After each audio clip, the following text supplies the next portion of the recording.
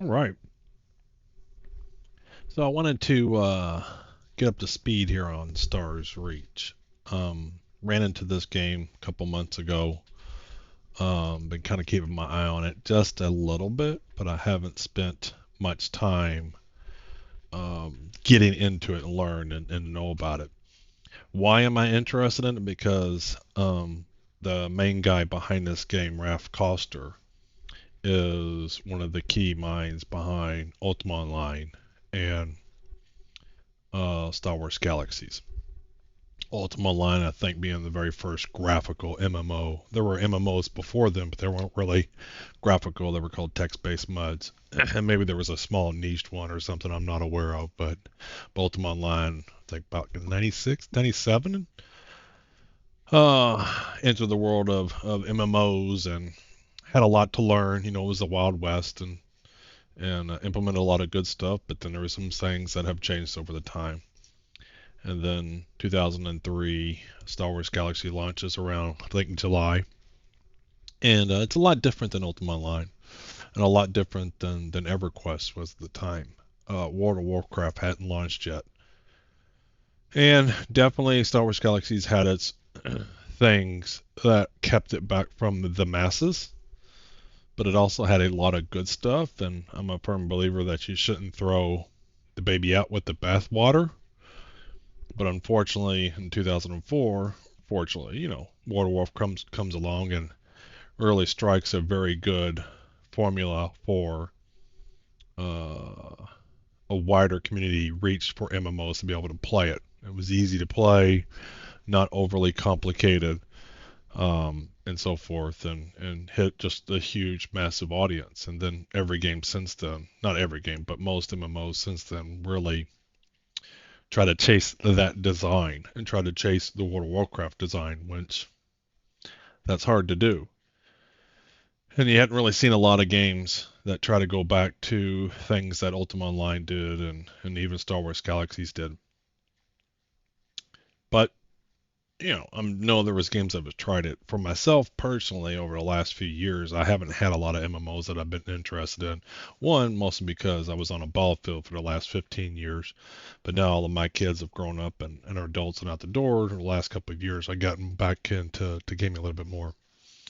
And so now I'm interested in games like PAX Day and even Star Citizens and Ashes of Creations I've been playing.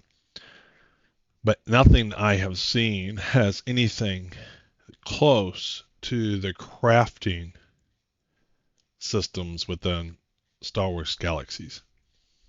PAX Day has kind of hit that niche a little bit for me, that itch a little bit for me.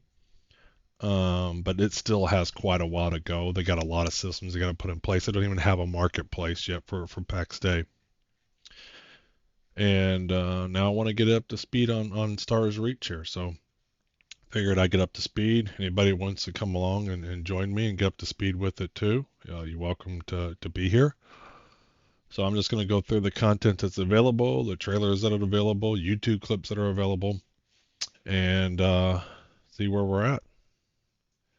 Going to move my camera over just a little bit more like that. There we go. Make sure I get it out of the way. Stars Reach. Yeah, I'm logged in. Okay. Let's do. They got a few trailers. I'm gonna do the most recent one, which I think is the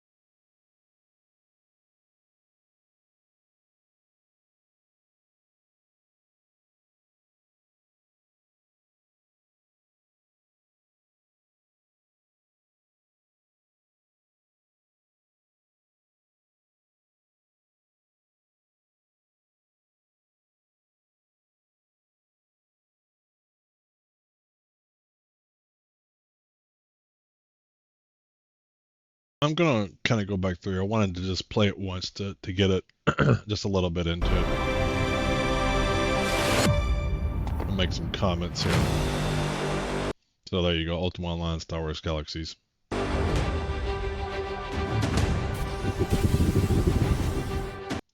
Now, a couple of things that I have done where I am up to speed is I have seen a couple of trailers going into this. I'd seen this trailer before, and so there's a little bit of content I've seen. The game does seem to tick a lot of the things I'm interested in an MMO. I'm not too sure I'm keen on the graphics, but if the gameplay is good enough, the graphics are just a piece of it. But, you know, if it looks like a kid's game, which it kind of does, I don't know how much I'll get into it. You know, having said that, you know, I'll play something like Minecraft because Minecraft gameplay is exceptional, right? So this is one concern that I have is it's not so much the graphics. The graphics look decent, but the style there may, I think, throw off a lot of people. And a game like this, you know, you want lots of people to be playing with, and if it just kind of dwindles because people don't really care about the graphics of it, that can hurt it. But I'm willing to overlook that if the gameplay itself and the game loops are exceptional.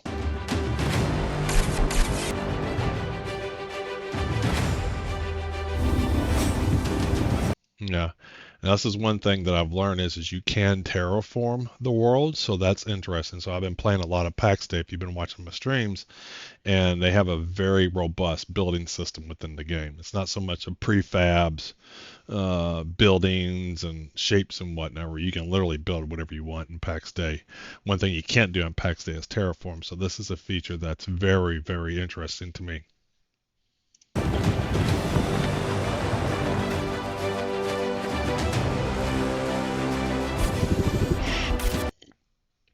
Yeah, combat for me is not as important, but I do know for the life of a decent MMO, if you don't have good combat, then it'll just be a niche game. And you can still be successful and you can still have lots of people to play it, but combat will hold people back. I can see that happening already with PAX Day, where there's still a decent community of people that like to build and craft, but the combat is lackluster for the people that enjoy combat. And so I do hope that they have a decent enough combat system that the folks that like to do combat can be a part of it. Because I think that's key for a sandbox is to have all the sands, right? You need to have people like combat, so people who like crafting and the things that go along with it and whatnot. Because most of the time, the people who buy the crafting stuff are the people who enjoy the combat stuff.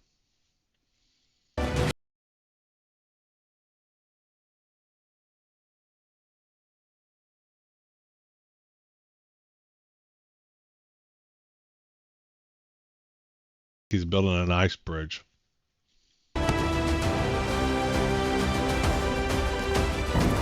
Mustafar.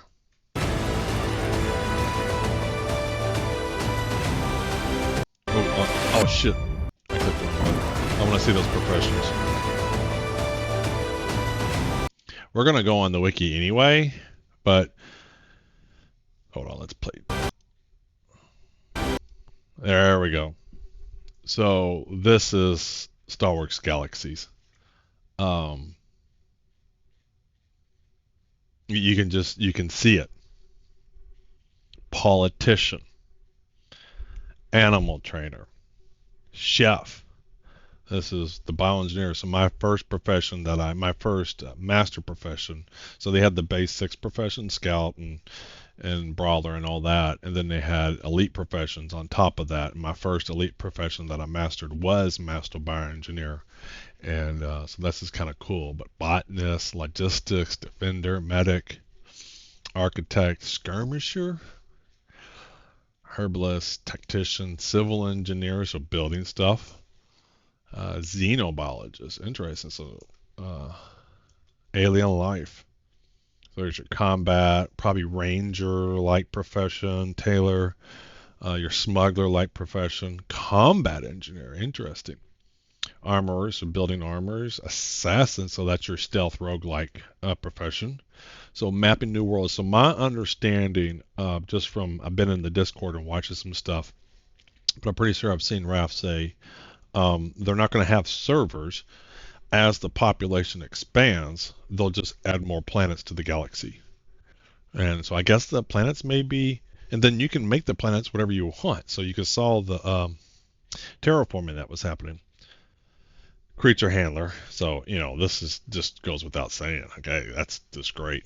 And then miner, I guess you can dig from minerals and whatnot. Politician, I guess you can have cities just like Star Wars Galaxy. And then rangers. This is interesting. So survivalists, and I don't know if they do the same thing they did with Star Wars Galaxy, where there's a set of base professions and elite professions on top. But I would have thought these would have been very similar. But we'll find out. We'll see what's available. Hold on.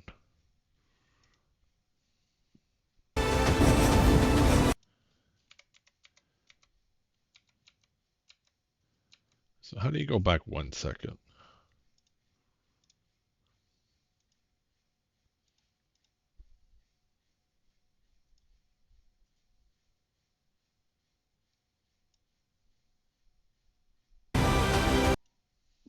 One, two, three, four, five, six, seven, eight, nine. All right, 1, 2, 3. Hold on. It's 1, 2, 3, 4, 5, 6, 7, 8, 9, 10, 11, 12, 13, 14, 15, 16, 17, 18, 19, 20, 21, 22, 23, 24, 25, 26, 27. More like a couple of dozens of professions.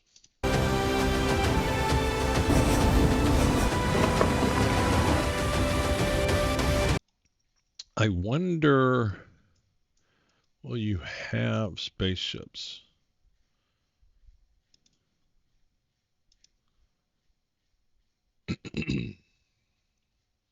I guess so. I mean, to be able to get to an asteroid, I guess do some mining on an asteroid. I guess you'll have to have some kind of your own spaceship.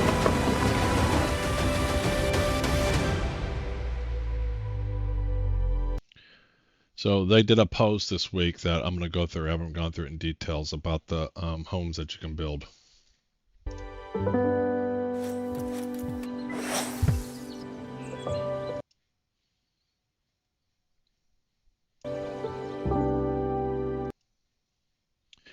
And one of the things you can tell right off the bat here is the engine they're using is Unity and not Unreal Engine. If you watched a lot of the new games that are coming out that are based upon Unreal, they look great, but they are very similar. And I think that's partly why the graphics are what they are. It's that they're not using Unreal Engine. I think if they were using Unreal Engine, this would probably look like PAX Day. But it doesn't. My understanding, they are using Unity.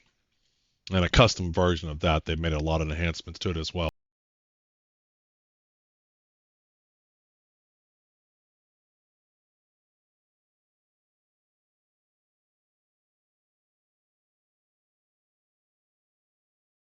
So yeah, I am absolutely looking forward to it. The only thing concerning for me at this point is the graphics and how will the gameplay loop be. All right, so let's. I'm gonna link these in the order that I watched them. So when I put this up on YouTube, I'm gonna just link these. Then we'll put this in the chat for now for anybody that wants it.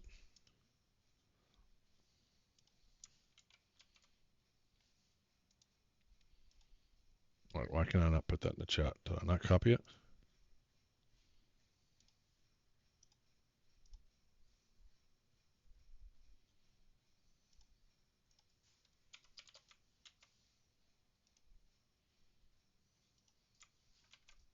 There we go.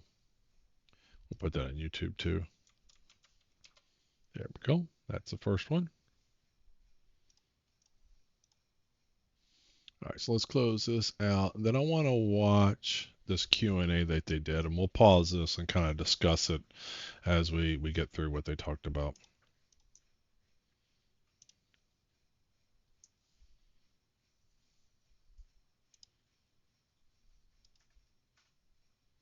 Let's do that, that, and then that. There we go.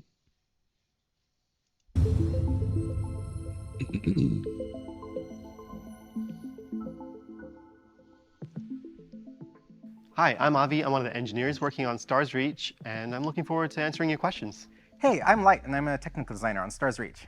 Hi, I'm Raph. I'm CEO at Playable This is the Worlds, guy. and we're looking forward to answering a bunch of your questions today. Who are you making this game for? Gamers. We're trying to make this game for all sorts of people, right? This is a world. We want each of you to be able to See, the find graphics just a way to play, have fun, and live inside this alternate galaxy. Because it takes all sorts of people to make an alternate reality. So I've been a long-time MMO player myself, and one of the trends we've seen in MMOs lately is that you're playing a lot more by yourself these days. It's getting harder and harder to group up. Yeah. This game is for the people who want an MMO where you are encouraged to play with other people, and you want to form societies and make friends. People who need a little more hope. In sci-fi, we've gone from... The things is that, and I'm probably the same way, is the big difference between people who like single player games and MMOs is not necessarily the forced grouping. I think where you run into problems with MMOs is forced grouping, and force you have to play with people. People want to play solo, but in a living, breathing world with other people, and then when they choose to group up, so they have a real world, their buddy comes in and joins, they can quickly group up and do some content together, which I think is a big difference from here's some cool content that you have to find 19 other people to play with and do that content, otherwise it's locked out from you. And I think more people are in the I want to play, do my thing, and then when people are around that I enjoy playing with, I can do stuff together with them, is a big difference than just gating content because requiring the grouping. And that's also a little bit different than if I want to be at one of the crafting professions and that I can build a shop and get things and build them and sell them, and then other people can come by. So that's content where it requires other people to play, but it's not like forced and have to be at a certain time and anybody can come by and do it. Bright colors to rusty browns and soulless whites. This game is about reclaiming that starry-eyed optimism for the future. Can you describe the game for us? I'd say this game is ambitious. We're trying to really shake the status quo, give players things they've wanted for a long time, and technology has finally caught up to, but a lot of companies are playing it safe for what they know technology will already do. We're trying to push the envelope. The best way to describe this game would probably be a modern reimagining of Star Wars Galaxies. So imagine all the social systems and the complexities and crafting and stuff, and being able to be... Now, this graphics doesn't look bad. It looks like a human, right? Is it like refined like Ultima Online, Unreal Engine type graphics? No, but this is very playable. Not the chosen one, but just another That reminds me a lot of Star Wars Galaxies, world, just the looking. With inspirations from modern open world RPGs. It's a living world. It's an alternate galaxy. It's a place that I hope players can make a second online home. And in terms of the storyline, it's a chance for humans to do better, to understand each other's value, and to really create humanity's second chance. Tell us about activities in the game. We're trying to offer a pretty broad spread of activities. There should be ways to play if you're a combatant, play if you're a crafter, play if you're a role player. All of these different things all add to the feeling of a world where everybody matters and everybody counts on each other. So we want to have that spread. We want to have the different ways to interact where everyone is valuable. So we're planning on making a game where the activities are really varied. There is going to be combat, and it's totally optional. You can do building, you can do mining, farming, you can lead your guild to make an entire town. There's going to be a lot of exploration, and as we go, we're going to be adding more and more unique and different things like making music, and we want all of these things to have a role. That was one of the things that I don't think I've seen in it. Star Citizen's not doing this. Pax a Day's not doing this. Ashes of Creations is not doing this. Why nobody has created an entertainer profession like Star Wars Galaxies is beyond me. Again, an MMO should be a livable, breathable world that people can go do their stuff. But whatever your central gathering points is and they all have it, right? So, while you're having downtime in a game, you're just kind of chilling because once, maybe you're waiting for something, that if there are people there that can actually play music and whatnot, I'm just surprised more people haven't tried to do that. And I don't know if they're going to do this. I didn't see an entertainer profession on that previous list I was looking at, but that implies you can make music. in the overall economy of the world. One of the things I love about this game is there's lots of options from a wide variety. You have all the things you'd expect in a sandbox, your combat, your crafting, your harvesting, your farming. But we are also doing a lot of jobs for like governor, news reporter, xenobiologist, a lot of entertainment professions, things that you don't typically see in your survival sandbox grind or your combat Yeah. MMO. What Yeah. parts of this game can be customized, like the player character, tools, equipment? We're hoping to be able to customize pretty much everything, from your character to your home to even the terrain you build your towns on. It really is up to you. And of course, ultimately, we're giving players control over a planet. You can Yeah, that's customize just a as cool. world. I'm not sure we can get more customizable than that with what we've got today. How hardcore or difficult is this game? You should be able to jump in and have fun in 5 minutes. Like that's one end. That's of the the opposite of spectrum. Star Citizen right On the now. other hand, if you want to carefully like tweak each piece of furniture in your house for 5 hours, Yeah. we're certainly going to let you do that. And And if that you was want Star to delve Wars deep Galaxies. into an underground alien laboratory and fight the toughest things in the game and really kind of play at that hardcore level, we'll let you do that too. Yeah. We want everybody to find their own way to play at the level that suits them. The control Now, the thing is, it's very easy to say this is what we want, right? You got to build it too. But from what I see in gameplay, and I have confidence in Raph to deliver this, I'm definitely optimistic that they can deliver those things. controls of the game and the initial concepts to get into it are pretty easy. It's going to play like many open world Ho, ho, ho, ho, ho. I want to The look at that. controls of the game and the initial concepts to get into it are pretty easy. WASD, Q, Q and E, U skills. Okay, makes sense. R, grapple. G, holster, unholster. All right. F is interact. Yep. This is getting to be pretty common. Shift for sprint. This is common. Control, toggle, crouch. Yep. Consumable radar menu. Yep. Radio menu. Jump. Activate grav mesh. Okay, gravity mesh, whatever that means. Chat, fire, move camera. That's common. Alrighty. It's going to play like many open world RPGs in an MMO Ho, setting, ho, ho, ho. but He's skipping through screens. I want to see this.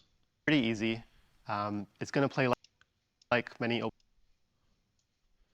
Every resource has quality, potential, and versatility stats. Each stat. So one of the things I like. So what? It's not just the crafting of Star Wars Galaxy is some of the key things about it is you play World of Warcraft, you mine copper, and even still then some people are putting in abilities of good copper and really good high quality copper and exceptional copper, but there's like 5 levels of it. One of the things I absolutely loved about the resources in Star Wars Galaxies is the degree of quality, meaning what was it, 0 to 1,000. I don't know if you could have 0, but let's say 1 to 1,000 for a various number of properties. And some things would have stuff like food would have flavor, and obviously a mineral wouldn't. But I think each thing would have like, anywhere between, 5 or 6 different properties. And depending upon what you were making, would need things of certain properties. And so it wasn't always just, I don't know, I was just ashes of creation. There would be like one key component that determined the quality of my craft. So if I just got that one to be, legendary, then my crafted component would be legendary. Whereas Star Wars Galaxies had every piece that went into it determined the overall quality of the item, and how well it did, and they would have different types of qualities. Maybe it was stronger in one thing and weaker in another, or the quantity you had more of. And each one played a percentage into it based upon what it needed for its input. So just the quality components factors of it. So this has a resource quality, potential versatility stats. So this has got a little bit of some degree of that. I won't say it's as deep as Star Wars Galaxies, and they may be bringing that in to not make it so complex, but still have that flavor. You can see probably 1 to 100 is where you got it. Quality, potential, versatility. So instead of the 6 or 7 stats, looks like maybe they might be bringing it down to 3, but still having a degree of 1 to 100 potentially for each one of those categories. When all 3 resources, only Bafter. Yeah, very similar. Open world RPGs. Yeah, this makes sense. I'm not gonna. In Companion orbs. Companion orbs. 2 companion orbs appear and both fire each time you trigger the device. Shots are not homing, so aim carefully. So I'm not sure what this is. So I guess it's just some kind of device for combat. 2 companion orbs and both fire each time you trigger the device. Interesting. an MMO setting, but the challenges you want to take are going to be up to you. So do you want to go out and explore the wilderness and fight tough enemies? Do you want to stay in your town and just farm all day? That's fine too. Or do you want to take on the really, really difficult task of making a coordinated galactic syndicate that's hard in what you have to do, but not really that hard in terms of the execution of controls or gameplay? That depends on what you want. If you are that raiding player who has their group of friends who want tightly coordinated combat against tough enemies, that exists in this game. If you never want to touch a blaster and you just want to start your little farm, that also exists. And the best part is, both are necessary. That farm will grow ingredients that will become meals crafted by other players that will feed the raiders to make them better at their raid. So everything winds up coming together. What inspired you while you were making this game? The inspirations are many. I wanted to pull from... So if you have just a quick little pause here, Raph Koster, he's been in game development for a long time, but he has a book. I think it was a speech somewhere that he gave called A Theory of Fun. I saw the PDF 20 years ago whenever it came out, and it's really, really cool. If you want to understand game development and what makes fun for it, he breaks it down in such a digestible way. It's called A Theory of Fun. The instant fun of old arcade games. I wanted to pull from the hope and optimism that used to exist in sci-fi before it all got grimdark and about ending the world. I wanted to pull from all of the amazing experiences that players have built in past sandbox games and online worlds, and really bring all of that together into one experience. So we even have a wiki page that tracks every single influence and inspiration that I'll have we to have look at for the that. game. We're going to look at so that. We know we're going to where spend a few we're hours pulling on all ideas this. from. One of the things I've found most This is my get up to has speed on been all of Stars you, Reach. honestly.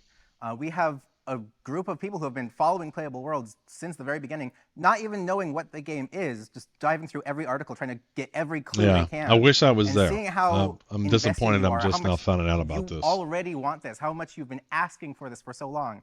This has really helped us build it for you. The thing that really inspired me is the chance to give people a second home. There's a lot of people, myself included, who rely on games and MMOs to be sort of a home away from home where you can... One of the things that was unique for me for Star Wars Galaxies, and it wasn't unique to Star Wars Galaxies, but you just didn't have things like Discord, and even Facebook wasn't where it is today and whatnot. And it was an online universe, and I would spend times even just chatting with the people in the game. That's no longer needed as much anymore. There's so many ways to communicate with your friends and things like that. But it was something that filled that kind of gap. So it was a second home, a second universe of friends that you made and you kept up with. And interact with people from all across the world. I met my wife in an MMO, and having the chance to give this to other people is super Yeah. inspiring. How realistic is the physics in this game? As realistic as is also fun. There is a moment of delight in seeing something work the way you would expect it to, in breaking a hole in the dam and watching water rush out. But That's if we cool. ever have to choose between what is realistic and what is fun, we're going to choose It what looks is like fun. ice. So the physics of this game, we're going for intuitive over realistic. I mean, Water rush out. this is why the but if we ever graphics, have and to I know choose they're between what placeholder, is or maybe they're going to update them, but that just feels like ice coming out, not water. Realistic and what is fun, we're going to choose what is fun. So the I'm gonna look at a couple things there. What was that? Agitator, cube tool, grappling hook, grab pack, QE. So, I guess green is health and some kind of mana bar. And is everything okay? Oh, I forgot about that. Can you go unplug that for me? Thank you. Out. But if we ever have to choose between what is realistic and what is fun, we're going to choose what is fun. So the physics of this game, we're going for intuitive over realistic, and it's about as realistic as it needs to be for you to recognize that, Yeah. hey, this should sort of just happen because Look it at the happens in lava the real there. world. But that doesn't mean we're doing a hyper-realistic, physics simulation. One of the best examples I have is if you heat up sand, it will turn into glass because that's just what it does in real life. And it's up to you guys to find out what you can do with that. But it's not something we're going to say like, hey, this is a tutorial quest to turn sand into glass. You're going to have to discover these interactions on your own. Well, That's cool. we like to say The problem with that though anymore is, maybe in 1990 when I was playing games, resources to learn how to do stuff weren't as easy to get to. And I do find it frustrating if I'm in a game and I have to go out of the game to figure out how to do something. So, yeah, let me discover it. That's fine. But you should provide a means for me to be able to readily discover that and learn it. If it's just hit these combinations of keys and you wouldn't know this and you got to somehow run into that or go onto some website to find out about that unique combination of keys, then I don't like that as so much. But so I like the learning of things in the game. If I got to go out of the website, I'll go out of the website, but I always try to see what will the game do. That's why I do, if you look at my YouTube channel there, I have my first time playthroughs. My first time playthroughs, I do try to go into these games, not reading up on how to play the game. Now, I may have watched a few streamers play it a little bit, but a lot of times those streamers are already into the game and deep into it and haven't done the beginner stuff, so there's still stuff to learn. But I do like games that help have everything in the game. I don't like having to go out of the game to figure stuff out. most alive game ever. We'll see if we live up to it, but that's our target. We want trees that grow. We want seasons that change. We want That's you to cool. be snowed in at the tavern. We want the weird alien ice snakes to only come out during the winter.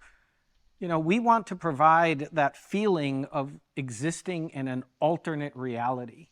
That's kind of been the dream, right, of immersive gaming for decades. And we may not get all the way there, but we want to get as close as we can. Mm-hmm. What's something different you can do in this game compared to other games? Our most different thing is our living world and the simulation around it. We can deform our terrain, we can heat it up, we can turn liquids into gas, liquids into solid. These things are going to cause changes over time that no other game can do. You're going to come back to the same place a week later and it's going to look completely different. One of my favorite And allowing the players to terraform planets means it isn't too terribly critical. They get each planet perfect, and so if the way they scale out the game is they add more planets, they can't handcraft the planets. They have to do the Minecraft seed simulation or whatever. You discover a new world and it generates everything and has an algorithm for building that, and allowing the players to terraform it. Then if you just got a terrible planet, they can still make it whatever they want. Like in Minecraft, you could have whatever generation you want and then you can just completely over time rebuild it to however you need to. Favorite things about this game is that we're making a galaxy with hundreds of planets, each Yeah. of them different, and Yeah. each of them that change over time, And they can't be handcrafted. If they are, then I don't believe they have hundreds. and that players can modify. So I'm really looking forward to bringing back the feeling of exploration. Yes. When not everything is out there on a wiki. You can't just go look it up and see Yeah. what you're going to find. That's what I anymore. want to do. So I think the thing that will be most unusual for people who've gotten used to games today, Which I'd love to be able to do that in Star Citizen. I would love to be able to, and they've talked about something similar. You know, right now I think the stuff they have has been handcrafted, but they're moving towards a procedural generation too. And I love to be able to just get on and stream and get onto my ship and go discover new planets and see what's in there and discover new lives and things are on there. is that it's going to be full of surprises. Something different is the amount of non-traditional professions and how they are still important and useful. There are some other games that have caught up and been doing things like giving you dancing and music Yeah. options, but a lot of those are just cosmetic. They don't help the rest of the player economy. Yes. You don't See, Star Wars benefit Galaxy, by it did being help. a dancer other than it's fun. And we're building a game where, no, having entertainers on your world, in your guild, helps the entire guild. It brings Yeah. everyone closer together and gives everyone bonuses. What is the new player experience like? You're an emigrant. You're leaving behind your home world. The which Han has been Solo. damaged by climate change, nuclear winter, even global pandemics, for all we know. And you're heading out into the galaxy. So you're starting fresh. Whoa. right? You are Whoa. settling the stars. You got dropped So off. in the intro experience, you're basically setting forth, getting your introductory set of gear. We apologize, we kind of melted you when you came through the radiation belt, so you're going to recustomize your appearance. That way we know what you look like. Okay. Yeah. And then we'll equip you with your starting gear and send you through a tutorial experience, sort of Yeah. an outward bound test of your starting skills. Then we'll let you out into the larger galaxy. We've talked a lot about how we're going to have lots of professions and lots of options, but we don't want to overwhelm anyone. So for new players, there's going to be a sort of smaller starting zone and a smaller list of beginning options for the things that we think will be mostly universal, most fun, most appealing to people.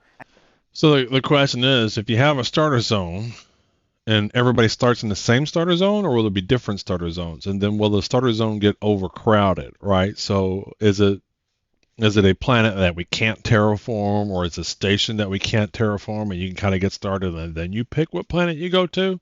Because that's what I'm wondering is it's not so much of launch day whenever they go live. What does it look like in year 2? What does it look like in year 3? And the longevity of MMO will be, what is the new player experience like, after the game's been live for a certain amount of time, whether it's the economy or the starting areas. Is everything already hogged up? And do you naturally move towards some of the newer places as a starter character in year 2 and 3? Or are you stuck behind where all the stuff has already been harvested or built up and you can't do anything, and it gets frustrating to figure out how to get to where you can do something on your own?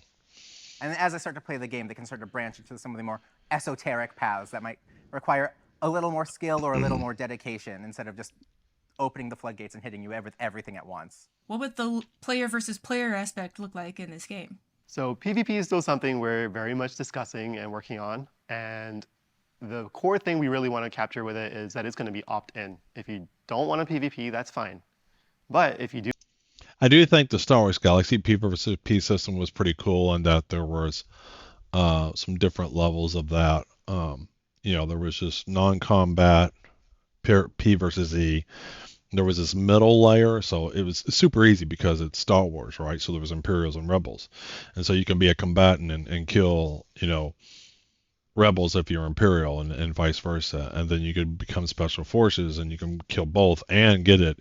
And hopefully there's a system where if you do go P versus P and you enable that flag, I'm okay with them having certain bonuses because they're taking certain risks. I am liking some of the Ashes of Creation, the way they're doing P versus P. I don't like that it's 100% P versus P everywhere, but there are negatives to killing someone who's not flagged for it. And you do lose some things, but you don't lose everything. Like there's just certain things that you can drop in your body if you die. So hopefully they'll take into some modern day P versus P concepts. We'll see how that plays out. It's P versus P would be something I would do, but it wouldn't drive me into it. It would be after I've kind of played a lot of the game, and then maybe I want to check that out. If you want a more exciting experience, you can go out into the frontier planets, and they might just be. But I also recognize a good P versus P system, again, that brings more people in and more people that want to play, and then they might want to buy stuff from the crafters. It's a circle of life thing. Free for all. You will be told in advance, hey, I'm landing on this place, and I might get killed. But if that's what you want, go for it. How important is teamwork in this game? There are so many ways. Interaction is what drives this game. This game is about community more than anything else. There are so many options. No single player can do it all. So interactions, there's guilds, there's corporations, there's armies, there's just groups of friends, there's the people you live with on this planet. Everywhere you go, there should be people, and those connections bring everyone together. So, one of the things in pursuit of a 5-minute play session, one of the things that we're trying to do is allow people to form groups without all of the paperwork and key exchanges and whatnot. So there's an awful lot of game systems in the game where just being near other players gives you benefits. We call that soft grouping, and we're drawing inspiration from games like Realm of the Mad God and others. Okay. So being near others will help. We actually have a profession track specifically for group leaders that we call squad leadership. And that allows people to squad actually leaders, Star level Wars up Galaxies. in being the good leader of a party. Yeah. So we want to make as many things group friendly as possible. That's not to say you can't play on your own. Of course you can. I like that. Group But friendly. I like that name. Things should be better with people. That's something It's like, don't lock me out of doing content, but grouping, then maybe there's some benefits and bonuses. we're hoping we can tie into every aspect of the game. So if you're chopping a tree down, it's faster, it's better with a friend who's doing it with you. If you're trying to build, you can do it together. It's not just one person builds and everyone watches. If you're going out into a combat experience, there are going to be small packs you can take off one by yourself, or larger packs that you might need a friend for. Can you share any funny stories about things you've come across while making the game? Yeah, one of the first art assets we had for our VFX was this just really simple set of squares that are olive and brown in color, and they were just falling. And while we were waiting for more art to come in, we just hooked it up to everything, and then we just had a world full of vomit particles flying everywhere. There's some people on our team who really have wanted there to be kaiju scale monsters in the game. And frankly, it's really hard. It's not what the game's about, but so one of the engineers actually sculpted one using the terrain deformation tools. And, they shared screenshots of it from a distance. And have you seen this giant monster in the game? Everybody got excited. Oh, kaiju are in. No, sorry. I'm not going to promise you kaiju. Did the physics simulation surprise you in any way while you were testing the game? That's happened a couple times. We've tried to drain a dam and watched the water at the top bubble under as if it were bathtub draining. We've dropped rocks into water and watched it splash. And we didn't think the VFX would cause a splash, but there it was. We've got so many things happening in the physics system that it surprises us all the time. And one of the things I'm most looking forward to is seeing how you surprise us with things we didn't expect. How do you level up and grow your character in the game? A lot of our growth is more about unlocking more options and gaining new ways to do things or better ways to do things. Not necessarily just oh yes, numbers go up, feels good. We want players who are new to the game and experiencing the game to be able to play together. And we want growth to feel like you're getting more things without it just being, yes, my damage is tripled now. Yay. So we don't traditionally have the same levels as other MMOs. Those are one of the things that get in the way of playing with someone. If I start an MMO now, most of my friends are going to be higher level than me, and we won't be able to play What's together. that new player experience But like? that doesn't mean there's no progression. Your character grows with the skills they use and the professions that you want to specialize in. So there's definitely going to be more ways for you to do things, but your damage numbers aren't just going to go up, up, up, up. So we're using a skill tree progression system. You choose the base skills that you want to learn. Maybe you want to So that's what Star Wars Galaxies was like. You didn't have levels, at least the original version of Star Wars Galaxies. You had 255 skill points, and then you can spend them however you want. Now, you couldn't just get randomly any box from any profession. You couldn't get a top level skill box. You had to get boxes below it and so forth. So there's only so many ways you could do it. And that's one of the things that they hated, was trying to balance the game. But I think you can have that complex skill profession if you do the math right. You can have that happen, especially if you do exponential gains on stuff, where as you get more and more of a certain stat, that then it just peaked out regardless of where you had it, and you made the UI kind of know it, like you can only be so strong in some area. And that was one of the things that the developers of the original Star Wars Galaxy is they tried to balance out Star Wars Galaxies, and there's so many permutations of those combinations. But I believe there are ways mathematically to do that and not feel like you have an infinite number of combinations. Be an explorer, maybe you want to I mean, that's get cool. good at So, but again, pistols. and I know, and I've seen like when the first trailer I watched, and then this new one, you could just see a progression of the graphics. So I don't think that's the final grass. I think the grass will look better. It's just right now, when I first looked into it, it kind of is off-putting. Hopefully it continues to improve on the graphics, and I think there's a video we're going to see on that too. Whatever it is, you will earn experience for each of those by doing more of it. And that will let you buy new skills in the tree and progress. But that is cool. I don't know of a game where everybody can work together to help terraform it. So yeah, maybe I could do it by myself, but it would take me a lot longer. Whereas the whole guild, though, the group's coming in and we're all working together, and we can really kind of cut out the area that we want In that particular way. faster. And you can learn across all of them if you so choose. Are there any surprising places that you drew influence from while you were making the game? There is an incredibly cheesy, bad sci-fi ripoff done by, I forget, Toei maybe, one of the Japanese live-action TV series in the 70s that was called Sankuokai, and it had these cool spider-shaped ships with little legs that opened up and shot at you, and the good guys had a spaceship that was actually. And the cool thing was can I live on my spaceship and just do spaceship stuff and come down from planets from time to time, or will I have to spend more time on the ground? I'm kind of curious where their balance is looking to be. I get a feel it's still more land-based than star space, but maybe. I haven't seen much ship stuff yet. Actually a glowing white space galleon, right? Like those kinds of things, right? All of it went into the mix because I want this to be a fantastical, wonderful, a galaxy that just makes you smile. Look at this dude, right? man. I mean, so is this guy's pet? We got a beholder here. Want that level of fun, and so we were pulling just inspirations from unusual places for that. I got the chance to work on combat as one of the engineers on it, and one of the places I drew inspiration from was MOBA games like League of Legends and Dota. Okay. And the way they create a lot of characters from very simple combat rules and code functions, giving our designers the ability to do that too is one of the things I wanted as a goal. Yeah, a lot of classic games, and I mean more old arcade games. Mule, Smash TV. So Mule is one of my favorite games of all time. It's still fun today.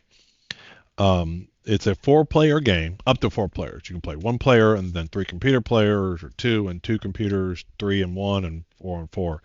And it's replayable from that standpoint, in that you go and you get to a planet, you all pick plots on the planet, and you can decide to do, resources that you want to pick from it, and then you can auction off, buy and sell the different resources, and everybody got dropped onto a planet had to get to a certain goal level for you to be successful, but then we'd also have a winner who did the best. So Mule, an absolutely fantastic game. And you can still play it today, and it's still fun. It's actually something I'm looking to see how I can stream Mule and play with the streamers, the viewers on my channel, to see if we can play some games together. It's a fabulous game. Combat was a lot less rigid and If that's the complex game that about it. I'm It's just thinking like, of. no, And that's not a point your combat guns and game either, shoot, so I and don't them shooting know back and dodge if it. he's Like, thinking it's of the mule I was thinking of. a lot simpler, but still engaging. I think sometimes we overcomplicate things and we lose something there. Really enjoyed answering all these questions. Can't wait to answer more. Please join our Discord, join the community. We chat regularly with people there. Wishlist us on Steam, follow us on social media. Serious. Long time Star Wars Galaxy design. I've yet to see any. Yeah, I mean it's all the same stuff. Very hype. There's just so many people that missed a lot of the stuff with Star Wars Galaxies. Again, was Star Wars Galaxies perfect? No, but boy, there were some systems in there that were cool, and it's a shame people haven't tried to pick those up. All right, so I'm gonna look at. So we've done that one. Let's pull this guy out onto our list. I'm gonna put this in the YouTube video when it's done. Watch list order. All right. We've done that one. All right, so we've done, let's do the Stars Reach visual update. I'm going to put him back over here. We're going to watch this eventually. Hi, I'm Raph, and I run Playable Worlds, and I'm here today to talk to you about some of the visual improvements we've been making to Stars Reach. When we first released our trailer and announced the game, we got a lot of feedback. The visuals weren't really quite there.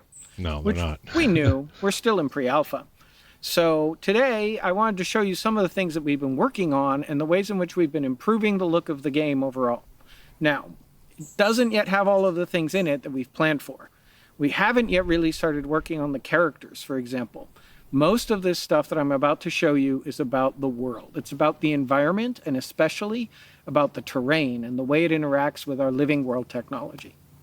So, let's get to it.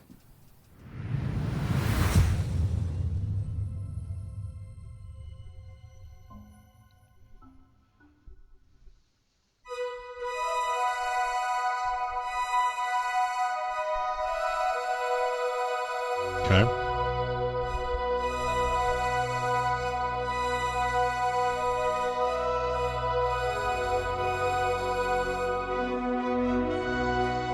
Sunbeams. Okay.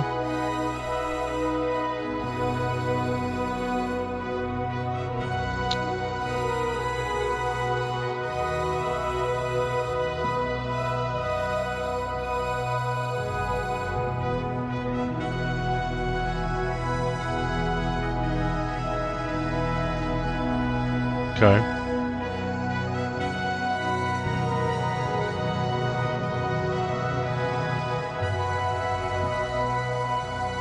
And one of the things is if they are doing procedural generation, which it sounds like they are, they're building the systems onto it. And it just takes time to make it look good while being procedurally generated.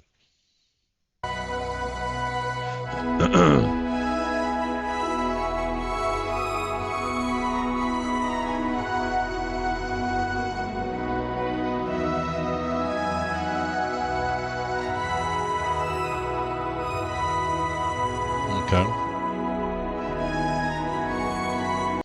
And I'm wondering, hopefully planets have different biomes. It's not like Star Wars where it's a desert planet, it's a snow planet, which you can see both extremes. I mean, if it's too close to a given sun, it can be quite desert, and if it's far away enough, it can be quite frozen. So it's not like you can't have those, but it'd be nice to have Earth-like planets too, where there's different biomes and whatnot, depending upon where you're at.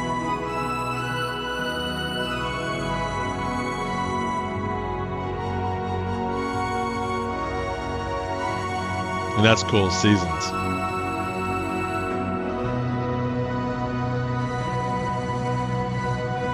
That's cool. And I'm okay if the graphics don't look realistic. Like even the World of Warcraft graphics aren't necessarily realistic, but they feel good. And that's the only way I can describe it.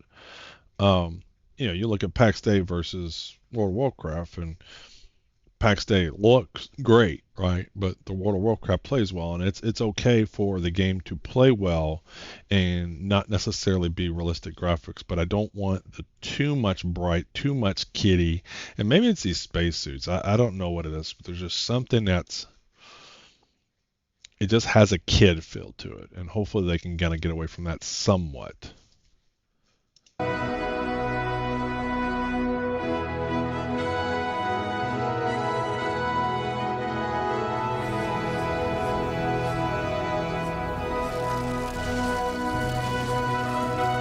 Yeah.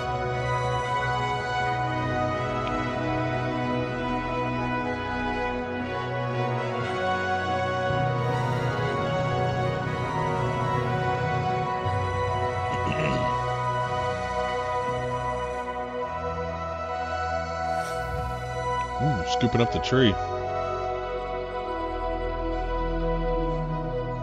Yeah, it is procedural, but you can't tell it's procedural. We'll see.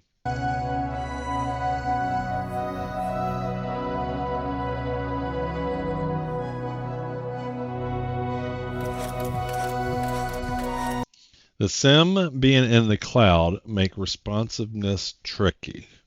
Okay.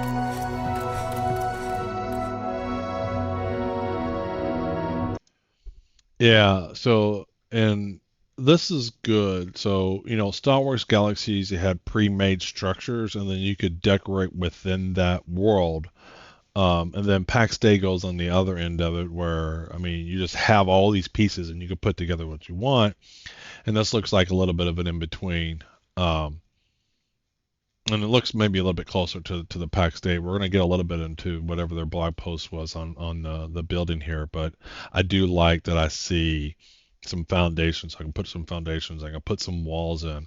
Hopefully, there's lots of different types of these things, because one of the things I'm seeing with PAX Day is everybody's building looks the same, outside of a few really creative people. We're all building the same stuff, and some of it's the physics behind it. So PAX Day is going into a lot of physics of the building, so you just can't build crazy, stupid structures that don't rely on the physics of the world. So I'm kind of curious with Stars Reach, do they have the same kind of physics, or can I build as high as I want, up to whatever? Do they just force some limits? I think I saw something about you have a cube that you can build within. So it's probably, I'm going to guess, they're not doing physics on the building, and I can build within that cube that I want. Now, you still can't just put a floating piece on, I'm sure, but as long as it's maybe attached to something, I can still build something that wouldn't realistically stay up. I'm kind of curious about that. But I do like, you can see that door, you can turn it to degrees that they had on there. Yeah, so it looks like maybe 90, 45, maybe a couple of positions in between there. In Star Wars Galaxy, you could literally rotate things at any degree angle you want, and I wonder if you can do that here too. And I wish they kind of had that in PAX Day. Let me put a piece at any degree angle that I want, however I want. In Star Wars Galaxies, you could just do a couple of commands, move here or there, but then you could also do commands and say, move it just 1 degree or 1 pixel or whatever it is. But there's definitely some snapping together here, though, so, you still need to be lined up. But if I want to put something at a certain angle, hopefully I can. I don't think you can. It looks like they're just giving you so many positions you can do, and it's probably just to make sure stuff snaps together.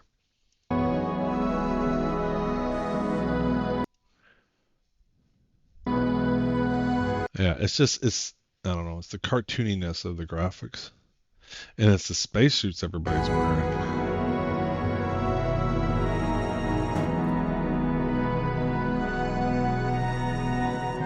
That's cool.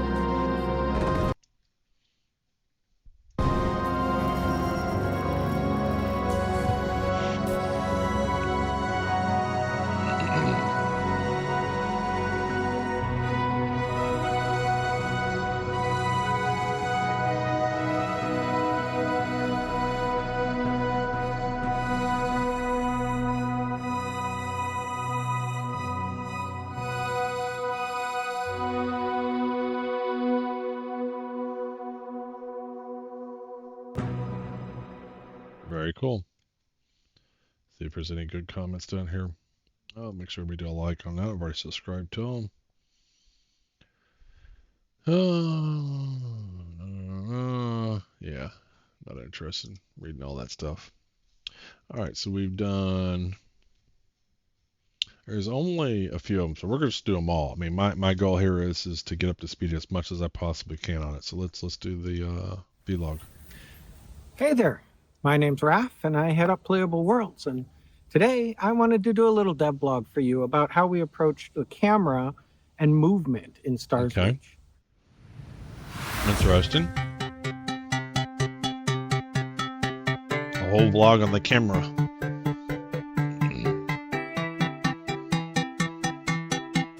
We've been working on movement for a really long time. This year's video from 2021 of one of our earliest prototypes. We knew pretty early on that we wanted to support that MMO camera where you could have a free reticle and still move around and do things, right? And this lets you, of course, interact with objects while you're moving at the same time, because you can point at different things or point at things on the screen as well. In order to do prototypes with this, we set up this little area here. We didn't yet have things like the combat system or anything, but we knew we were aiming for something that needed to support RPG skills as well as action-y play. Mm-hmm. And so we set up a bunch of little prototypes where you could shoot guns with cones of fire, with shotgun blasts and direct rays and things like that. Yep. And this let us really kind of try out the free reticle because we didn't need a lot of experimenting with the fixed reticle classic over-the-shoulder mode. What we really wanted to do was try it out with the variety of tools that we knew we would have, even though early on we were working on our living world technology and modifiable environment. We had these separate prototypes where we were building this stuff. So we set up control modes so that we could try out things, just with painting on the walls or the floor for things like freezing the ice in front of you or digging a tunnel in a wall.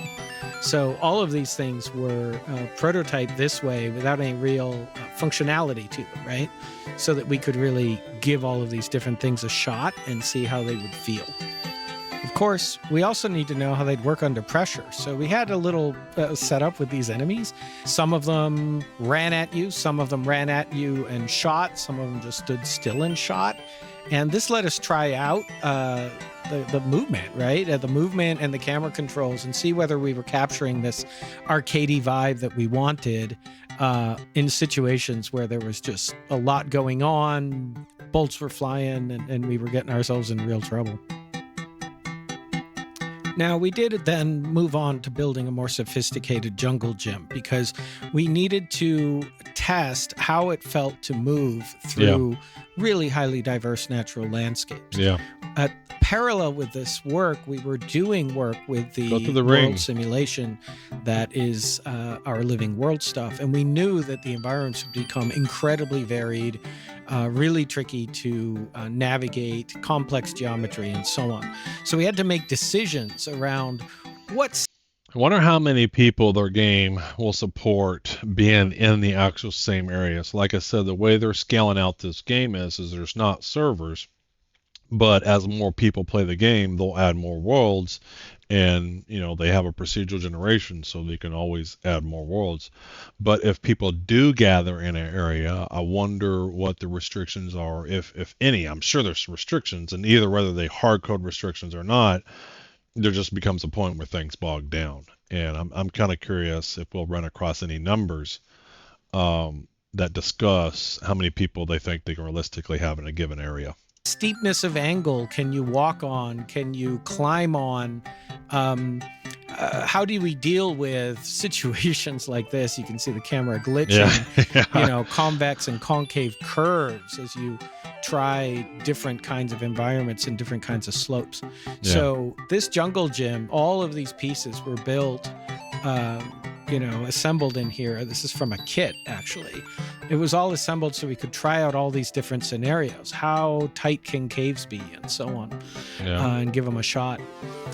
We set up these time trials. This here is one with early flight where we're flying through these rings in the sky, and you can see a clock. So jetpacks confirmed? I don't know. That'd be cool. is going. And this was for us to tune But variables, she's got a try jetpack making on. Or adjustments, is that a backpack?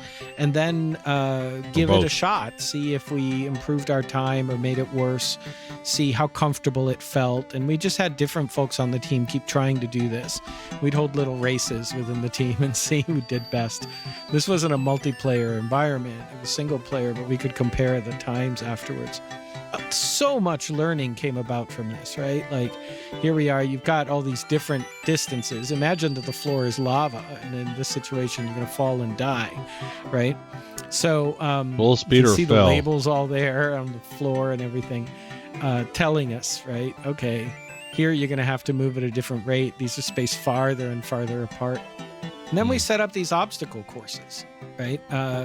Imagine again that the floor is lava. You're supposed to stay on this and drive through it and run across every ring. So we set up a couple of these to see whether things like the pace of turning the camera worked, the speed of rotation of the avatar, the jump.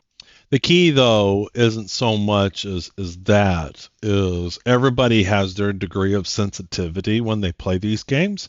Some people want to whip it around really, really fast, and some people want it a little bit slower. So, some people get dizzy and whatnot, and when they just move the mouse a little bit, they get whipped around. So hopefully, the rate I can turn and move my camera, I can control the sensitivity of that. Jump heights, whether those worked out well as you crisscross these floors here. The height at which it triggered, things like climbing. Here we climb onto that platform. She went on and with make her that teeth. jump. That actually, I remember, is one of the hardest things to do, is making that jump. These platforms didn't actually move you, so you weren't carried along by them, but it still made for a fun challenge. So we use this in order to tune the movement, and we must have run these like 100 times each. I don't know. It was just weeks and weeks. I think it was about 3 months total where we tried every scenario in here around enclosed spaces, flying, mountains, all of these different kinds of things. You can see there are different staircases of different angles. This was probably one of the hardest things to do, was mastering the wall jump move. Now you'll notice in here actually a move that you haven't seen in any of the videos, and actually that our alpha testers have not gotten to see. And that, of course, it's coming up right here, is hanging. We had hanging in the game for a really, really long time and tried really, really hard to get it to work. But you can see all the little tricky bits with going down around corners and edges and inverse corners and all of that kind of thing proved to be just really hard to deal with. It was extra, extra challenging. So once again, we needed to set up an arena. And this here is actually a good case where you can see how that, I've mentioned before, we're kind of inspired by twin stick shooting. Well, here's an example of how that feels. Interesting. Right? And you can see actually that gameplay works similarly if you're zoomed out really, really far, or... I don't play those games very well. And at least for me, like even the thing that I'm missing from PAX Day is that first person mode. So hopefully they allow for me to do first person. Will I be better than someone who can move independently and shoot you over there? He's probably going to be better at combat than I am, but I'm not combat focused, and I want to stay in that first person mode, and I get a feeling this game's not going to have that. If you choose to come in close with a chase cam. Just because of so much of the discussion of the non-first person mode viewing and basically movement while also looking in different directions and clicking on things. All of this stuff plays just the same with a fixed reticle, but we definitely found that different kinds of interaction work better with fixed and versus free. So, for example, doing this kind of Minecraft style tunneling and digging, which also I think in a moment you'll see building with it as well, it turns out that having the free cursor worked much better than having just... And the thing, though, is they've had their research with the developers not necessarily a wide variety of people with different skill sets, abilities. So I don't know how much they tested that, but yeah, for their audience and people, they felt like that was better. But for someone else, maybe not so much. A fixed reticle. We just tend to like it better, especially if you're doing something large and you zoom out really far, which we do permit. There we are, hanging. So, we kept trying hanging. Here we are on real terrain, really early terrain. You can see how it was just giving us fits. Like, yeah, this that's is crazy. Awful. I don't know if that's needed. Poking through the ceiling, trying to deal needed? with that. Look, those hands are just going all the way through. And whenever you were in tight spaces, if you were in a building or something, you just jumped in the air. Odds are you grabbed the ceiling. So hanging went bye-bye. Yeah, I don't know the game loop for that. How do you get up there? How are you grappling? How are you holding on to? It just maybe doesn't seem someday to it'll make come sense. back. Flying also ended up changing because early on we were looking at having straight up flight. It was just anti-gravity flight, and we ended up deciding, the thing about this is that it was just anti-gravity Flying flight. felt too easy, no skill selling. But that's okay. It's okay for things to be fun. And we ended up deciding, the thing about this is that it doesn't actually offer enough gameplay, right? Like those time trials weren't all that challenging. So this here's our prototype from when we said no. I don't know, but like Dragonflight, the Dragonfly is a lot more robust than the flying they had in World of Warcraft previously, and they had those flight trials and stuff you can do. They were fun. Again, is it for everybody? No, but jetpacks are cool. Are we going to have jetpacks in this game? I don't know. We need to move it to a jetpack. This is something much more like Tribes or even Joust, if you remember that. I always go back to those older. Okay, so I think they were talking about you could just move 3D however you want, and now they're going to have something that has some kind of thrusting capabilities, which may then have changed the gameplay feel a little bit. Okay. Arcade games as a reference point. And as you can see, once again, a huge spread of possible adjustments to the flight behavior, for how it would control the verticality of it all, so that we could really tune it and figure out exactly how we wanted it to play. And it's the result of that Scar. testing that is in the game today. So I'm going to pause real quick. I'm about 1 hour and 15 minutes in. There's a new game coming out called Stars Reach, and by new game coming out, it's probably might even be farther away than PAX Day. But it has building, it has all kinds of crafting, and it may have more depth to it than PAX Day does. It literally has terraforming.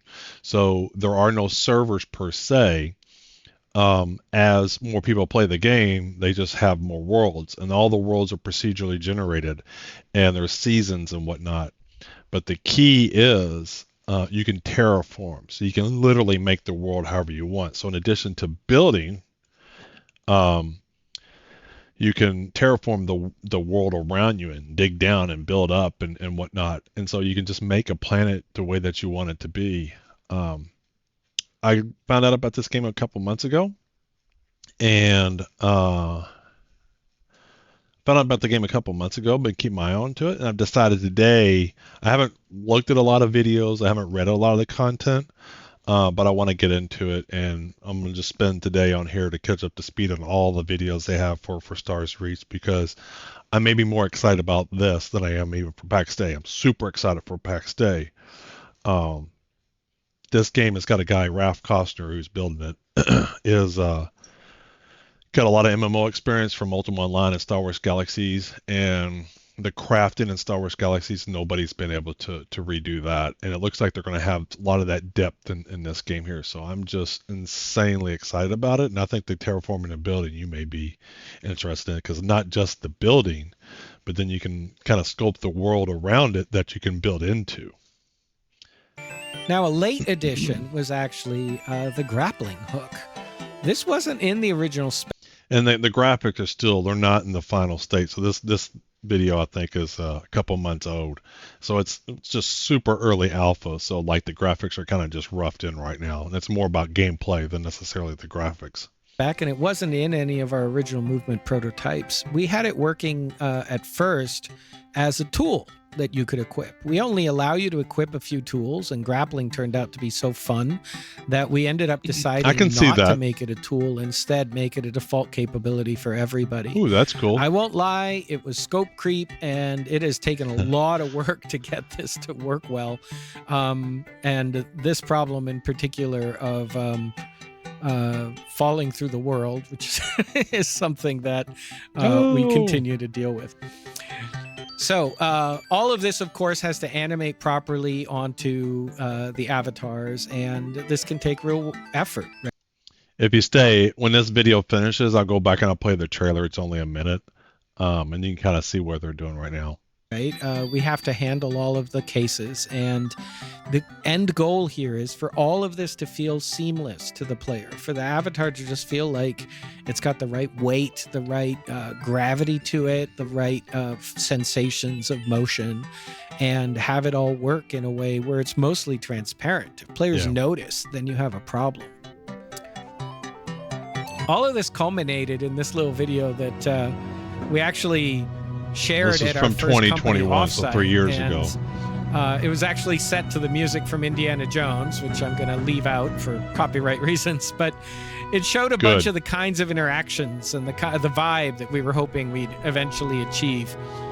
And some of this stuff, you know, isn't in there today because that's what game dev is like. You change things, you iterate on it.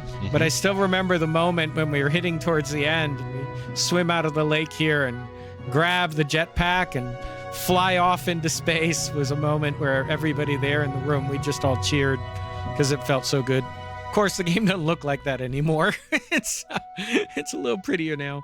But the lessons from all of that iterative prototyping is still there. See, this is from August. You can see how when we watch the trailer, you'll see where they've kind of even improved it from this, because it looks kind of kitty-like.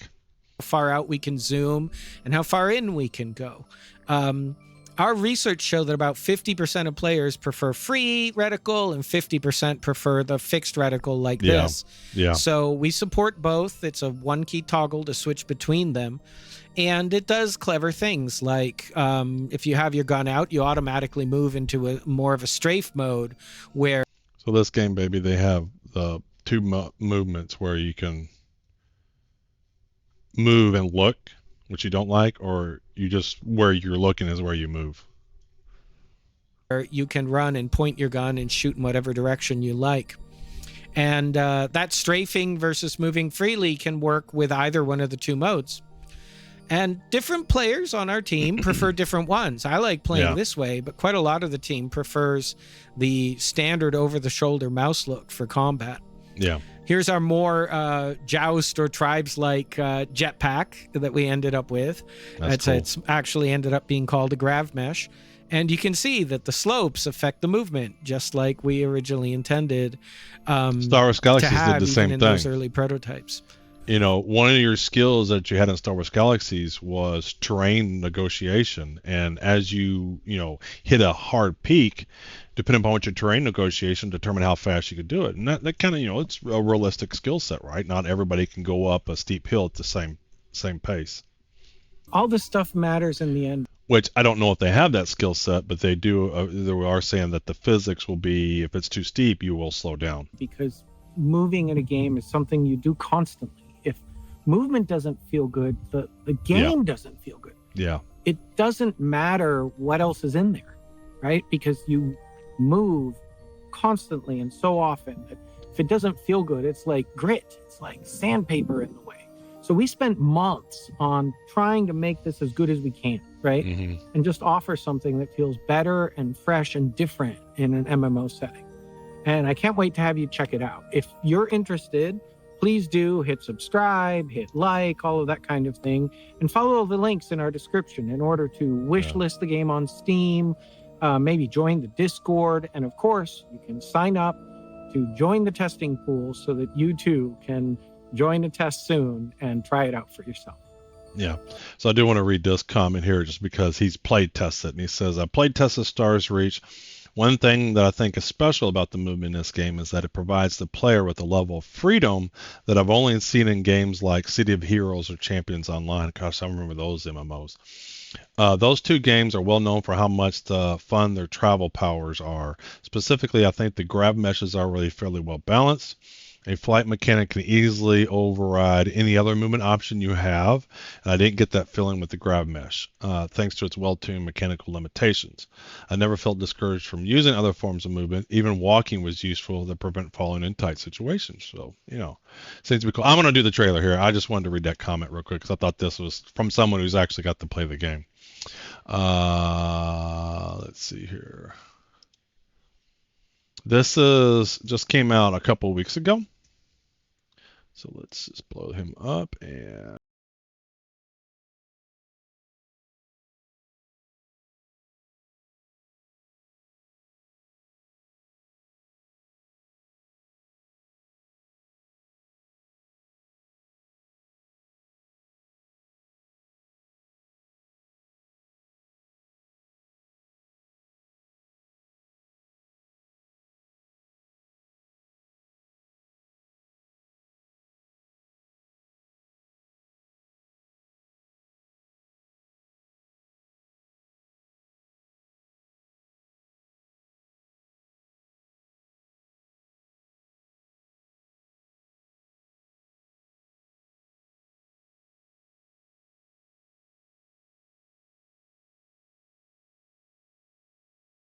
types of professions that are in there, whether it's combat focused, non-combat. There's so more different ones. Your creature handler type ones, combat ones, architects, being able to build things.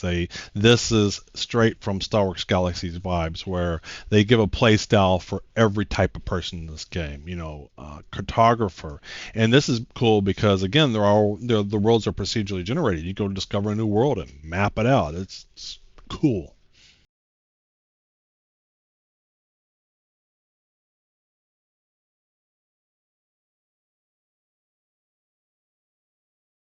This is the building. There was another video I was watching, and it went through really, really fast on it, but it not probably as refined pieces as PAX Day, but still not like prefab structures that you just plop down, right? So it looked like, I saw in another video, and I can't remember exactly where it was, where you could lay a foundation down, and then you can decide where the walls are, and where the roof is, and where the stairs goes, and stuff like that. No, I believe there's ownership to that. So you can claim plots of land, and then you have an area that's yours, and then you can have permissions and whatnot. I'm actually going to go into the homestead next. They just did a blog post about that. So I'm going to just jump into the homestead.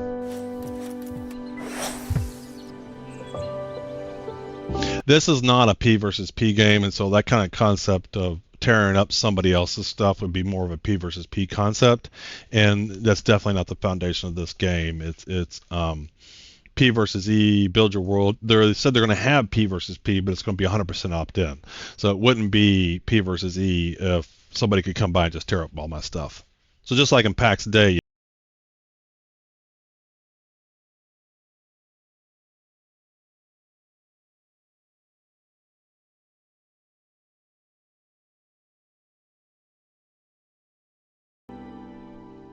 yeah, I'm super excited about this. So it shouldn't take too long. So I'm going to go to the Stars Reach. So one of the new things. What is he thinking about? Thinking about making a dramatic fold?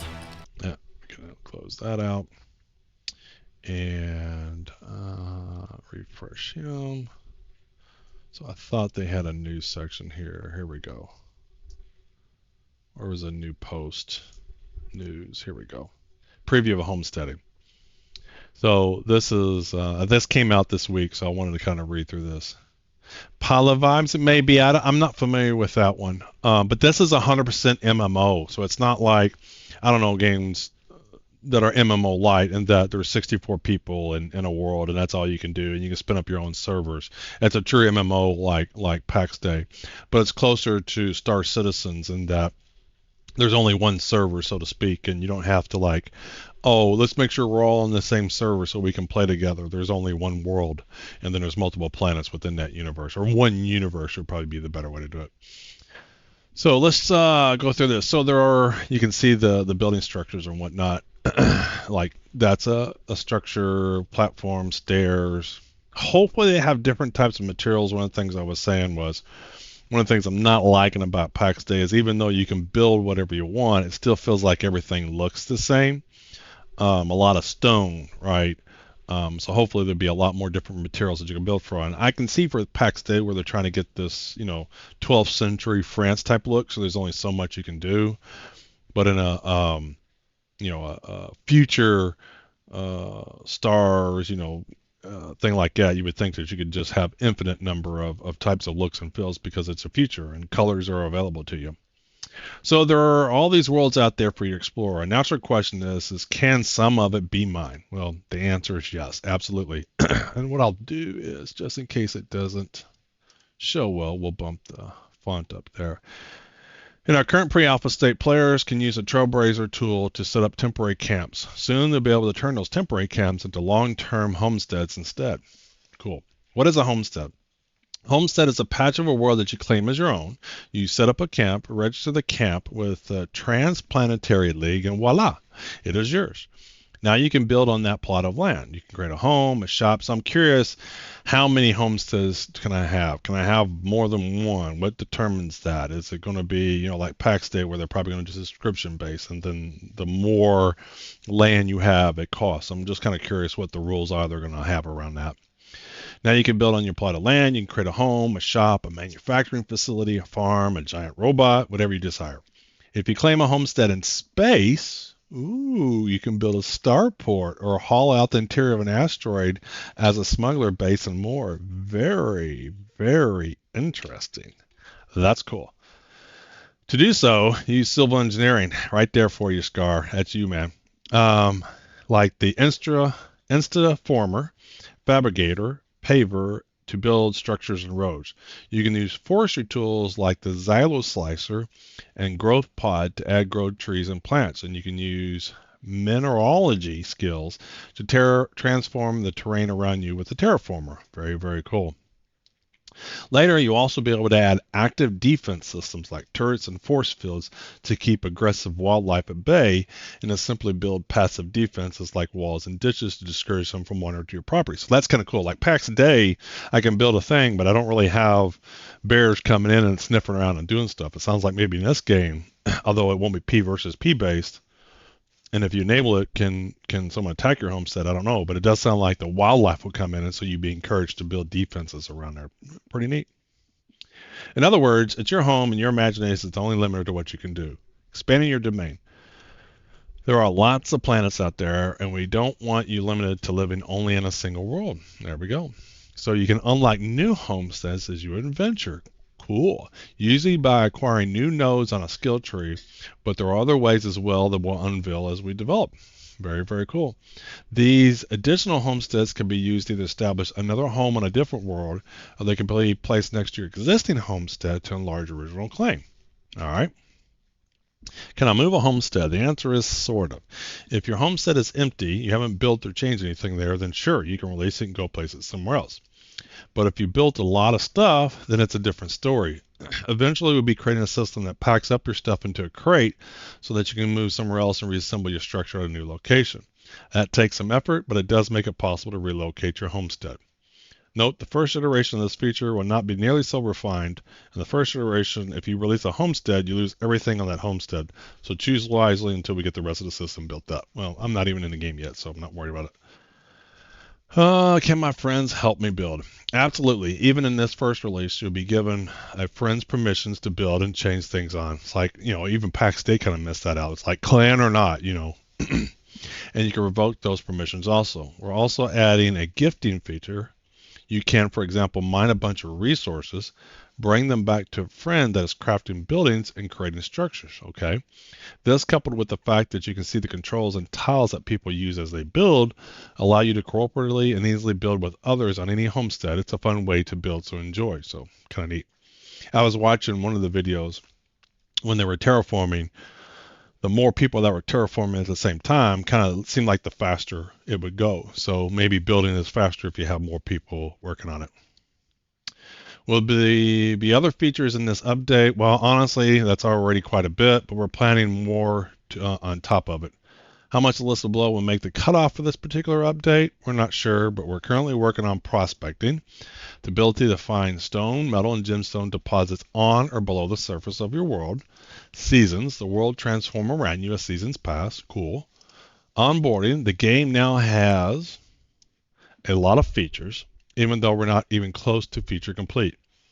And despite the fact that we're going to need to redo the onboarding many times in the future, as things continue to change, it's asking too much from our testers to join the game and learn it all from scratch without some assistance.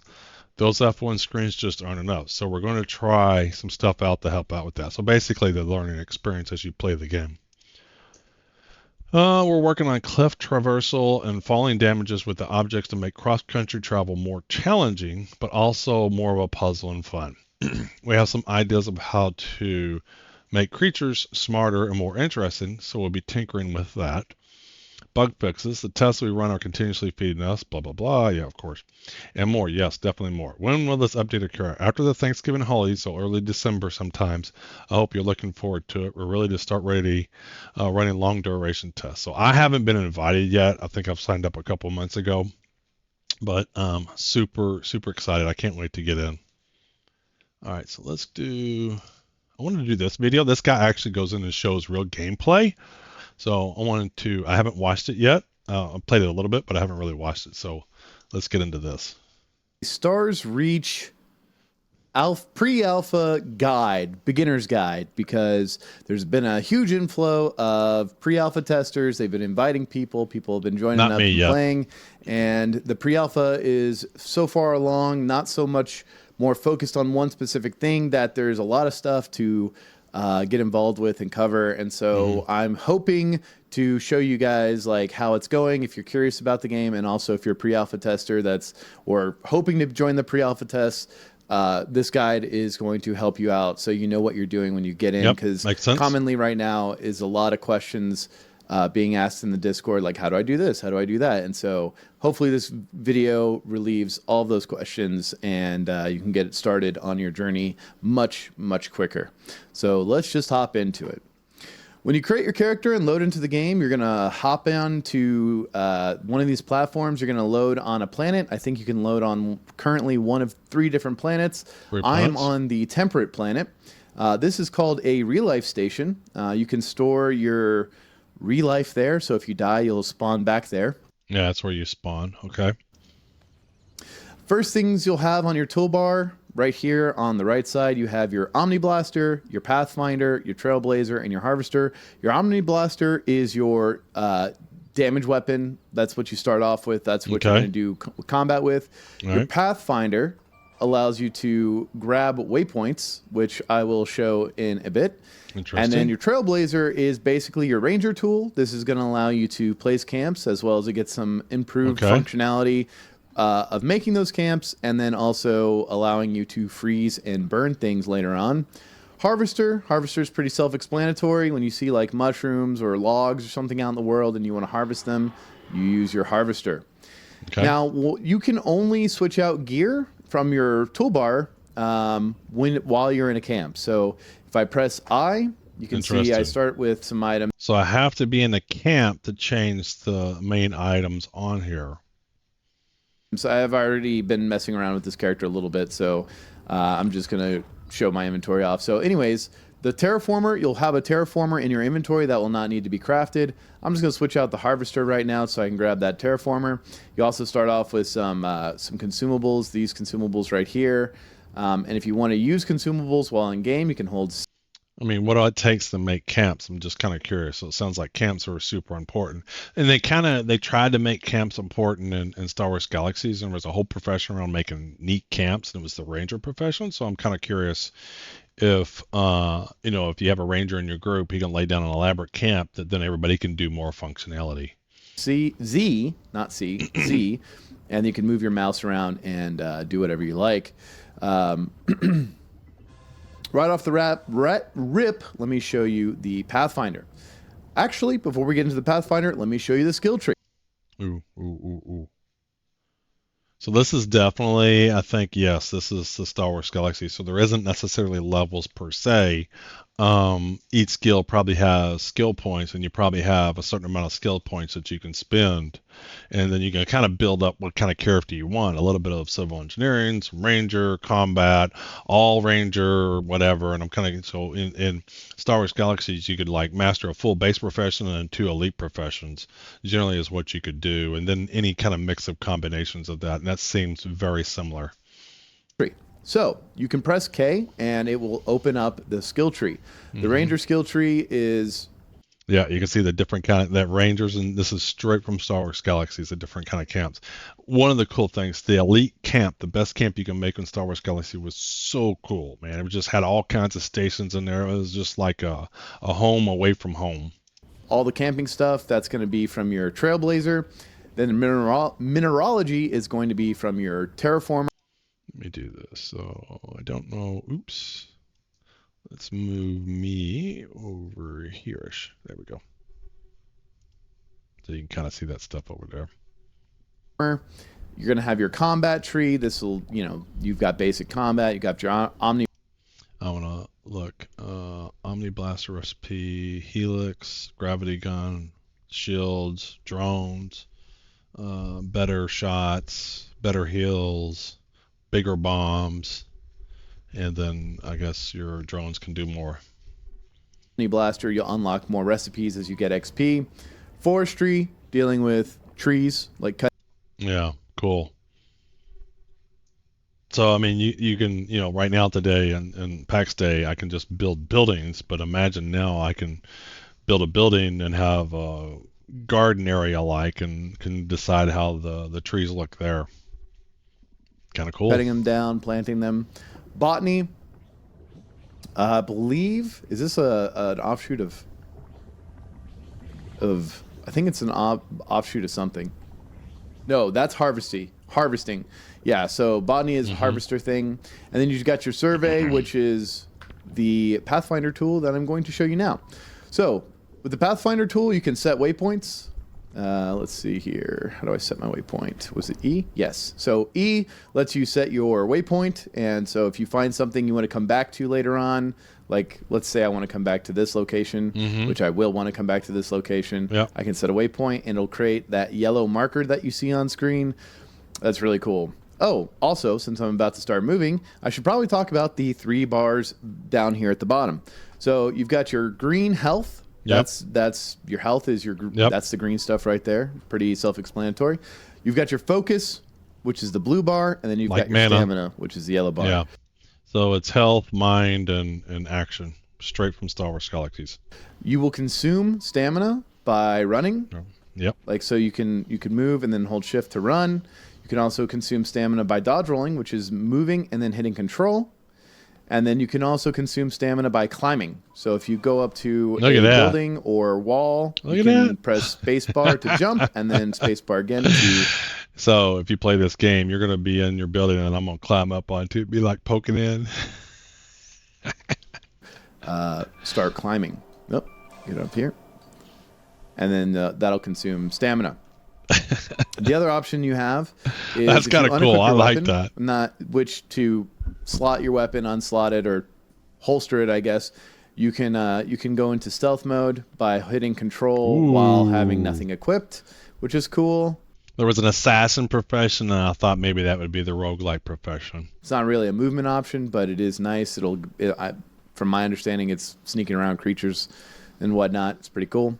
We've got our Pathfinder equipped, and you can see these waypoints.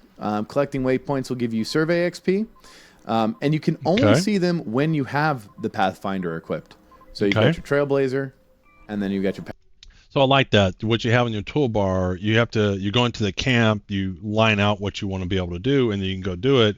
And so that's how they're making the usefulness of the camp. So in Star Wars Galaxies, the usefulness of the camp is the combat professions could heal up, you can craft a few things, you could do a few simple stuff. And so they're trying to make a reason why you'd want to build a camp. Pathfinder. And then collecting them gives you some XP. And then you can look in the survey tree. The survey tree allows you to learn the grapple recipe and the grav mesh recipe. That's going to be a while. I'm not going to really focus on making those, but I will give some tips about where to get resources for crafting stuff, because people often ask, where do I get this for this? Where do I get this for that? And we're just going to alleviate some of those answers depending on what you need. Also, speaking of crafting real quick, you can hit F1 and I'm just looking, what do I do for there's a ton of information. I like that. I like combat. This is what you can do. I like resource gathering. This is what you can do. I like exploring. This is what you can do. I like crafting. This is what you want to do. So it's so cool. This is one of the things that made Star Wars Galaxies the way that it is that you can focus on different things and not have to focus on that. Like, it's hard to play these kind of things in World of Warcraft. It's like everything's centered around combat. In here about all sorts of stuff. But the most important thing right here is, to me, the thing I use most. Resources. Cool. Lots of different types of resources. Different types of gas. So this is straight from Star Wars Galaxies. Inert gases, radioactive gases, fruits, organics, fungus, all these things are in Star Wars Galaxies. Different types of metals and gemstones and stuff like that. And different types of recipes will need these different types of stuff. Most often is the resources tab, and the resources tab will tell you like what metals are tier 3, what are tier 4, tier 5, all that stuff, what are exotic gems and all this other stuff. This is nice because when you actually get to crafting, it'll tell you like, oh, you need a tier 3 metal, and it's like, hold on, what? Creatures and aliens and plants, ball hives, creatures, harvester trees and bushes. Yeah, I mean that makes sense, but ball hives? Well, what is tier 3 metal? And then boom, this is like a little cheat sheet you can use. It's very, very, very nice. So you guys have learned what the Pathfinder does. It's not too complicated. It's pretty simple. We're going to go ahead and try out the Terraformer. Terraformer lets you terraform. He's already been terraforming. You can see the holes. Oh, whoops, sorry. I've got my Terraform. See, this is the problem. I unlocked chronophasing, and then I didn't put my terraformer in the right mode, so we ended up like spreading lava everywhere. Oh, he was dropping lava now down. I've got my tool mode set to extracting. You can change tool modes by hitting tab. So you could have a hot tub. You can put some lava down, then a base, and some water maybe. While having that specific tool equipped. So we're going to have it on extracting, and you can see I am harvesting. So not only are you terraforming, you're also extracting the resources that are in there, it sounds like. Shale. Now it says my hopper is full. Now that's because I was already messing around with the game. When your hopper is full, you cannot keep harvesting. So what you have to do is dump out your harvest. So I want to make sure. So is harvesting the same as terraforming? Like, I don't know. I guess I don't know how fun of a gameplay loop that'll be. Is if, let's say I'm not interested in resources, I'm just trying to terraform my land. It's going to be annoying that I'm just trying to tear a bunch of stuff out and I got to stop every time to dump it out. Yeah, maybe it's realistic, but not a fun gameplay loop. Now, that does not involve opening up your inventory as many people have thought it would be. In fact, all you have to do is, while in extraction mode, come up out to the ground. If you're digging a hole, I don't know, you probably don't want to do this when you're in a hole. And you just spam pressing Q, and you will dump out your hopper, and it'll create these little. So you can't get rid of the world. Like if you take X amount of resources from here, you got to go put X amount of resources somewhere else. Interesting. So you can't, like, I guess, just take a planet and shrink it all the way down. So there is no removing land out of the game.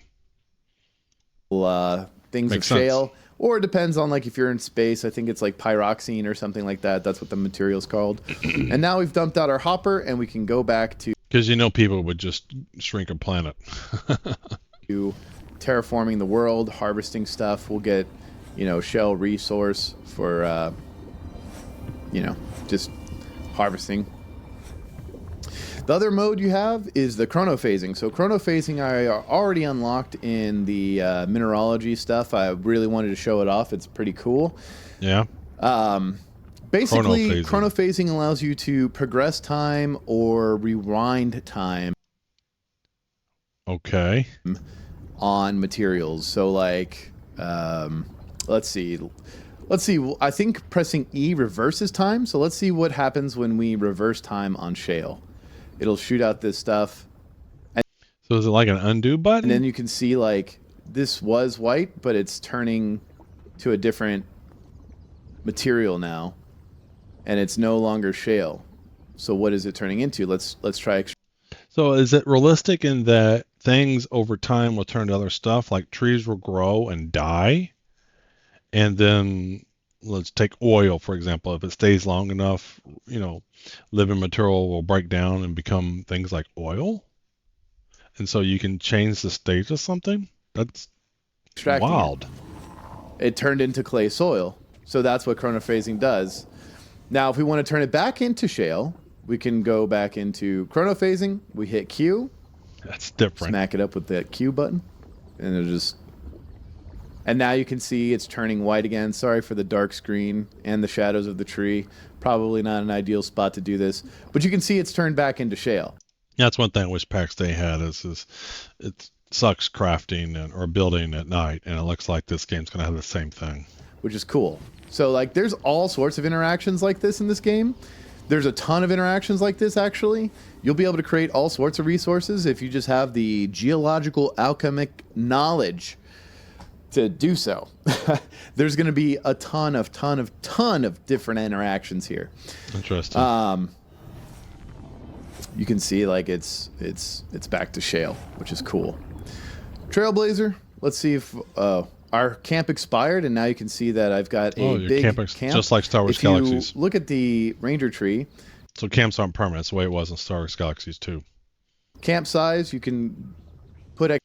They were, as long as you stayed in the camp, it was forever. But when you left it, then it would expire eventually. XP down. You can get XP to get the camp size increase. As you increase your camp size, it's going to give you more things in your camp. So initially, right off the bat, you won't have a stove to use, and you won't have a tool maker to use. But since I've got the camping XP up to grab camp size 2, I can spawn both of these whenever, or both of these will spawn whenever. And I suspect that when they get done with the graphics of this, they're going to look much better. This instead of just having those tables there and it kind of like meh, they'll have true camp-like functionality, some chairs and stuff like that, and it'll look cool. Whenever when I place a camp. Now, if I get to camp size 3, it'll also have a lathe, which is another crafting station, and you can just take a look at the crafting stations real quick. Let's just take a quick gander so I can show you guys what it looks like. Also, if you want to switch from this to free mouse, it's T. Just press T. Man, I wish this was a little bit more organized, guys, but you know what? I've got ADHD, so we're just going to have to deal with it. Hopefully, everything is helping out. So, this is the crafting menu. Well, for me, though, I'm learning about the game. I haven't had a chance to play it, so being able to see someone in the game doing game stuff, it's better than the trailer, and I can kind of get a feel for what it's like. You click on something, and it tells you exactly what you need in order to craft it. So, yeah, and this is one of the cool things about Star Wars Galaxies. The resources, the stats of a resource, and the quality of it. So resources can have quality, and it can be always to bad or up to 100. So it isn't just, tier level and whatnot. And then the combination of these can determine the overall how good of the piece that you crafted. And then you can see the quality of resources here. They've got 3 different stats, all ranging between 1 and 100. Currently in the alpha test, pre-alpha tests, the stats don't matter. Not at the moment. But they will eventually. So you can see we're required to have tier 3 metal to make the terraformer. Yeah. We need specifically tungsten. And that's the way Star Wars Galaxy was. Some things just said I needed metal. And then some things said I need conductive metal. And then some things would say, no, I need aluminum, or I need this very specific type of aluminum. We need some sort of gemstone. Trailblazer, tier 1 metal. Then you need plastic, and then you need inert gas. And then Pathfinder, tier 1 metal, plastic, salt. Straight Omni from Blaster, Star Wars Galaxies. You need some tier 1 metal, some gemstone, plastic, and for the Harvester, you need any kind of metal and some plastic. So what just happened is, and I know it's because it's dark right now, you can't really see it, but you can see the maximum for my yellow bar is lower than my maximum for my focus and my health. This was a concept from Star Wars Galaxy 2, and so this is where the entertainers would come in, and I don't know what he's going to say. He may do it, but things happened in the game that would cause you to lose your maximum. So if you had 100 health, and then you did some things that damaged your health bar, it would go down to 90 or 80, and then you could go do entertainer professions or go see an entertainer, and they can help fully restore you back up. So I'm curious if this is where they're going to go. I guess I should say stamina instead of yellow bar.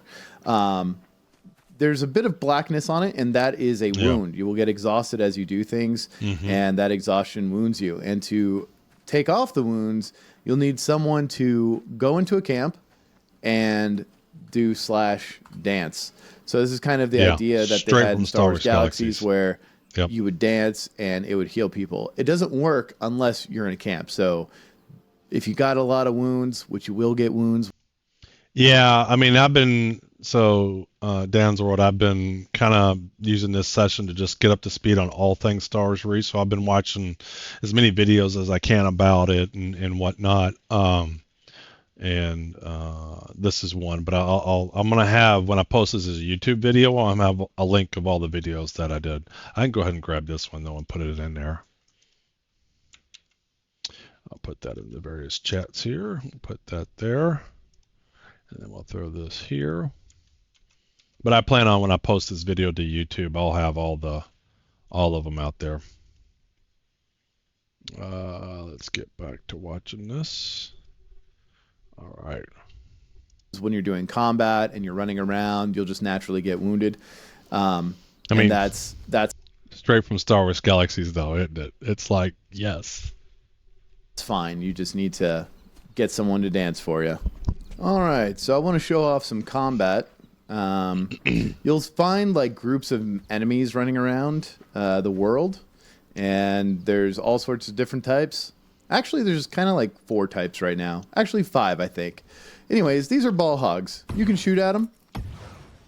Once you shoot at them, they'll see how they are emoting, like an angry face or pissed off that I shot at them. So you can go ahead and just keep shooting at them. Disregard their feelings. Eradicate the. And the graphics still aren't where I'd hope they end up being, but you can see where even now the graphics look a little bit better and feel better than some of those earlier videos we were watching. Wildlife commit war crimes against nature. And you'll see they'll also get wounded as time goes on. And they have different kinds of attacks. Oop, don't want to get hit by this. This hurts. This does damage. These are the worst ones, in my opinion. Kill streak. These and the green ones. If you see a green one, run away. It'll suicide bomb you. And as you keep killing, you'll get meat, you'll get bone, you'll get gas.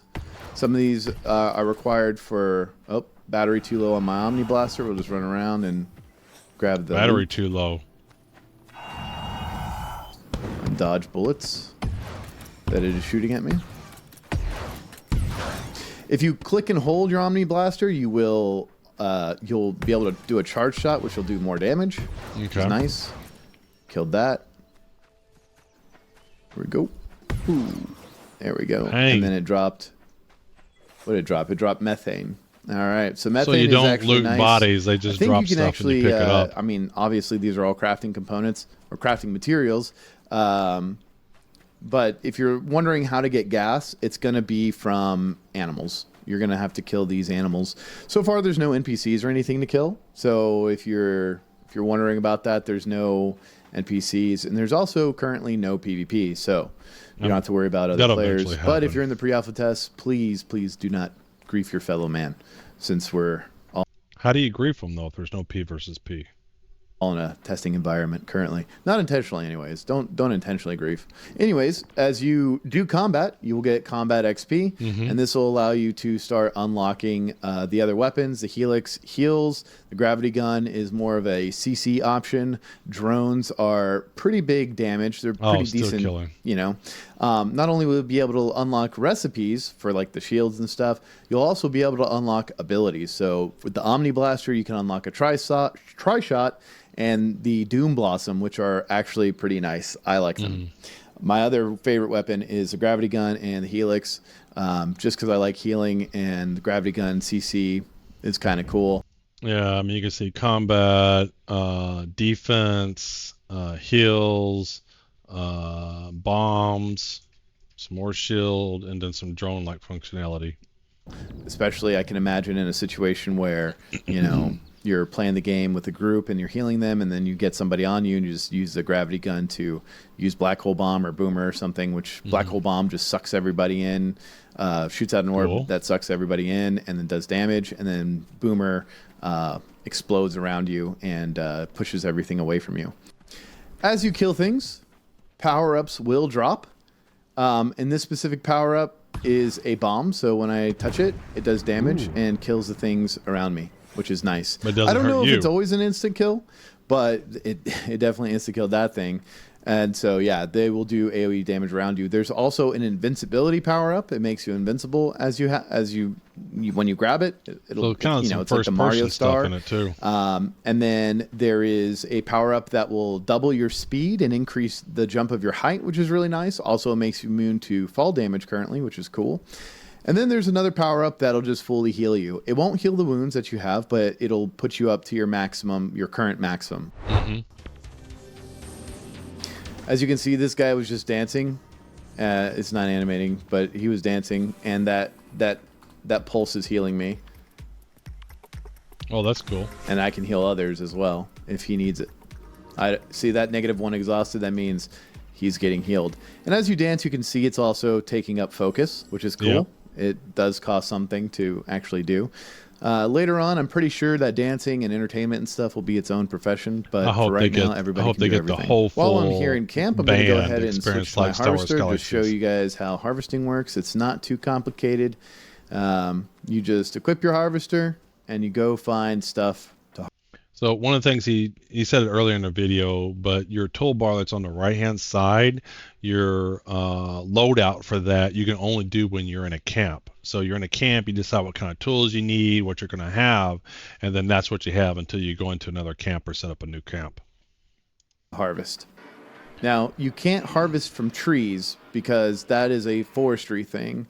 Later on, you'll be able to harvest from trees once you are into forestry and you have the Xylo slicer. But when you see giant mushrooms like this, you can go ahead and harvest them. And then until it says it seems there's nothing left.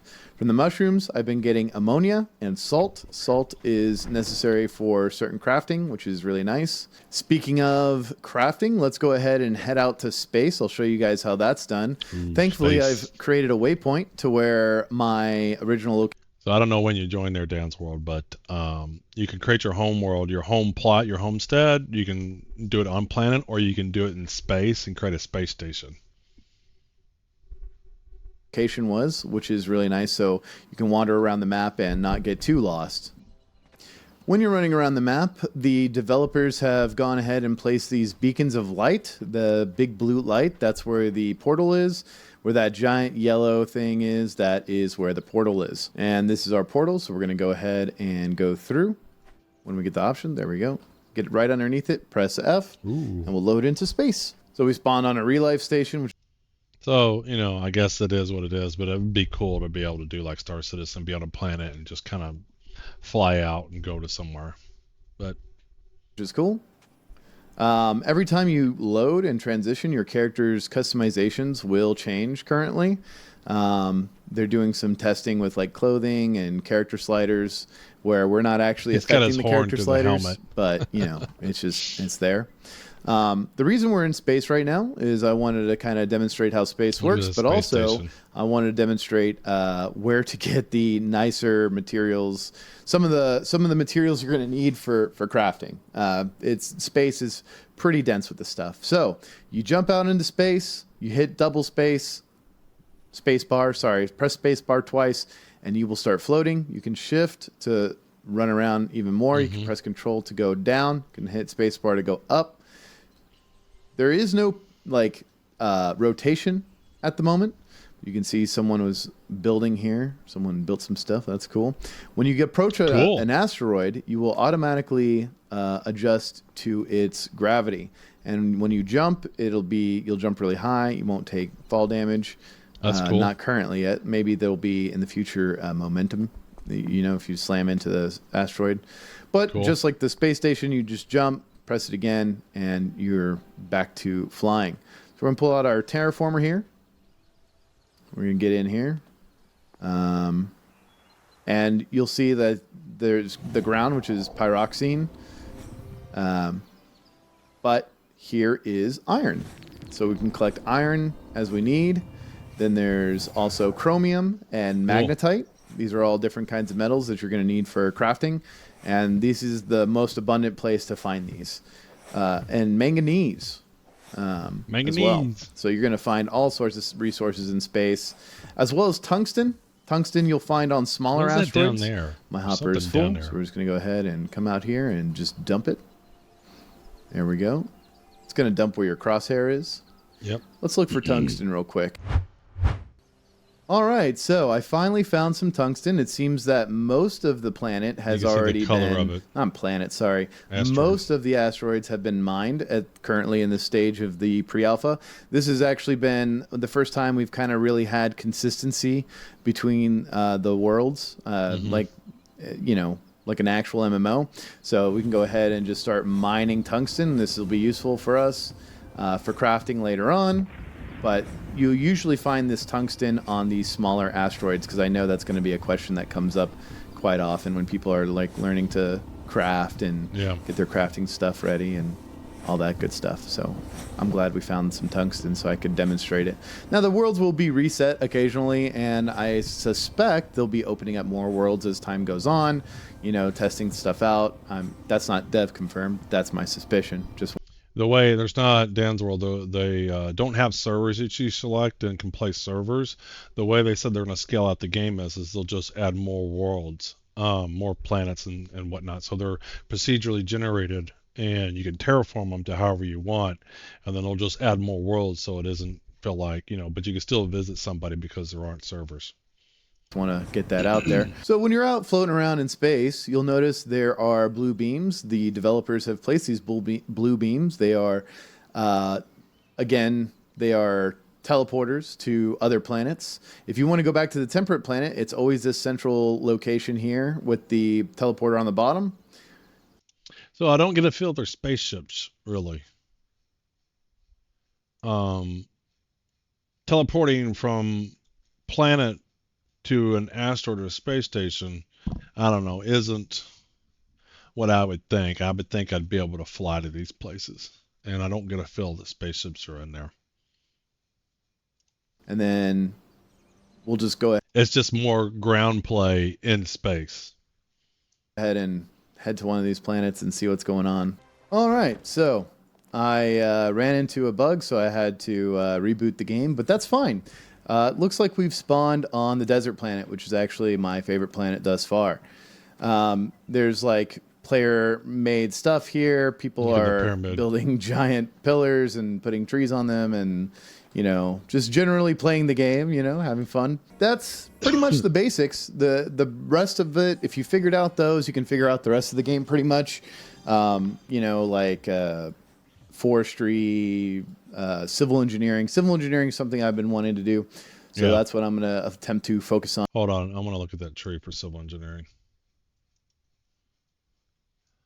Paver, Instaformer, Fabricator. So manufacture road tiles, flagstone road tiles, metal blocks, manufacture blocks. Okay. Windows, walls. Okay. Wanting to do. So that's what I'm going to attempt to focus on for the rest of this test. Thanks for hanging out, guys, and hope this guide was helpful. I'll catch y'all. Very cool. I mean, I'm not in a play test, but now I get to get a real feel for how it is. So thanks there, Rami Noodles. Very, very, very cool. I'm excited. I can't wait to get it. I mean, it totally feels like Star Wars Galaxies with modern day MMO concepts and stuff like that. All right, what else do we have? Let's go back to Stars Reach here. Actually, I should have... Let me grab that video, actually. What is going on, guys? It is Rami Noodles here, and today we're going to do a Stars Reach. This is the one we just watched, but what I'm curious is what else does he have? Does he have... That's 2 months ago, 1 year ago. Yeah, gosh, I wish I found out about this sooner. Let me close this out. Does he have favorites? No. I was kind of hoping he'd have a Stars Reach one. Age of Mythology. This was 2 months ago. Yeah, you can see he's been playing a lot of AMU type versions of Star Wars Galaxies. All right, so what else have we got? So we've done these videos. Let's do this one. Hi, I'm Raph, and I thought today I'd talk to you a little bit about our Living World simulation, how it works, and the ways in which it offers up fresh new gameplay. So, with that said, let's get started. Let's do it.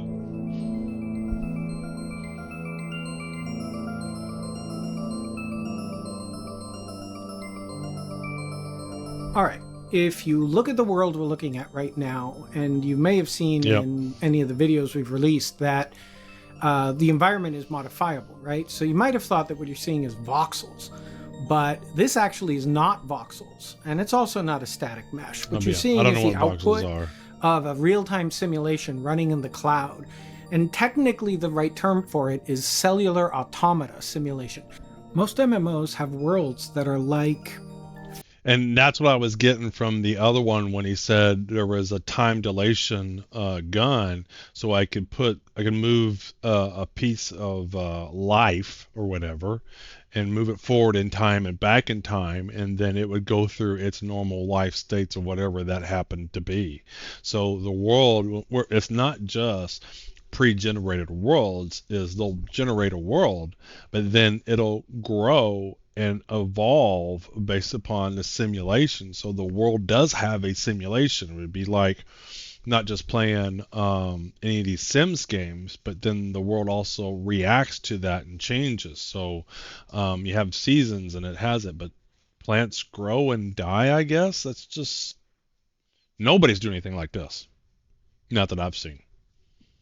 Theater stage sets.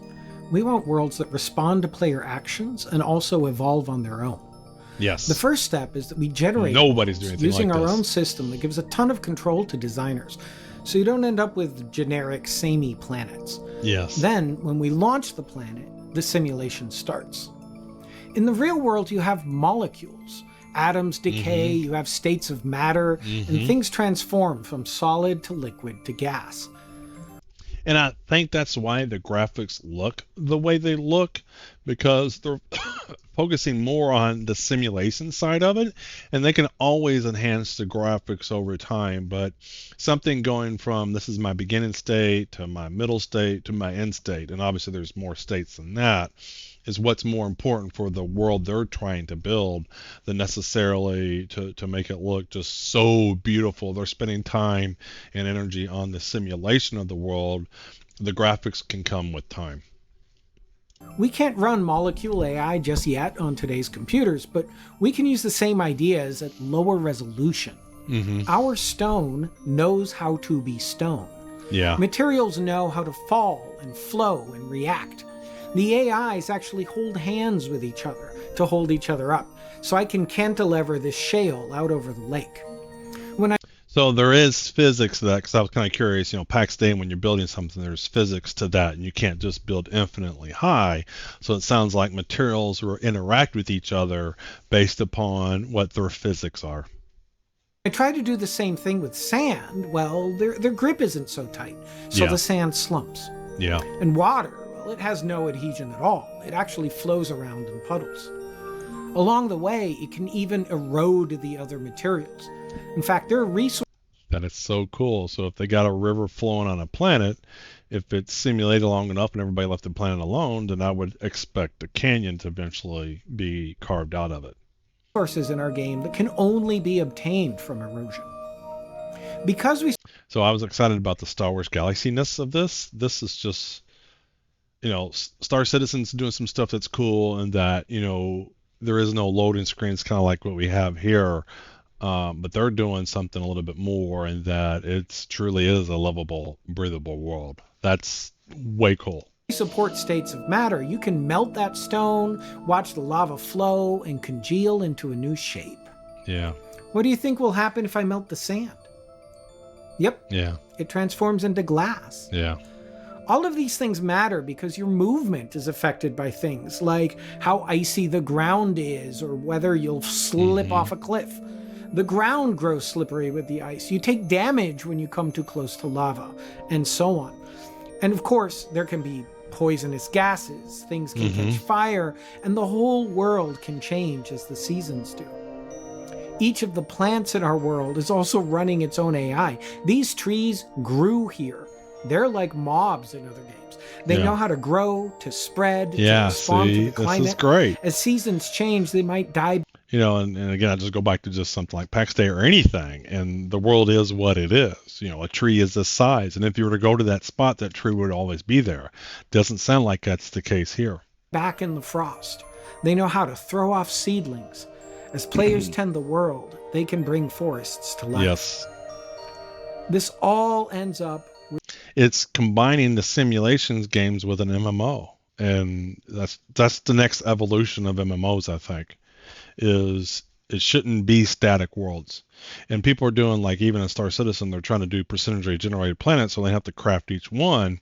But this is taking another level, in that the planet will evolve based upon its simulation rules. With the creatures, which have needs. They hunt for food, they This is band something together, I'm learning new. This they is build exciting. layers and expand their territory.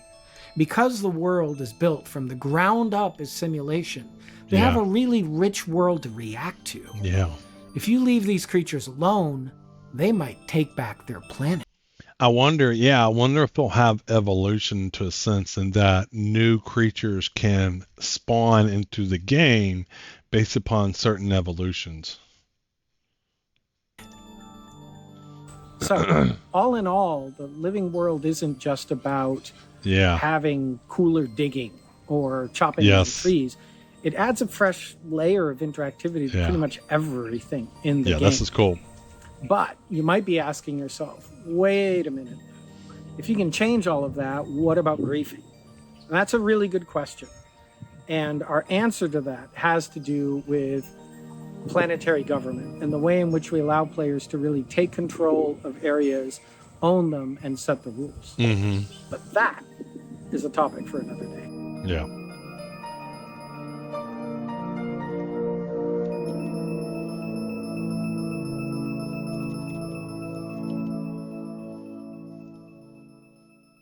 See if there's any comments in here.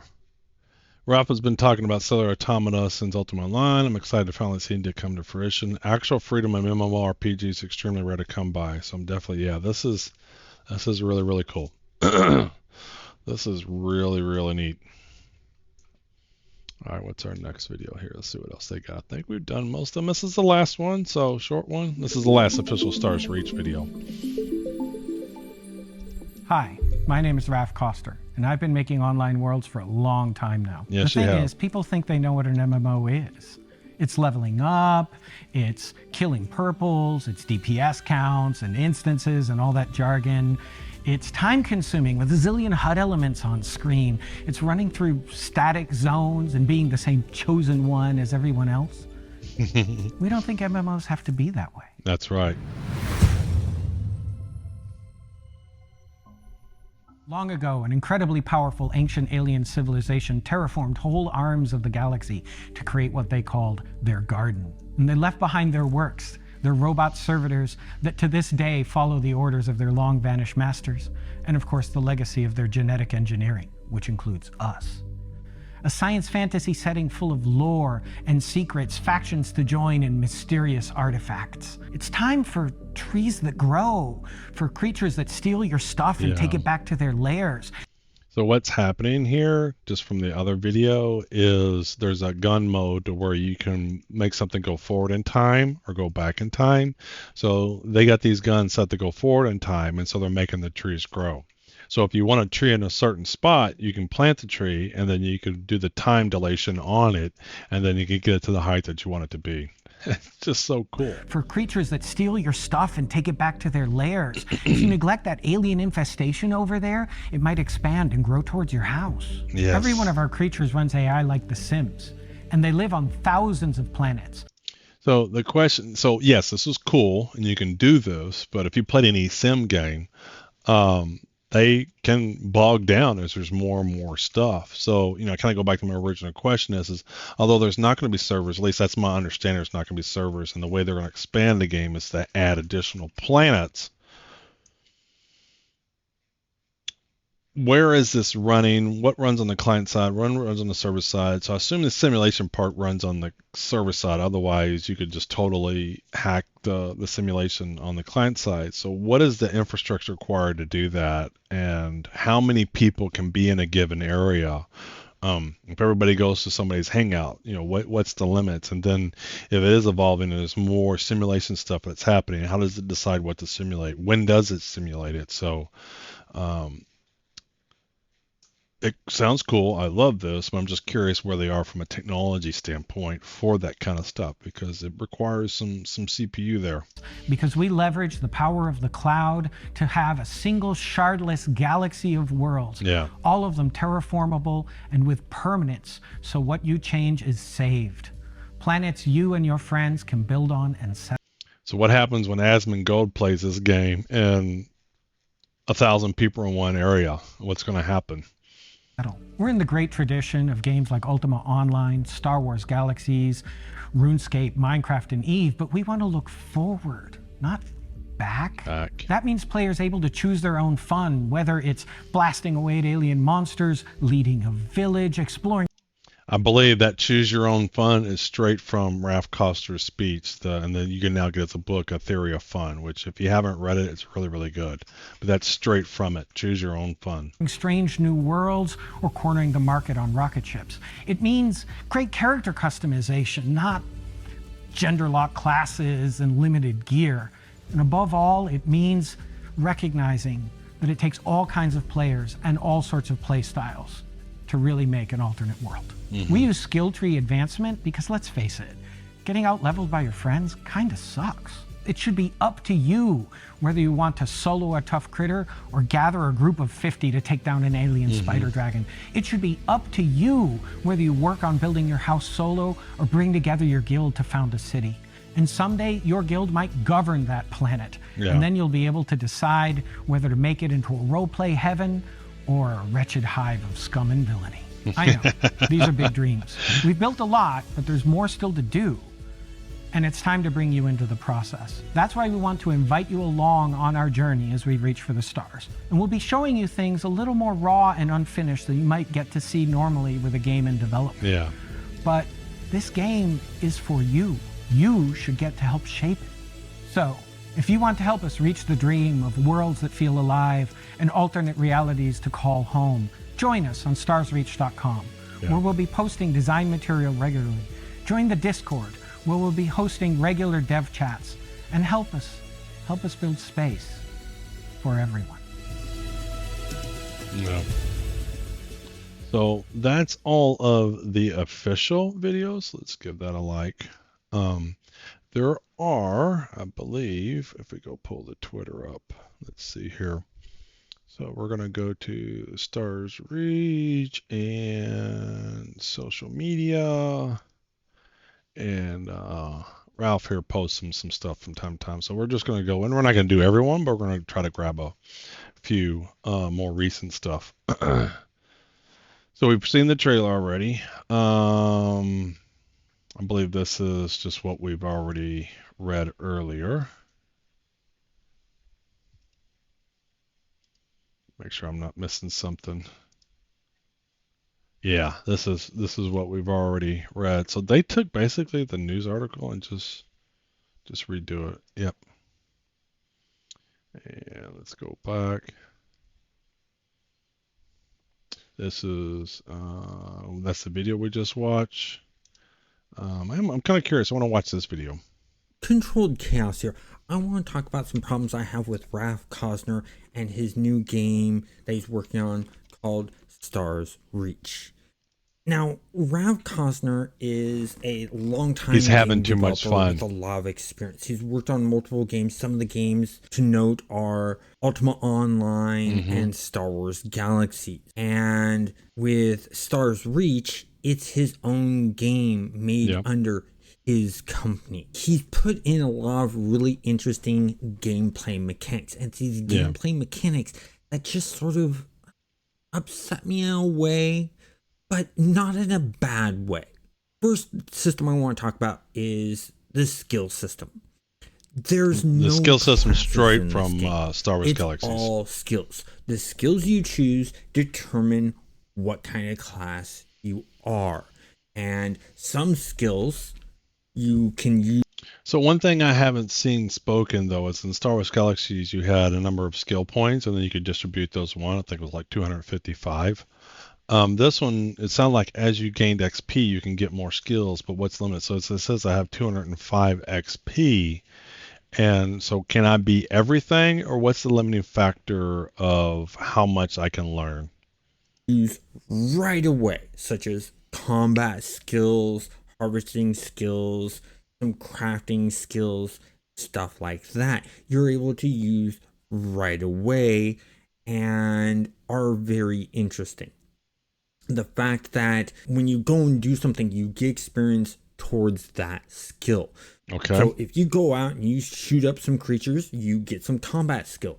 So what, does nothing limit, or can I just learn everything? If you go out and you harvest some stuff, you know, whether it be some logs, some bushes or plants, things like that, and you harvest those, you get some harvesting experience. If you go out and you mine ore, we get it, dirt and stuff like that, you get some mining experience. Yep. And that's sort of really nice. I like that. I like the fact that some skills are buried in other skills.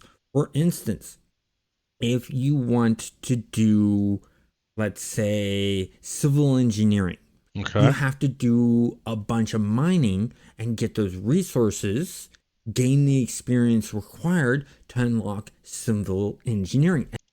Yeah, but hopefully I can buy the resources from other people. So if I don't want to do the resource gathering, I just want to kind of do civil engineering, hopefully I can buy that from somebody else. And then you go into civil engineering and you're able to start building out bases. Or is it like Star Wars Galaxy where you had base professions and then you could jump off from there? And buildings and structures like that.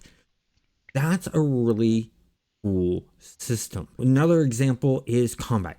Everyone starts off with a basic weapon that they can use to, of course, do combat. Yep. And then you go out and you attack these creatures and you spend those points to be able to get a different weapon. Like maybe you want to do combat drones, or you want to use the grav gun or things like that. So you'll unlock that weapon, but the problem is you now don't have that weapon. So how are you going to get skills, more experience to sort of level up that skill with that weapon? Well, here's where another interesting thing comes in. You have to go to someone to get it crafting. And this is the big one that really interests me, because in most games, I dread crafting.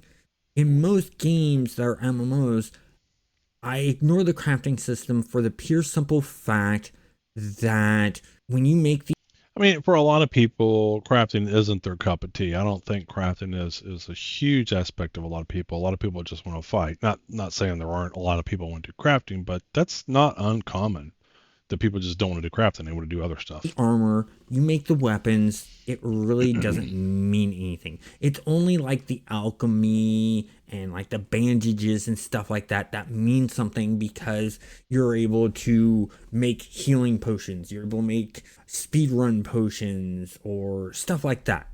The armor and weapon stuff is sort of a secondary thought, because you're able to find better armor and weapons off of the mobs. Not in this case. Stars not in Reach, this game. That's not the case. Yeah, it'll be the Your crafters. Better weapons and equipment are created by the players.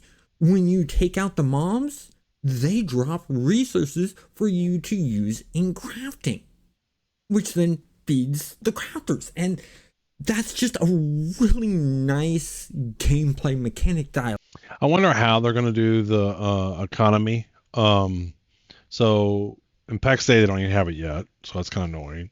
Star Citizens, they don't have it yet. Like I can sell to NPC the game, I can that, but I can't really set up a marketplace even though I have that concept. So kind of curious what they're going to do here, because in Star Wars Galaxies, you had an auction house. You could literally see something that was for sale across the entire universe, but unless the item for sale was right in the area you're at, you still had to go to that location and pick it up, which makes sense to me. So I'm kind of curious how they're going to do the buying and selling, because these games like this, where they have professions that intermingle with each other, it's so important how you can buy and sell stuff, because again, not everybody wants to do everything. And so I should be able to go and find these resources without, if I don't want to do combat, I should be able to buy that from the person who does combat but doesn't want to craft.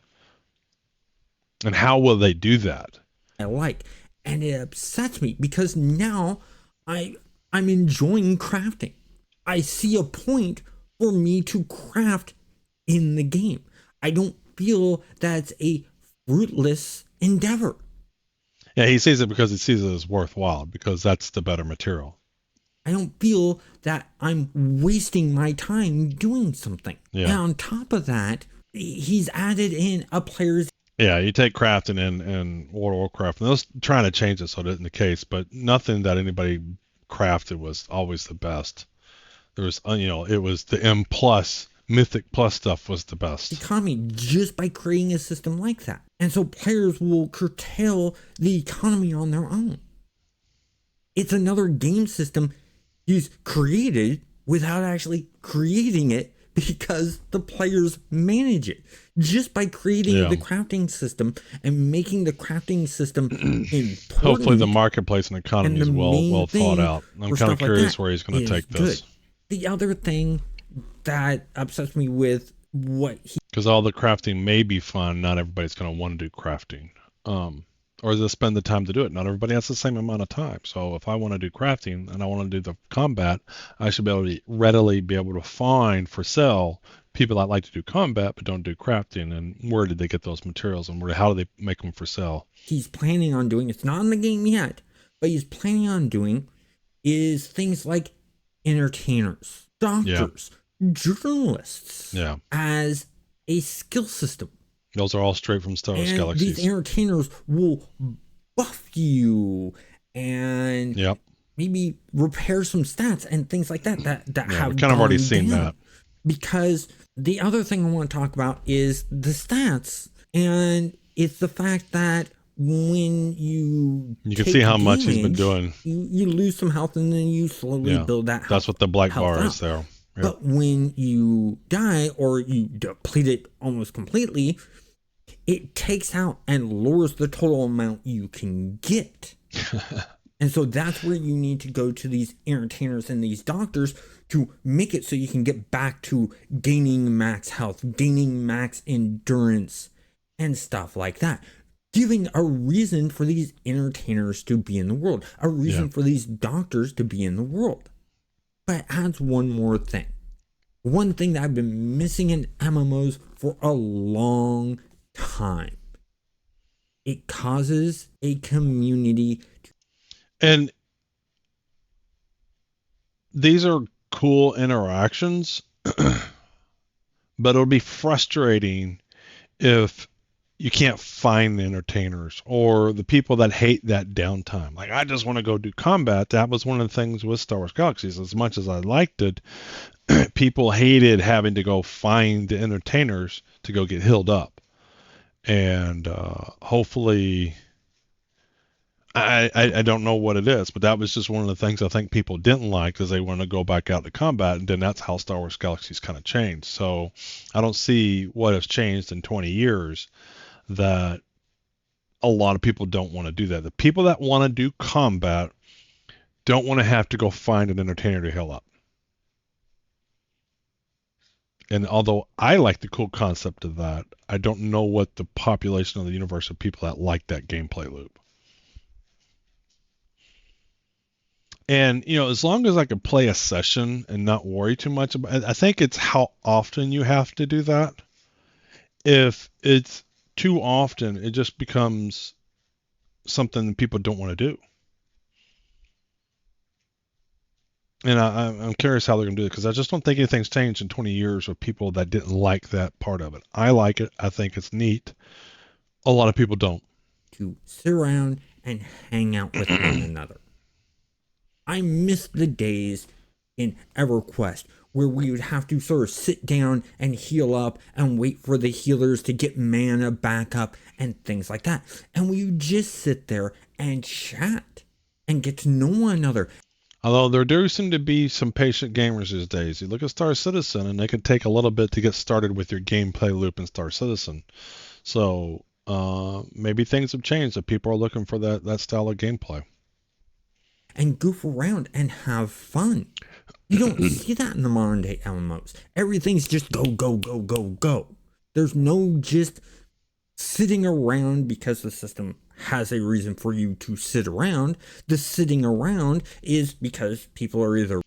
And see, I think there's a big difference between you're forcing me to go see the entertainer versus giving me a cool reason to be in an area, whether maybe it's an auction house or there's some food that I can buy, and I can get some buffs and maybe do a little bit more with it. Like, I think it was one of the things that was wrong with the doctor profession was, people felt like they had to go get the doctor buffs to do the high-end content, and you had to go find a live doctor to get buffed up. And that just was not a fun game loop. It was literally people would form lines and wait for the doctor to be ready, and you get buffed up and you go do it, and then they would expire after a certain amount of time. You'd have to go do it again.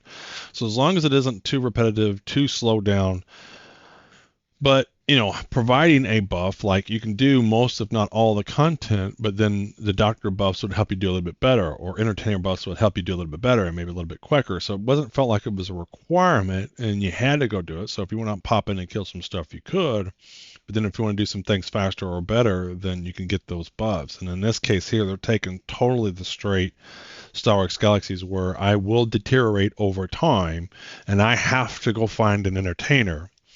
And if when I log in the area I'm at, I can't find an entertainer, that could be a frustrating gameplay loop. You're bored, or it's what you've chosen to do. With having these entertainers and these doctors and these journalist skills, it gives a reason for people to sit around. It's not a reason, it's a requirement. Like I said, it's just what I was talking about earlier with MMOs. It's not that a lot of people want to be in an online universe with other people. They don't necessarily want forced interaction. They want, I'm online with my buddies, we can group up and play, but I'm not forced to do that. And this is a situation where it's being forced.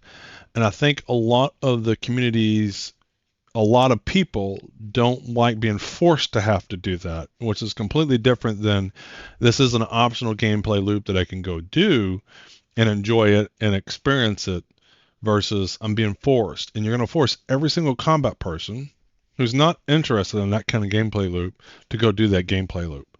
And that was one of the things that kind of held Star Wars Galaxies back. As much as I liked it, and a decent percentage of people liked it, there's probably a larger percentage of people that just don't like to be forced to do so. I mean, that's the simple part of it, is that you want to be in an MMO, you want to be in a world with people. I think you want to minimize how much you force people to have to go do stuff. So it would be like, if I'm a crafter and you force me to go do combat, that makes me not like crafting. Well, look at it in the inverse. I like doing I'm not saying I like it, but if I'm a person that likes to do combat, you're forcing me to go do the entertainer's gameplay loop, which is different than maybe getting some buffs that do a certain percentage health or something. So that's, and hopefully this isn't so much that I have to do it all the time, maybe once a week versus, is it once an hour I'm going to need to do this, once a day, once a week, once a month? Depending upon how frequent this can be a very big turnoff for the people that do like combat. They're being forced to go do the entertainer gameplay loop. The needing to restore the max health and max endurance you can get gives a reason for those players to come to those entertainers and do that. And that's a good gameplay. And I just think there's a difference between gives a reason versus forced, and it sounds forced. give someone a reason because it's fun and a certain population of people enjoy that, combat people don't want downtime. And sure, there's a percentage of people that like to do all that, but I think a lot of combat people aren't into that. Hey, no problem. You can lurk all you want, man, Ronan. Hope you're doing well. I'm about 2.5 hours in. This is a new MMO that's in progress. It's super early alpha, and I've had my eye on it for a couple of months, but I haven't really spent some time to sit down and get into the game and learn about it. And that's what I've been doing, watching various videos and stuff like that. So, a mechanic that I like. It's a new way to penalize the player force for interactions, not paying attention to their health, to not paying attention to their endurance and things like that. But it gives a way for them to get back to the max by interacting with people who have. And I think the key is how often this is going to happen. You know, I think that's the real key. And I'd wish they kind of didn't do this because I don't mind it. I enjoyed it, but I just think a lot of people don't like that. But if it goes maybe, if I play for 10 hours and then I have to kind of go back and do it, that's different than if I play for 2 hours and then I have to go do it. Because people will sit down and they'll do combat for 4, 5, 6, 8 hours, right? And if I got to stop doing that to then go heal up again, that's just not a fun gameplay loop for those kind of people that enjoy the combat. Learned certain skill systems. And that's cool. When I'm talking about journalists, it's an idea of his. And the idea is one that I really like. And I really hope he can get to work. It's the fact that he wants content creators, such as myself and many others out there, to have a skill in the game that you can do to help make better content. So as he stated, you would level up this skill and then it would unlock things like maybe a camera drone. So you could place and angle this drone to follow you around or in certain angles. It would allow the ability to write on screen. He's got the higher level camp there. There was multiple stuff. So hopefully the camps evolve to be more like a Star Wars Galaxy camp where it isn't just the crafting stations plop down, but things that make it look like a proper camp. Other hopes and dreams. Right now they're just plopping down the crafting stations. You'd be able to connect your YouTube channel or your Twitch channel to the game, and it would notify people in the game of new videos and new live streams so that you could hopefully watch it in the game. And I think if they can do that. So it's kind of cool. So in Star Citizens, there's TV screens and stuff. So wouldn't that be cool that you can go sit down in a TV screen and plop and watch something? You can watch a YouTube video.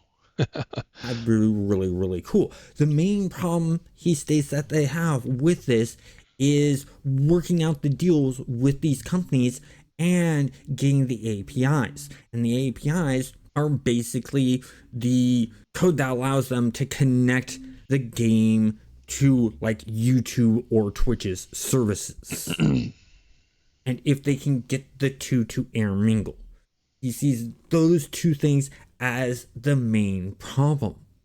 I really hope that he can do something like that because that would be great. Yeah, I mean, depending upon what this is, hopefully this isn't, distracting from if the game is fun to play, the content creators can create content. Hopefully they're not spending too much resources on things like that because I don't know what value add that does for the game itself. Groundbreaking. And that's the other thing because if I want to watch a YouTube video, I can pull my browser up and watch it easily. Watching it within game, I don't know. Upsets me with Raph Costner altogether is the fact that this guy comes up with gameplay mechanics that just make sense. He comes up with gameplay mechanics that feel good, that feel that there's a reason for it to be there, and that they're thought out. They're not just rushed there. It's not a marketing ploy. It's designed by someone who has a passion for games makes these gameplay mechanics decisions based on what he sees and feels would make a better game. Yeah. It's not about what would bring in the money. It's about what would bring players to keep wanting to play. And that's a really good thing you don't see a lot, especially from these big company games. Now, when I was talking about all of this, it adds up to the point that since I'm in the pre-alpha, it's one of the pre-alphas that I look forward to jumping back into the game when another test period happens. And in a lot of pre-alphas I get into, I join in, I do what they're needing for the test purposes, and I'm just sort of grinding through and going, okay, I'm waiting for other systems. This is a bit boring, stuff like that. Mm-hmm. With this, every time they have us testing something, I'm excited because we have to interact with the other parts of the game to do what they're wanting us to test. Such as there was a test where they wanted us to test out making buildings. So we had to go ahead and we had to harvest a bunch of minerals to be able to build these buildings. But not only that, like I mentioned about getting civil engineering, you had to do that anyways to unlock civil engineering. So we were retesting the harvesting, but then we're also testing to unlock. And seems like harvesters fill up pretty quickly. Again, it's funny because when we played PAX Day, the first, version that got launched on June 18th, required a lot of wood, charcoal, stuff like that. And it was a slow gameplay loop. You had to chop for a long time and get the rocks for a long, long time. And I'm noticing with the hopper, it seems like you do a little bit and then it's full and you got to dump it out. And that's just going to get repetitive. So I'm curious that as more people play it and they don't want to do that as much, as the hopper will become bigger. They want to see what happens when a bunch of players build stuff. Because I'm noticing it's filling up really quick. Things like that.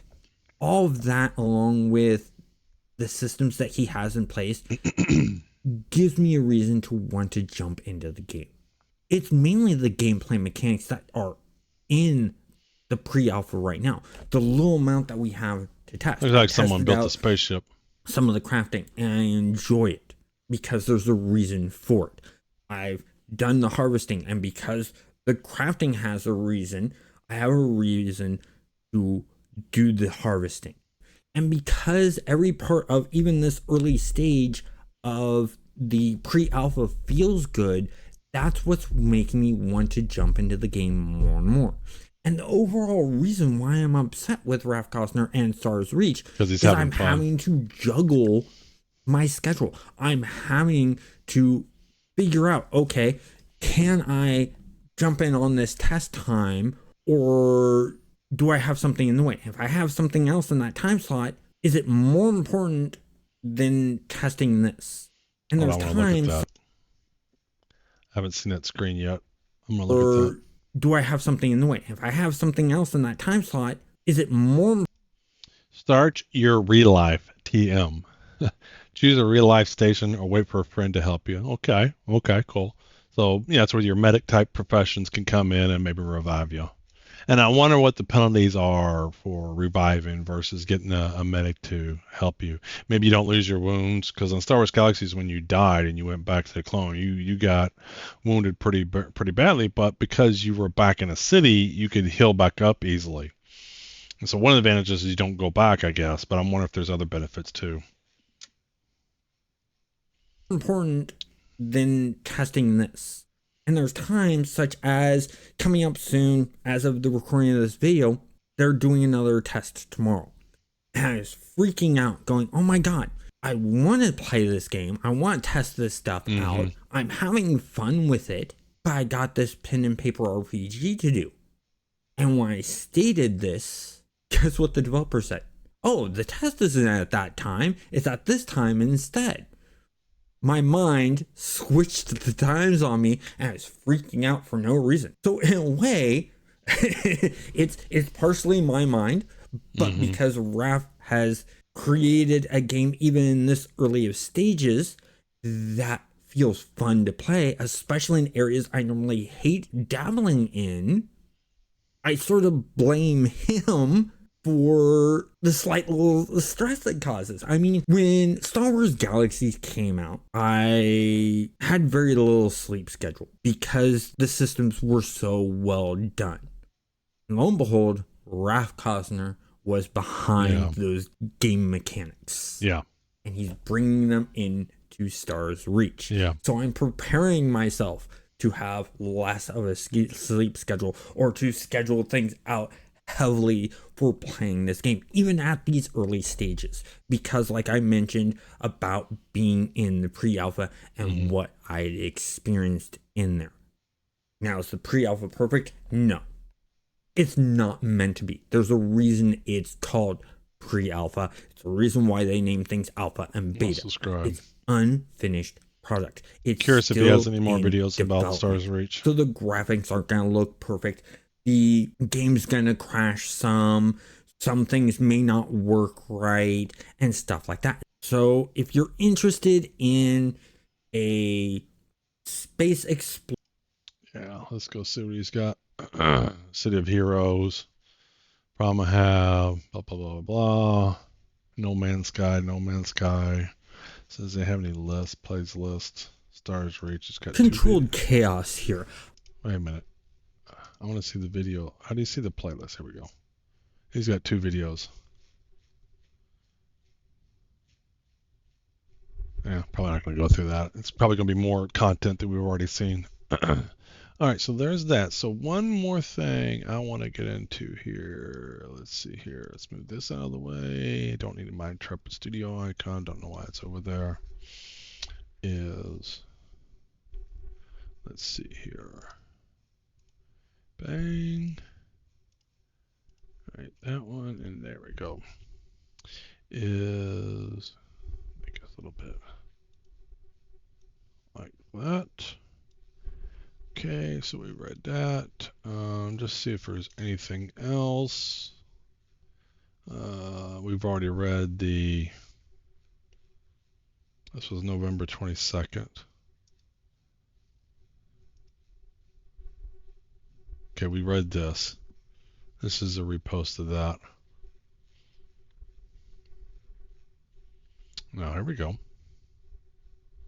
One of the things that surprised me the most about taking part in the Stars Reach testing so far has been the transparency of the devs. Hold on, I want to get the link. They've been live in the chat during gameplay, answering questions and generally accessible throughout the process. One of the things they do occasionally is a fireside chat with the game's marketing director, Rick Reynolds. He's a veteran of games such as Meridian 59, Age of Conan and EVE Online, and also other devs take part when they are available. This is an opportunity for the testers to share their experience playing the game and for the wider Stars Reach community to ask questions where they have them. I reached out to Rick with the suggestion that this conversation might be of interest to MMO gamers more broadly. He agreed, so in this video I'll give you an overview of what he and lead developer Raph Costa talked about. If you're interested in asking your own questions in future chats, a link to the Stars Reach Discord can be found in the video description. The first question asked was about character models and animations. These have improved significantly since some early gameplay that we saw. Raph talked about the general standardization of animation that's taken place across the industry, which makes it much easier to acquire animations from various stores. People have animated the walk cycle literally thousands of times, so it makes little sense to do that again. So humans are now somewhat standardized, which makes adding new animations a lot easier. However, the decision to make all the races of Stars Reach humanoid was in part due to the fact that clothing, unlike animations, are not standardized. So whatever wearables the team creates can be worn across the various player species. There will be some variation in size with these races. A very short race was mentioned, but there's unlikely to be anything much larger than the Squatchy, which you can see on the character screen and running around in the pre-alpha first look I did recently. Terran, so human, Squatchy, Gurtan, that's to do with the horns, and this is the cat-looking people. Skinny, muscular, etc. will be sliders for character creation, with an age slider being a possibility for the future. The next question was related to this. So the question is the age slider just cosmetics, or do you actually age? 'Cause, I mean, now that the world has a simulation. Will there be a wardrobe function for tailoring your character's appearance? Raph expressed his general dislike for transmog systems that conceal what a player's clothing actually does. This can matter when it comes to things like PvP, for instance, where you need... The problem is, though, is when you find items that mismatch but have the better stats, and that's why you had the transmog. So as long as I can build an outfit that looks cool and has the stats that I want, then that's okay. But that's why you had the transmogs, is because you'd have a cool helmet that you didn't like in terms of the stat. Well, you liked it in terms of the stats, but you didn't like the look of it, or it didn't mesh with the other equipment that you had. Need to be able to see what an opponent is wearing. There may also be benefits to clothing reflecting the environment. So warmer clothing for cold environments might be important for role-playing and just the aesthetics of what's going on in the game. I can imagine a character in a bikini running around an ice planet wouldn't look quite right, would it? But having an easy way for swapping between different outfits, that's a priority. He expanded, saying that the game is not one where you'll have a huge amount of personal inventory space. Instead, you'll have to bring supply robots and wagons with you so that supply chains matter more. When you're exploring a planet, you'll have to decide, do I really need 17 changes of clothing? Is that a priority? Or maybe there are other things you need to take instead. Will there be musicians in the game like Star Wars Galaxies? Yes. This is absolutely the plan, with dancing already a feature in the alpha. Raph talked about future social professions along the same lines. For instance, journalist, with the hope that this might tie into the work of content creators outside the game. So, for instance, drone cameras, or the ability to scribble on the screen while playing. Different effects for streaming. Now that's cool, because the other guy talked about it. The other guy talked about some of the streamer type functionality. I didn't quite get a feel other than you could link YouTube videos into the game, but being able to interact with that way with like third-party cameras, scribbling on a screen, that's kind of cool. Question about writing quests for other players. It was too early. I'm surprised this hasn't happened. So one of the, on the tail end of some of the Star Wars Galaxy stuff is people could create their own literally their own content. So they had quests and missions and places you can do, and had to kill this or retrieve that. I'm just surprised that hasn't been built yet, because that's infinite content. You know, whatever tools that you use to build the game, but I mean the developers, if they're creating quests, just make those same tools available in game to the people in the game, and then you got infinite quests. I'm just surprised that hasn't been more of a feature within MMOs, just because of the infinite amount of content that can be created. I mean, just take a game like Skyrim. The game's cool and people play it, but the reason I think it's still popular is the modding of it, and the modding of it allows for new content. There's like whole new games. I just learned that there's a game called Enderal that's basically Skyrim modded to be a completely different game. And I'm not saying they would do modding here, but give your community tools to create content, and your replayability just goes through the roof. To talk about this, but and I think for Ralph here, it should be a priority. Should absolutely be a priority. Desire is there to allow players to write dialogue for NPC vendors, for instance, and there is a lot of flexibility within the engine for adding creative tools for players. There will be a mission system where players post jobs for others, with the specific example cited being one in which a player accepts a contract to deliver an item from one mailbox to another. This would involve travel across the galaxy, potentially fighting off enemies that might want to steal that. I do hope they add spaceships to this game. I haven't seen spaceships, but I don't think you can call this Stars Reach if you don't have spaceships. All I'm seeing is more ground play in space. It's the same thing as what's on the planet, but it's just in space. that item, or having to smuggle it past the authorities. Further missions might result. For instance, if the player absconds with the item instead of delivering it, they might trigger a bounty which can be accepted by another player. Someone asked, will there specifically be smuggling as a profession? And it was stated that the smuggling aspect will be part of the criminal profession. Will there be smuggling holds for concealing goods? More likely there will be a more active system in place, such as jamming the scan from a hostile ship.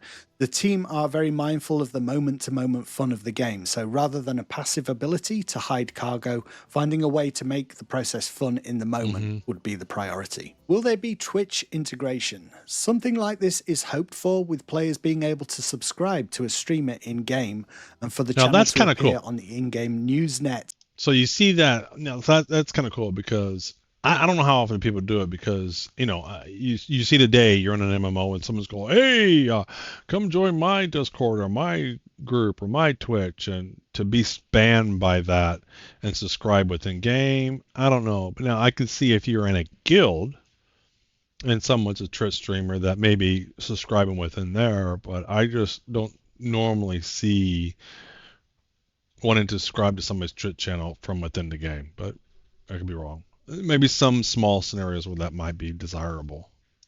With XP earned from players watching. This is the dream for integration. Wait a minute. So whoa. A streamer in-game, and for the channel to appear on the in-game news net with XP earned from players watching. This. Okay. So now that's Twitch integration. Your gameplay changes because you're watching a channel, or your experience changes, or you can get some certain XP. This is the dream for integration, but a lot of it depends on business deals with other platforms and what's available in terms of APIs. Quick note from me, API stands for Application Programming Interface, and is the means by which two applications can talk to one another. What housing tools will there be? Raph pointed out that all the structures seen in the game so far were created with tools that will be available to the player, with complete freedom to rotate, scale. And that's the way I think you should do it. So if I'm designing a game, the tools that I'm using to design the game, design it in a way that the tools can be used by the players, and you get infinite playability. And move items any way you like. There's a voxel building system in the game. I am not sure if this relates to building structures or building items. I need to ask for that, but some kind of voxel. I'm going to be wrapping this up soon if you want to do anything. I'm going to be wrapping this up soon.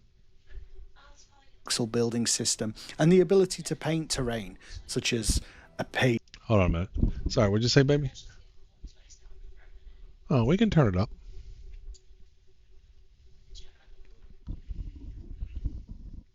Sorry about that.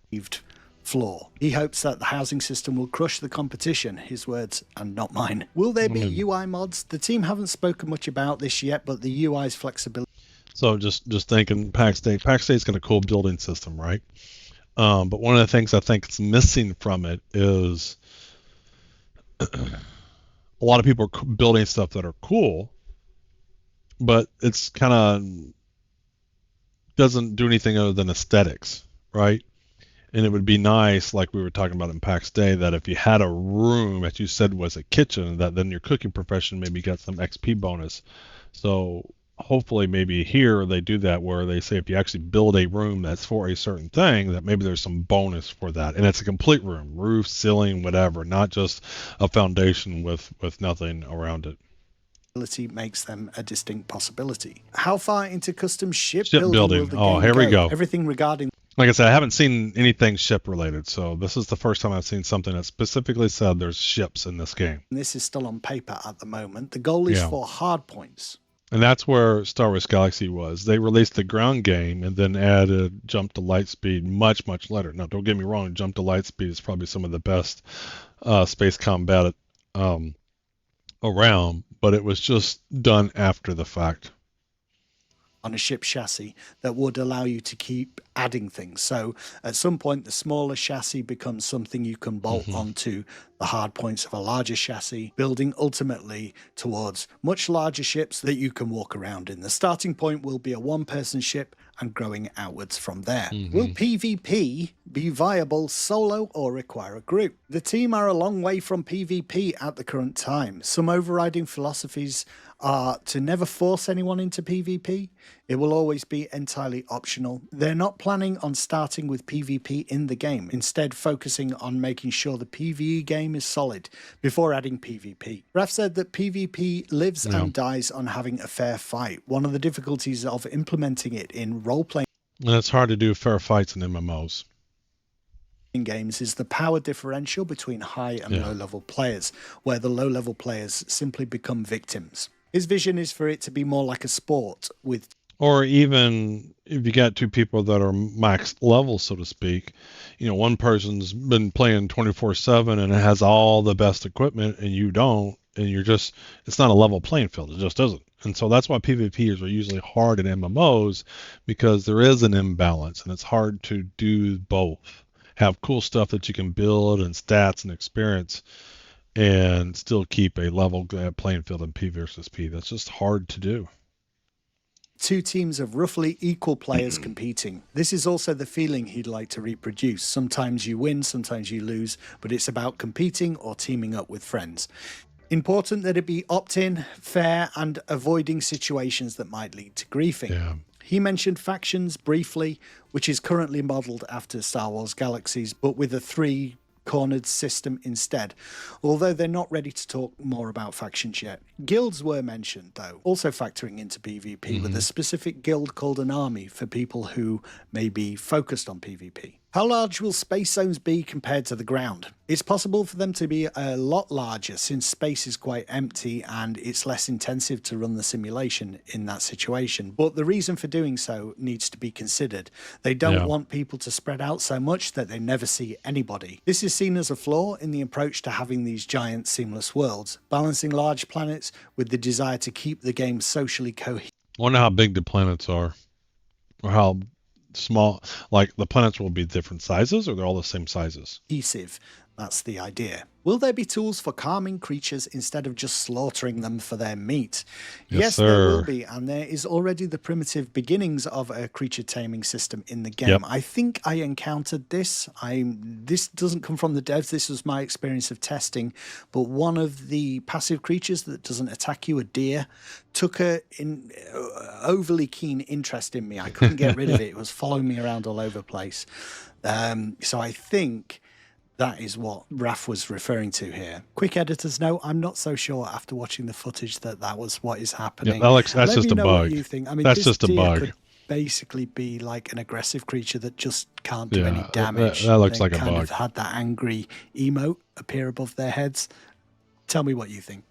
How does the team decide what makes the final cut for release? Periodically, they go through and assess all the features, coming away with a list of things that will be required for a minimal viable product. Getting better with the tools means they're continually having to reassess.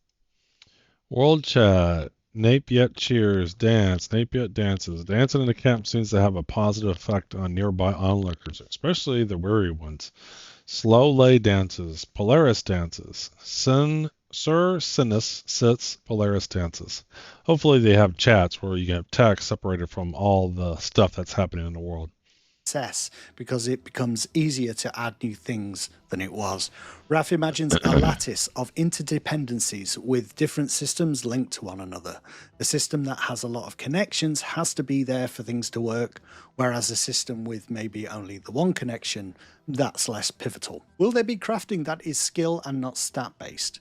Currently, there are many professions that involve some type of crafting, so there's got to be a common stat-based system underlying everything. That being said, there may be ways to add variation over time, and it's something they're playing around with because currently they're unhappy with the system as it stands, so much so it's currently turned off in the current test. You can combine items, but there's none of the modifying and actual tinkering that you'll be ultimately able to do. Could you talk about monetization and your philosophy behind it? Raph talked about the increase in game developer salaries in the wake of COVID, and that 80% of a game's development budget is salaries.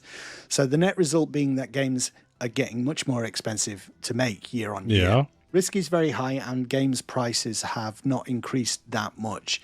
He believes that the only way in practical terms to create the kind of game they're looking at is to go free to play. Very few titles can get away with just a subscription these days, so they're looking at free to play with a VIP subscription tier. He mentioned nuances such as a reward program for loyal players, even those who don't pay for anything in order for them to have access to any kind of shop that might be implemented. Above all, it has to work for the audience, not damage the gameplay. I mean, when you have a sandbox game, though, the ability to get things outside of the game, pay for things outside of the game that come into the game is critical how they do this. And so free to play means they had to have other means of monetization. You know, PAX Day is looking at a subscription based upon the plots that you have. Because that takes, you know, you've built something in the game that takes server resources and whatnot. So I'm curious what they're going to do about that. This is something to definitely keep an eye on. Which means limiting things in the store to not pay-to-win items and cosmetics that don't devalue the cosmetics that players can craft themselves in the game. Yeah.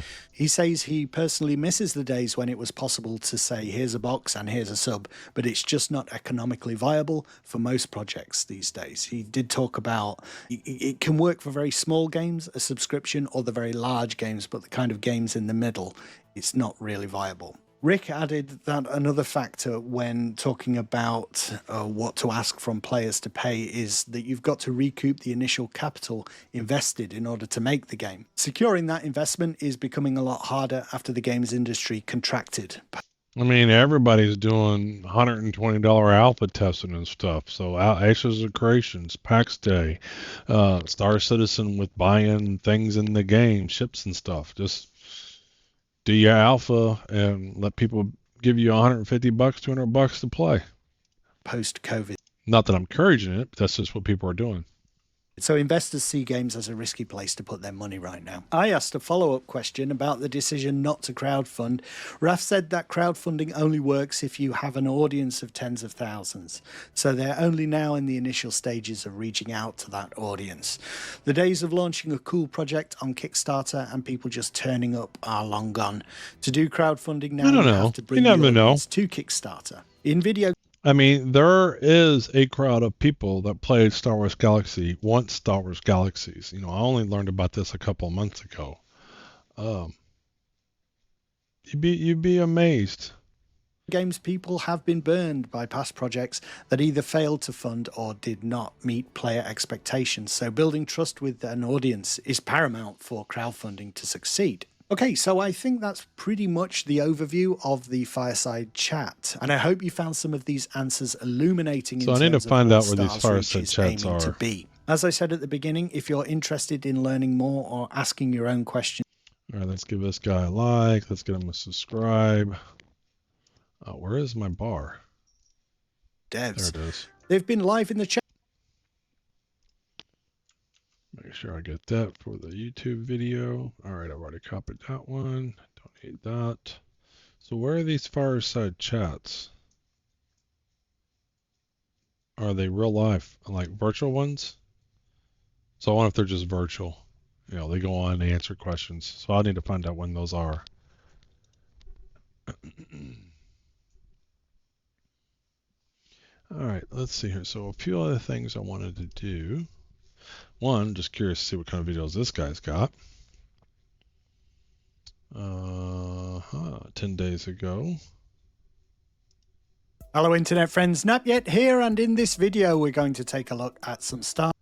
So I feel this is going to be redundant with the other one. I might watch this offline and see how it is. It already looks a little bit better. I'm sitting here, the graphics here is just already starting. You can just see here. You can already see it just starting to look a little bit more refined than the super bright greens that were there before, and just one cohesive grass that was sitting there. All right, we've done that. Let's go back. See anything cool? Okay, we do fireside chats where we provide info. So we do fireside chats every couple of weeks where we provide info about Play Star Reach, talk about the more recent tests, and attended the most recent. So this is the video we just watched. So this is different from Ralph. So this is Ralph's. Okay, all right, Stars Reach. So this is official Stars Reach Twitter.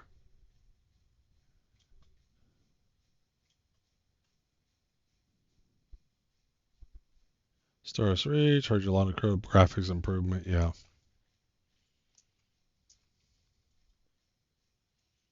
All right, I'm not gonna do. I don't want to get too far into the past. So there is one more thing I wanted to do. So let's close these all out. All right, we've done those. I wanted to check a little bit about the wiki, a little bit in the site. So lore, I just want to see what they have. Long ago and incredibly powerful. So we saw Ralph talk about this already.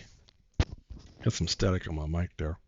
I'm not going to read through all that right now. Frequently asked questions. Let's go through here and see what anything kind of comes up. You asking for money? Nope, we're just revealing the game. New, this is not the final look. What kind of game is Stars Reach? A sandbox exploration and alternate life. Yep. How's the living galaxy different? You know, we've already kind of talked about this. I'm not going to read it, but to me, it became clear after watching through these videos, it's not just a sandbox, but the worlds are simulated and things can evolve over time. Trees will grow. I assume they'll die. How far along this is pre-alpha, so they're not even alpha, it's pre-alpha. We don't have a launch window selected yet. We aim to start early play testing this summer. So you know, to me, when you write articles like this, you know, I can see someone reading this in 4 months and it's next year. And the time frame relative of doing that. So don't post stuff that assumes when someone's reading it. Like you posted this and you're like, oh, it's going to be this summer. You should have, you know, give some context of when this was done. So clearly this was probably at the beginning of the year and beginning of 2024. This world's not divided into shards. Every planet space zone is unique. It takes place in one logical universe. We all play together. Yep, we've talked about that. Nearly everything is made, harvested, refined, or crafted by another player. Players control the end game. And this is where, if you're going to be free to play, how are you going to get money out of people? I'm just curious. Do things have different prices in different locations? Just very much so. The role of players who want to move things from planet point A to point B. Yep.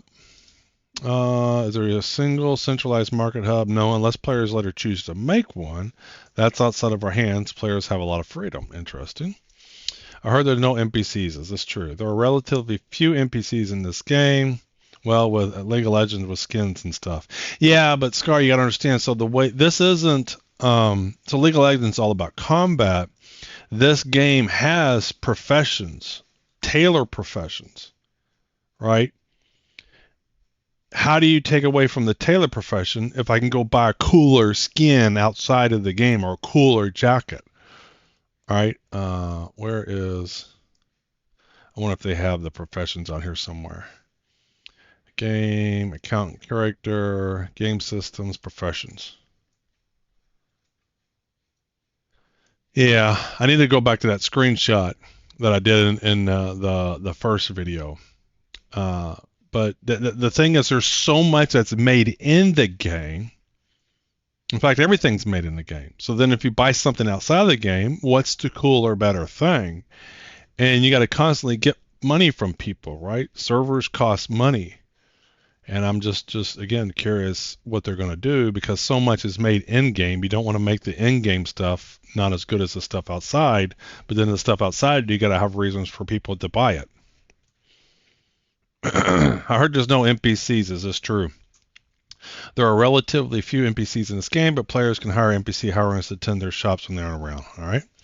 Does this mean there isn't any content in the game? Do we players have to do all the work? We are after player-driven galaxy, but this doesn't mean we don't have a rich story to tell and ways to tell it in game. Check out our lore page.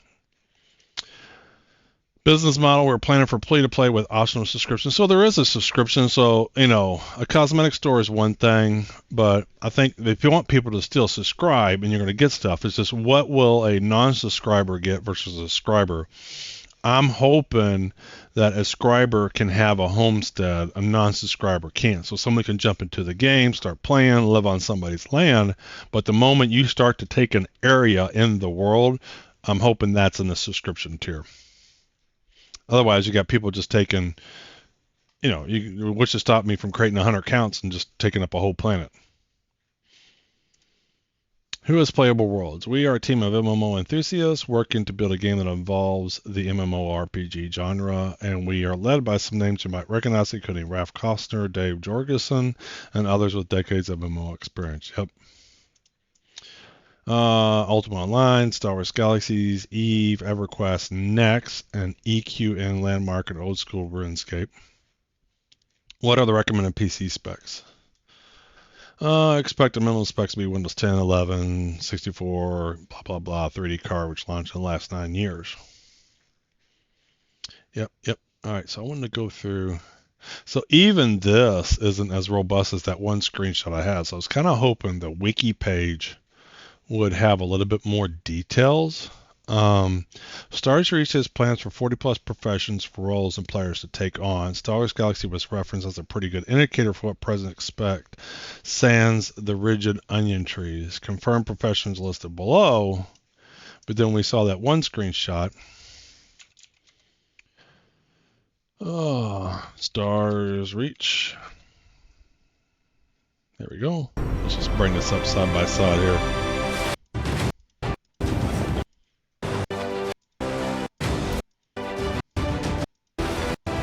What was it, 27 I saw? There we go. Yeah, there's Taylor.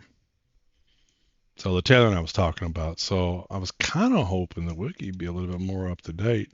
Last edited October 5th, because to me, this seems to confirm quite a bit. Is this a confirmation? What should I take from an official Stars Reach trailer video? Is it for a fact these professions are going to exist, or is it maybe they're going to exist? But I don't see this being nowhere near, so I was kind of hoping there'd be a little bit more information on there. All right, so I'm going to leave player communities, governments, player housing. So this is definitely something Star Wars Galaxies did very well with cities. So hopefully this is somewhere along the lines of the same thing. Chat emotes, economy, groups, P versus P, movement, camera, profession, skills. Let's see what they have on here. Yeah. So it feels like this was created a long time ago. It hasn't kept up with the development. So that's unfortunate. And that's okay. I understand these are community driven, but it does look a little behind. So let's go back to the main website. Screenshots like this, looks a little bit better than we saw. It doesn't feel so bright, kid-like. And this one kind of, I don't know, very monotonous. Looks like an older screenshot. Can I manually move through these? How do I do that? Here we go. Yeah, there we go. The graphics. So to me, this is definitely about the gameplay right now and not so much of the graphics and the game loops. Kind of neat there.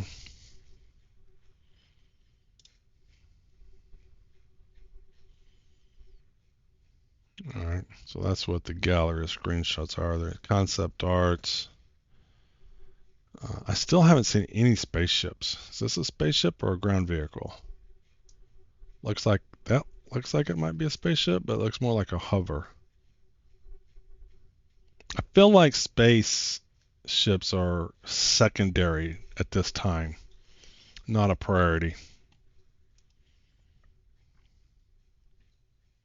Ooh, this looks kind of cool. Yeah, if you can build some stuff like this would be neat. And there's a spaceship, finally something flying in the air. Some animals. All right, what else we got? Gallery news. So what we got news? We've already done the Homestead. NDA's been updated. We've looked at the trailer, how the cloud works for Stars Reach.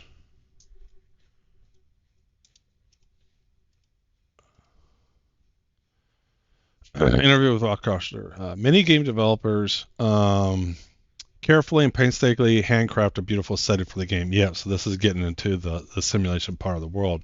The perfect way to achieve their artistic vision. Of course, once that's achieved, the world can never change, never evolve, and players cannot leave their mark. Can't we have both? Playable worlds set to do out both differently. Carefully and painstakingly create tools to allow the game itself to generate beautiful settings. Yep. So that players could experience them, then take control and reshape them to achieve their own goals and dreams.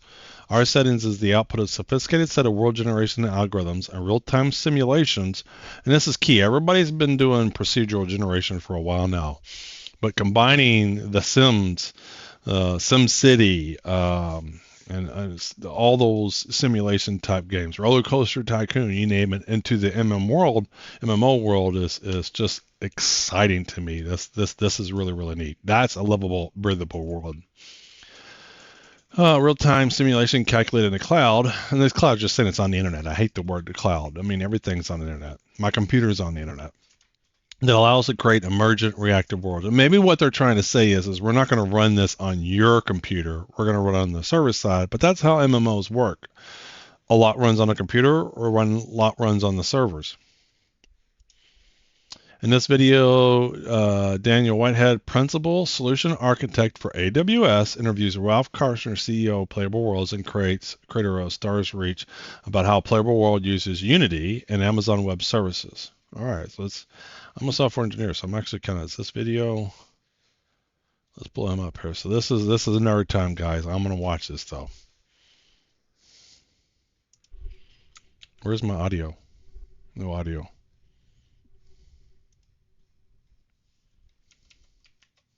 Recorded live.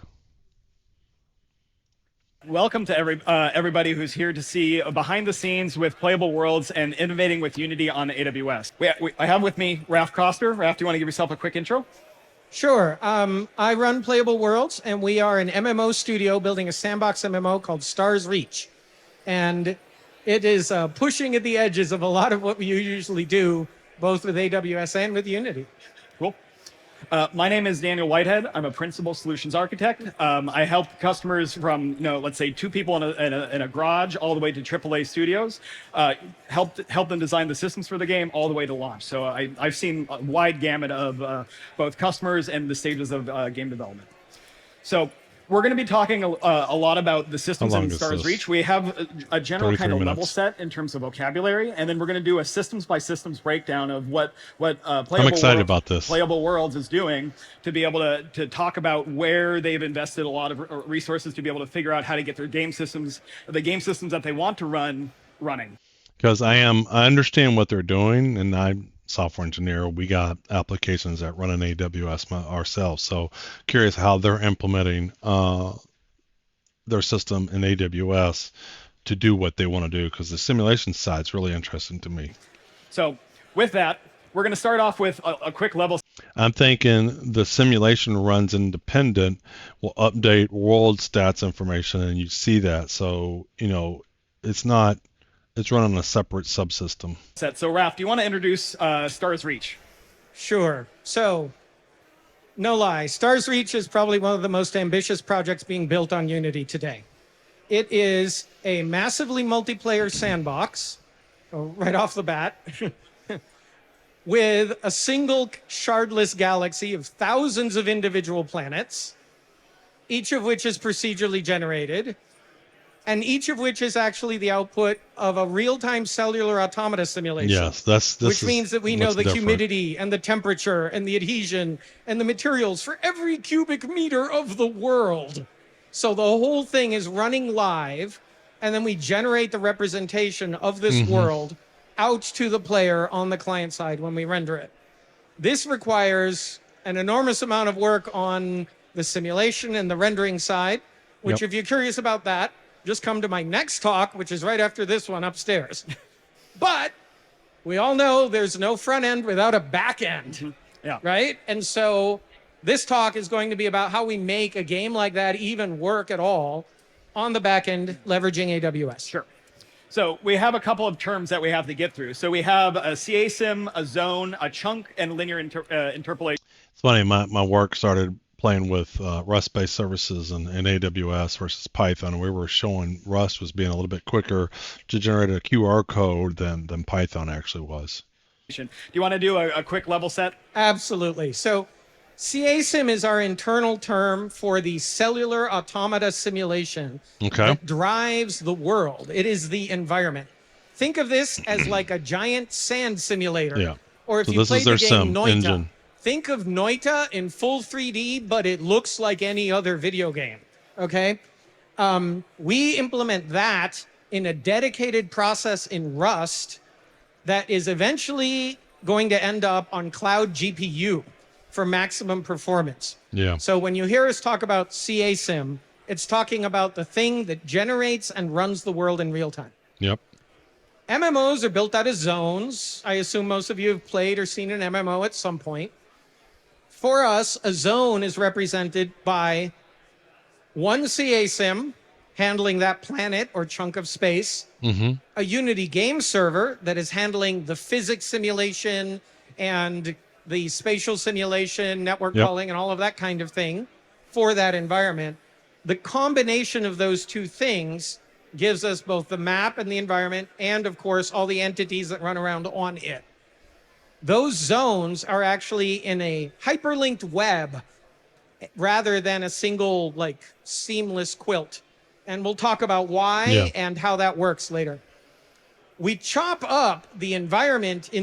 I mean, the sim itself doesn't need to run within the game engine loop that's handling my client side, because how often do I need to say that this tree grew, right? And so instead of that being in the main game tick, I think they call it in Star Citizen, they call it the server-side FPS. It's just how often the game is ticking and updating stuff. And so you got this simulation engine running, updating world information that then my client side and then the server side part of it communicate together to decide what's happening, and they're just interacting with it differently because I can also real time it, right? So I can say tree grow, and so it's updating the world, and then the world's updated, and the simulation understands that. Into chunks for ease of transmission and streaming this modifiable environment over the wire. So those are just 16 by 16 by 16 meter blocks of the environment. And lastly, I'll mention lerping. That's just morphing between states, basically, which we do in order to smooth out the appearance of things on the client side whenever we update it from the server. Cool. So we're going to start jumping into the systems, right? When a player launches the client for Stars Reach, the first thing that they interact with is the auth service. Are you doing anything interesting right now with the auth service? Not a darn thing. This is easily the most boring slide on the entire deck, and we're going to move past it as quickly as possible. Sure. So the next system that the Stars Reach reaches out to is actually a conglomeration of systems. So can you walk us through what a zone registry service, what the world generation service, and the director service do? Yeah, so this is what I was talking about.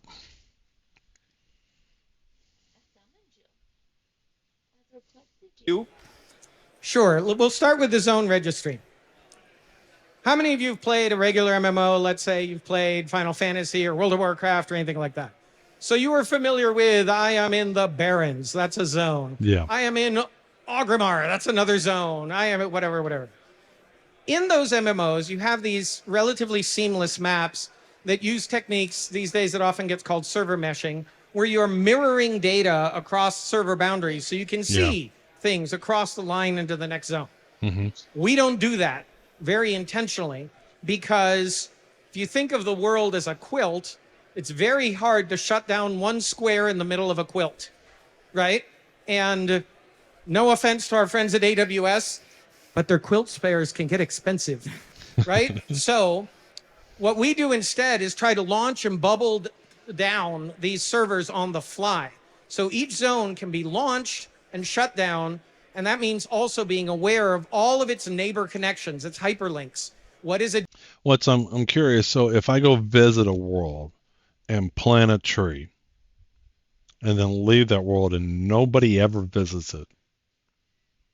Ever. And then I come back 3 months later. I don't know what their time was for a tree to grow. Well, let's just say the tree would fully grow. And then I come to that world.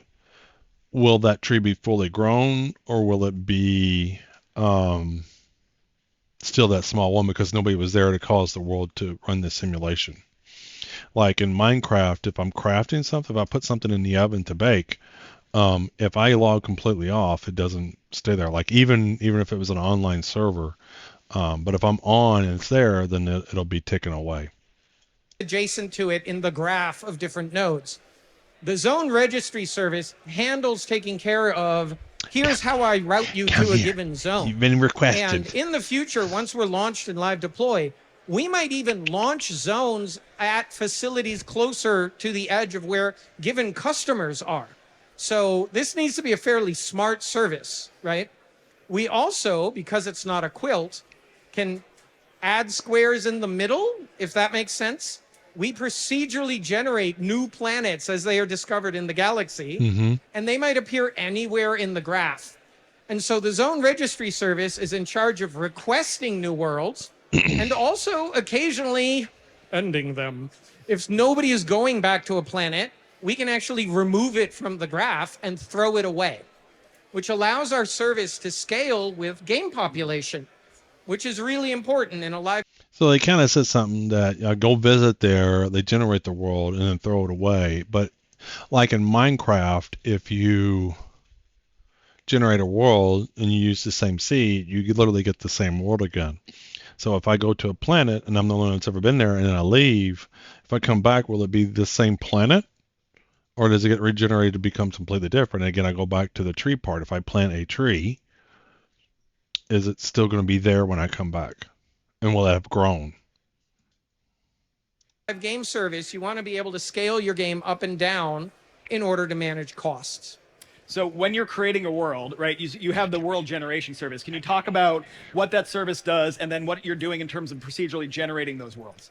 Yeah, so this is a pile of mostly proprietary technology. The zone registry service leverages this world generation service that runs in the cloud. Yep. And I think we even have pretty pictures, don't we? Sure. I think so. Whoa. Yeah. Does that look pretty to you? One of the glories of Unity is that you can build your own tooling inside of the engine, right? Which is a really good thing. Basically, our world generation system is like tools like TerraGen, Houdini, GeoGen, I could go on and on and on, except pretty much all of those are dedicated to creating height field-based terrain. So you can think of those as being two-dimensional data, okay? We have a full three-dimensional world, okay? Yeah. It isn't voxels. As mentioned, it's cellular automata. So it's a step beyond even voxels. Our tool allows designers and level creators to build the algorithms that we then use to generate planets. So this here might be the algorithm for, we need a world with a lot of volcanic plug magma mountains with a decent sized cave system and some amount of still active hot pools and active lava flows, right? And that's a terrain type. It's a landscape. This whole graph is devoted to building the algorithm for that, and it consists of individual nodes for 1D and 2D and 3D noises that also tag every cubic meter with the specific materials. Like it knows, oh no, these figures are granite and these other ones are basalt or shale or whatever. And then we can change all of the random seeds in this algorithm description in order to get completely different layouts of the same environments. And the tooling for that looks like this.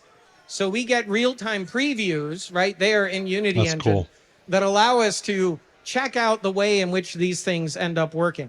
This tool chain also allows us to bring in data from third-party tools. So for example, we use GeoGen a lot because they have great algorithms for traditional 2D height field generation.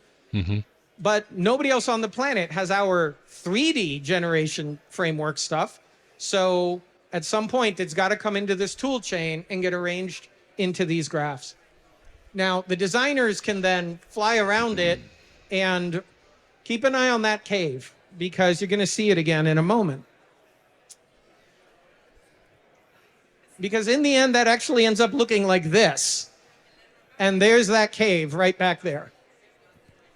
The environment you're seeing here is going through a rendering process where the server is meshing together the chunks, 12,000 of them a second, streaming those down to the client, which is then meshing 3,000 of those a second, and rendering this entire terrain environment, liquids and solids, in one draw call using a custom compute shader built on URP. And the whole thing impossible every step of the way without bursting jobs, needless to say. Yeah, like one of the things with PAX Day is so much was being rendered and towed to the client that it was bogging down a lot of people's PCs and computers, and so they changed it to where you only rendered as much. So hopefully they still will make that efficient as well too, because what I heard was a lot of information being sent to the client to render it, and I'm just curious how much of that is going to be sent. Like, what's behind this hill here? Do I need to render it, have that information, render it until I actually can see it? The one service that we didn't talk about is the director service. Can you talk a little bit about what that is? Yeah. So the director is basically the service that juggles everything else, right? It manages knowing where all of these other things are. We'll talk about this later, but an awful lot of our game content, of course, resides on S3. So I'm sitting here, my game client, and I can talk to a zone registry, say, hey, I'm in this area. Obviously, I need to be authenticated. And then the Unity game server is what tells me what needs to happen or show on my computer screen. The director service acts as the traffic cop. It's the routing mechanism.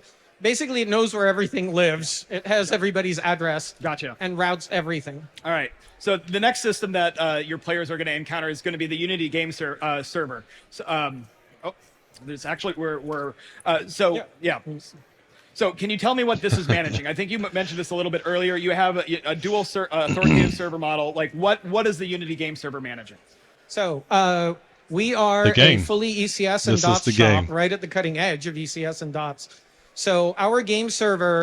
So what I'm curious here is you're seeing people get away from traditional databases, Oracle, SQL Server, even things like Mongo, and just putting things on S3. And so they load stuff into memory and just use S3 for it and getting away from whole databases. So I'm curious if they just don't even have a database per se.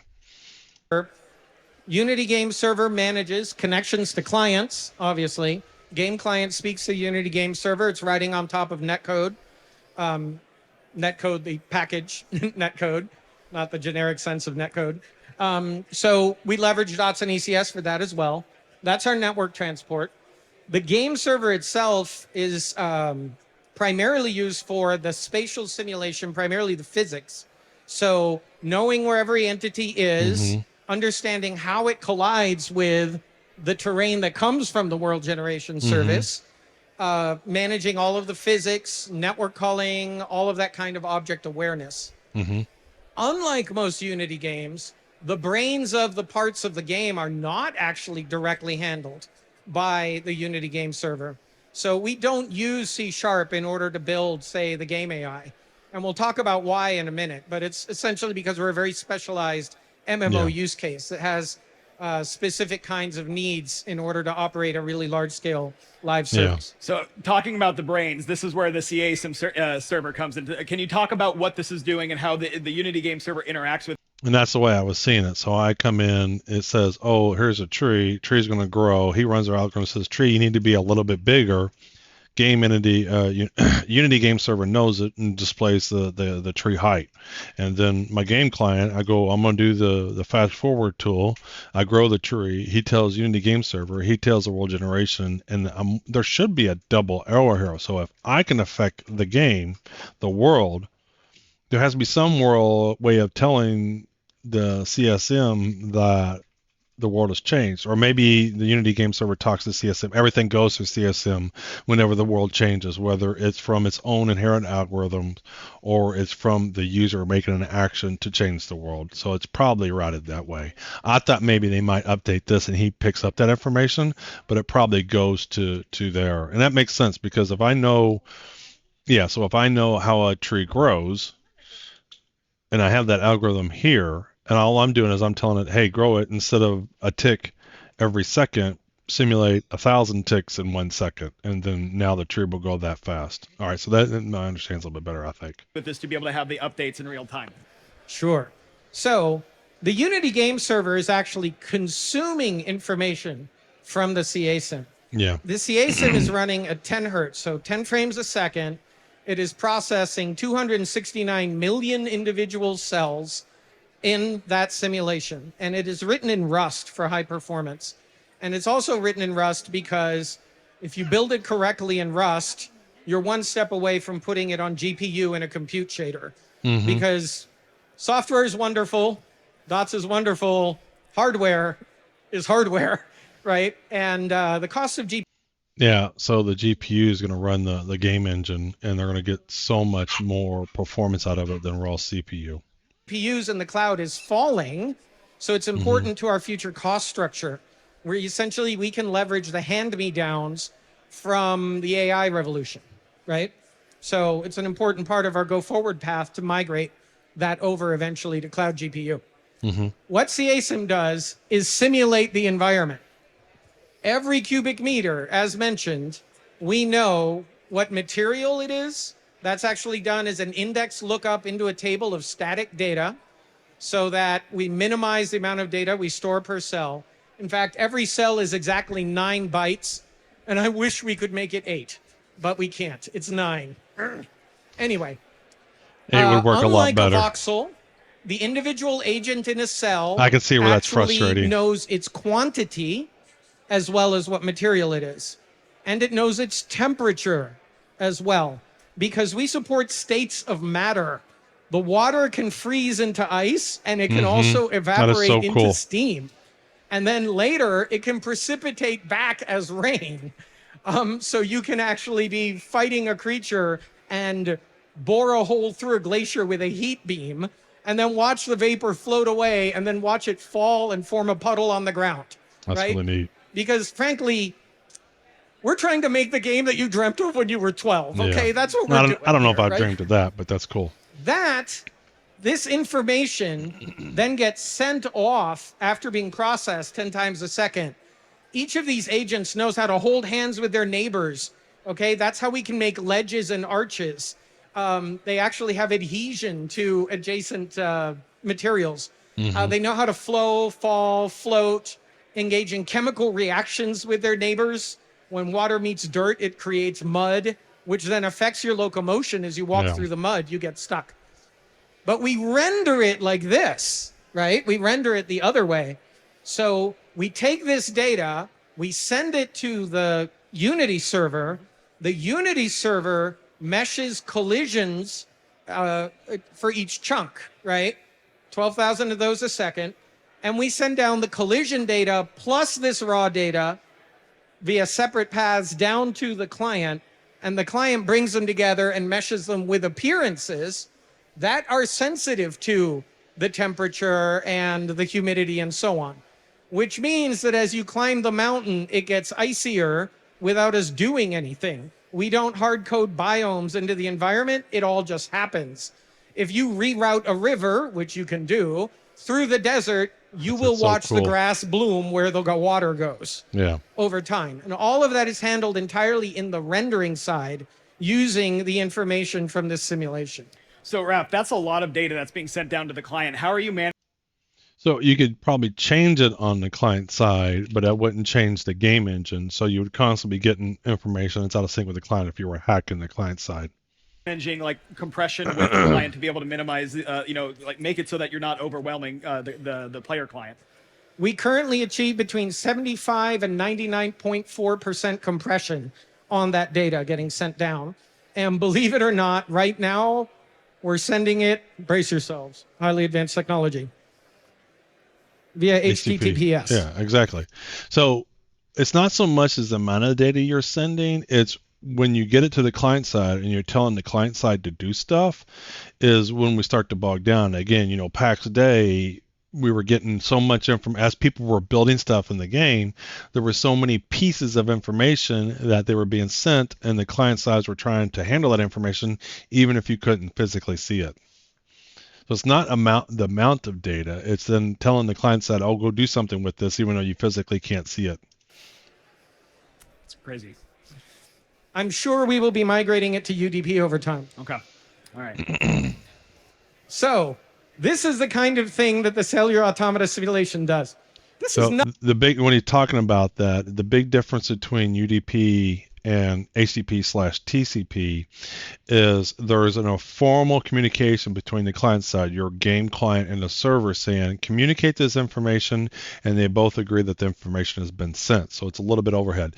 UDP is the game entity Unity server sending a bit of information, but not caring whether or not you actually got that information. So it's a little bit faster and more performant, but you don't have necessarily guaranteed delivery. Right. And so if for whatever reason the internet's having a hard time, you got poor connection, it's not confirming whether you got that information. You just get it, and hopefully you get enough of that information. And if everything's running smooth, it's not a problem. When you hear about packet loss, that's basically you got the information or not. That's the big difference. And TCP/HTTP has more overhead because of that communication back and forth of saying, I sent you a bit of information. Did you receive it? Yes, I did. And it comes back. Where UDP, the server just sends it to you and doesn't care whether or not you actually received it. nuts, right? Come on, tell me we're nuts. We're nuts, right? You are watching temperature diffuse across the map here. So a hotspot was created and it is actually spreading warmth across the map.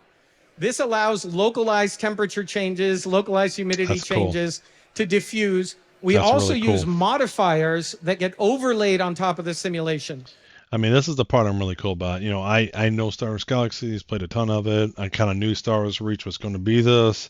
I was not aware of the whole world simulation type aspects that they're building. This is great. Altitude, there is a curve for altitude so that we can say, well, the bottom might always have lava. And then the further high you go, it gets colder and colder. And we want to exaggerate it at the top of the mountain peaks so it's icy up there, right? Yeah. Which means that when you pour water on the ground down near the lava, it's going to turn into vapor. Pour it in the hills, it's going to flow along the hill. And pour it on the top of the mountain, and it's going to just sit there and be a lump of ice. Yeah. And that's done as a modifier on top of this. We also do two simple sine waves on top of that. Every planet has a sine wave for the season so that we can have global temperature modifiers that go up and down. And there's even a really teeny tiny one for each day-night cycle so that a puddle might only freeze overnight and then melt in the morning. What that adds up to is freezing. There you go, I'm positive. The ability to tunnel and dig through anything in the landscape. Yeah. That is individual bits of dirt and stone falling, and you can see that the dirt has a different flow rate than the stone, so it falls more readily. Here we are pouring water on the landscape. Whatever's going on with the video, I'm not sure, but I assure you it flows in real time. Freezing a path across a lake in real time. Because we're rebuilding the collision meshes, this allows players to do things like get burned to death in the lava pit or slip and slide. I mean, this looks cool, but will this look cool when there's 100 people in an area? On an ice rink because it modifies all of your movement parameters. You can repave the ground. All of this is used for, of course, extracting and harvesting minerals from the environment as well, which forms the basis of our player crafting system, player-driven economy, and all that other MMO goodness. Cool. So one of the things, again, if you had to compile this over and over again, that would take a lot of time. So talk to us a little bit about the difference between why you have a scripting layer on top of this, as opposed to having everything in the CA sim server. Yeah, so our Unity game server actually wraps an instance of Node.js. And we actually build the game logic and store the game data all in JavaScript. So our game data actually lives in JSON, Mhm. and all of our game logic is written in TypeScript, the safe version of JavaScript. So if the data is actually in JSON, I'm curious if they have MongoDB or something as a repository, or do they actually just say the JSON structures into S3? Why do this? Unity spent a ton of time, right, on building a great environment for this. Well, the answer mostly has to do with MMO scalability. Mm-hmm. And there are a couple of different angles on which we have to talk about that, right? One of them is development. So they're going to scale out all these instances, Node.js instances, forever they need to. Development pace. Another one is live operations pace. Mhm. Both of those are scalability questions. And then the third one is raw scalability, right? Like a literal, actual scalability. One thing about running this in Node.js is if we hit a bottleneck here, currently we wrap it, but we could horizontally scale and run as Mhm. many instances of Node.js Yep. as we need to Yep. in order to handle all of the individual scripts for a given zone. Yep. So it buys us horizontal scalability that making this into a single process doesn't, right? Horizontal scalability is really key to being able to scale in cloud. So And this is something I try to tell a lot of developers I work with, where they're used to like .NET and Java, and you can write multi-threaded .NET and Java and whatnot. But if you define your processes very small and distinct, this process does this, and you can scale out those individual processes independent of each other, and you use a much more efficient amount of resources. And I wish I had some tools to draw up some stuff, but I show you what I mean. But I've seen developers when they have like .NET and Java, they have their application that does tons of stuff. And so, yeah, I can horizontally scale that out, but I scale out all the stuff that comes along with that. So if it does 4 things, A, B, C, and D, when I add a new instance of that .NET, then that thing can also do A, B, C, and D. And so I've had to consume the resources and needs for all that stuff.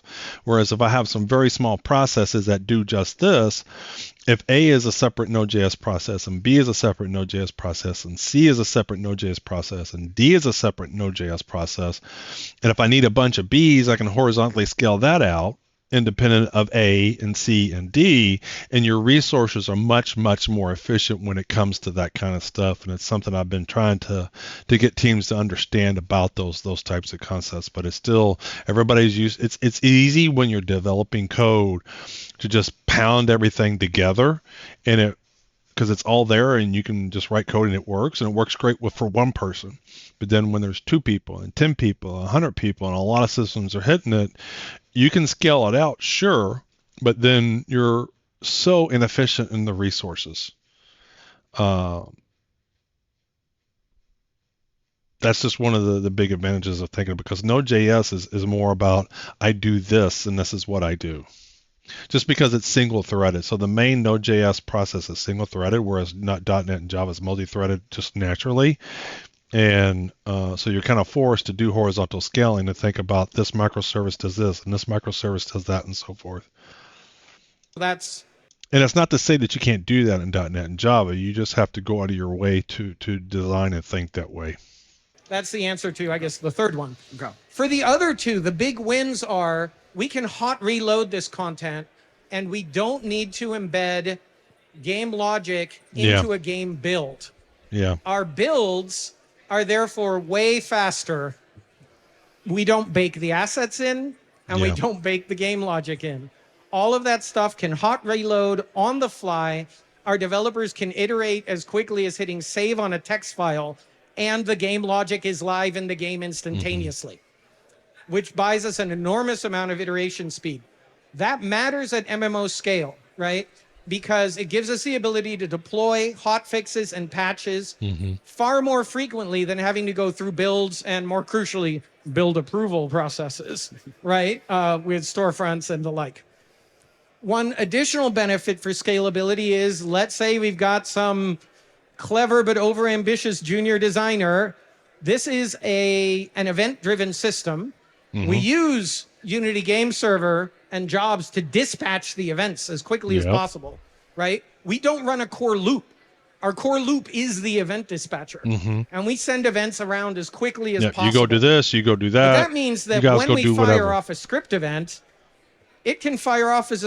So most people, they have a game. So game engines, a lot of times you just have a game loop, okay? And it goes through, and then in that game loop, you do everything you need to do. Their game loop is telling, oh, this event needs to happen, this event needs to happen, and they go off and distribute that load to however they want to, instead of everything being built into that core game loop. A single thread, and if there's a bug in it, it's the only thing that dies.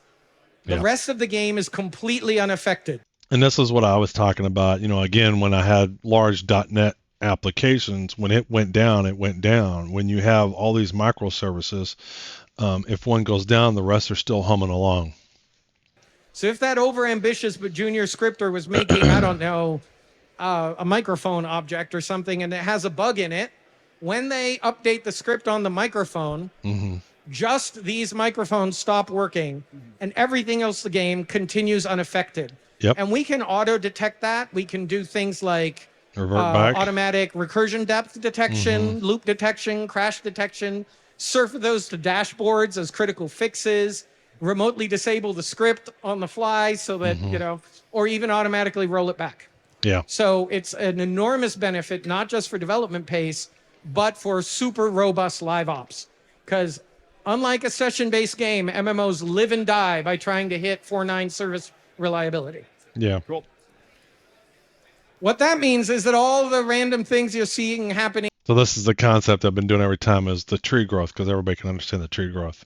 Here in this very pixely GIF, trees growing, the beams getting fired, the implementation of climbing. Script there is talking actually to the rival package that we use for character controller. If you go forward a slide, everything you're seeing here in all this MMO scale with people flying around and grappling and shooting each other and the chat system and all of that is being implemented in TypeScript and is all. Yeah, and they can handle that on the server side. They know what their hardware is. They can add their hardware. The question becomes, when I send that information to the client side, what is the client rendering? What is the client doing? It's not so much as even the size of the information. It's how much you tell it to do and getting efficiencies on that. And sometimes you just don't get to that point until you actually have a bunch of people in an area, and then you can optimize it. We've seen it with so many games, PAX Day and everything else, that when a lot of people are in an area, how are they all handling it? All hot, reloadable, and modifiable. This here is from our current ongoing pre-alpha test that you can sign up for on starsreach.com. That includes, by the way, even implementing the combat system. Okay, we do, of course, there leverage everything in Unity physics for ECS. So every single one of our projectiles is actually physics simulated. We're not faking it, all of it with Raycast or anything. They're all actually individual physics objects. But we're able.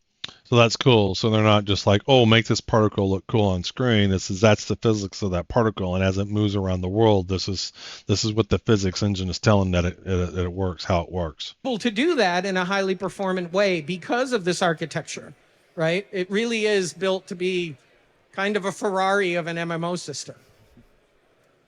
So I think the next system that you talked about was the chat Amazon system. RDS. So that's where this is their database. And that's why I was kind of curious. So there's their database. This is something that you had in your early your clients. I think this is something that you're planning on iterating. Can you talk about being able to prototype and the speed of being able to do that? Yeah, we wouldn't have been able to build what we've built if we hadn't been super highly iterative about it, right? We didn't jump to this architecture. We iterated our way to it. So AWS can be very expensive if you use it the way that you designed systems a long time ago with servers and stuff like that. If you take advantage of the technology, you can get efficient use out of their infrastructure, if that makes any sense. We knew. And this game is designed being built on AWS, so it's probably highly efficient in terms of the resources it uses and how it uses them. We knew what the shape of it should be, but we also knew that our first cut should be really naive and stupid, honestly. So our current chat is just the most pathetic thing imaginable, because we know we're going to need to have a much more robust chat system eventually. And Paxday just recently, instead of writing their own chat system, they said, we're just going to integrate with Discord. And I wouldn't be surprised if they end up doing the same thing. Because I think the idea that Discord's trying to do is saying, hey, we're good at handling chat. Let us design the chat for you. And then you can just plug that into your application. Right now, this is implemented entirely in script. It barely lives outside the server.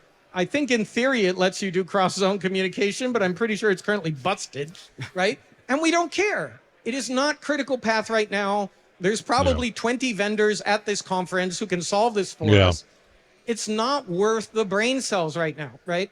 So we really try to move through these problems iteratively. We are on version 6 of that CASIM simulation process, and its performance has increased 1,000,000-fold as it has moved through 5 separate programming languages, right? Because that's what it takes in order to iterate your way up to this level of performance. So yeah, our chat REST system is really boring. Okay. Well, and then you also have this character REST system, and one of the things that you had talked a bit about is like being able to have the separation between like specific scriptable things as well as what's being automated with that. Can you use like a player house as an example of what this character REST service is doing? Yeah. So we are what gets called, and the term isn't in use very much anymore, a true persistent state world. Yeah. What that means is if I drop something on the ground in this MMO, it's still saved. there. Yeah. It will be there when you come back. Everything in the environment is persisted. So that kind of answers my question, and I think I know what the answer is that tree will have grown, because what will happen is by the if I plant the tree in some world and nobody visits it and I come back 3 months later, the CSM probably goes, oh, it's been 3 months, so here's its current state. And it doesn't need to have somebody there for it to be growing. It's just somebody's here now. Here's the time that's passed. Here's what the state would be.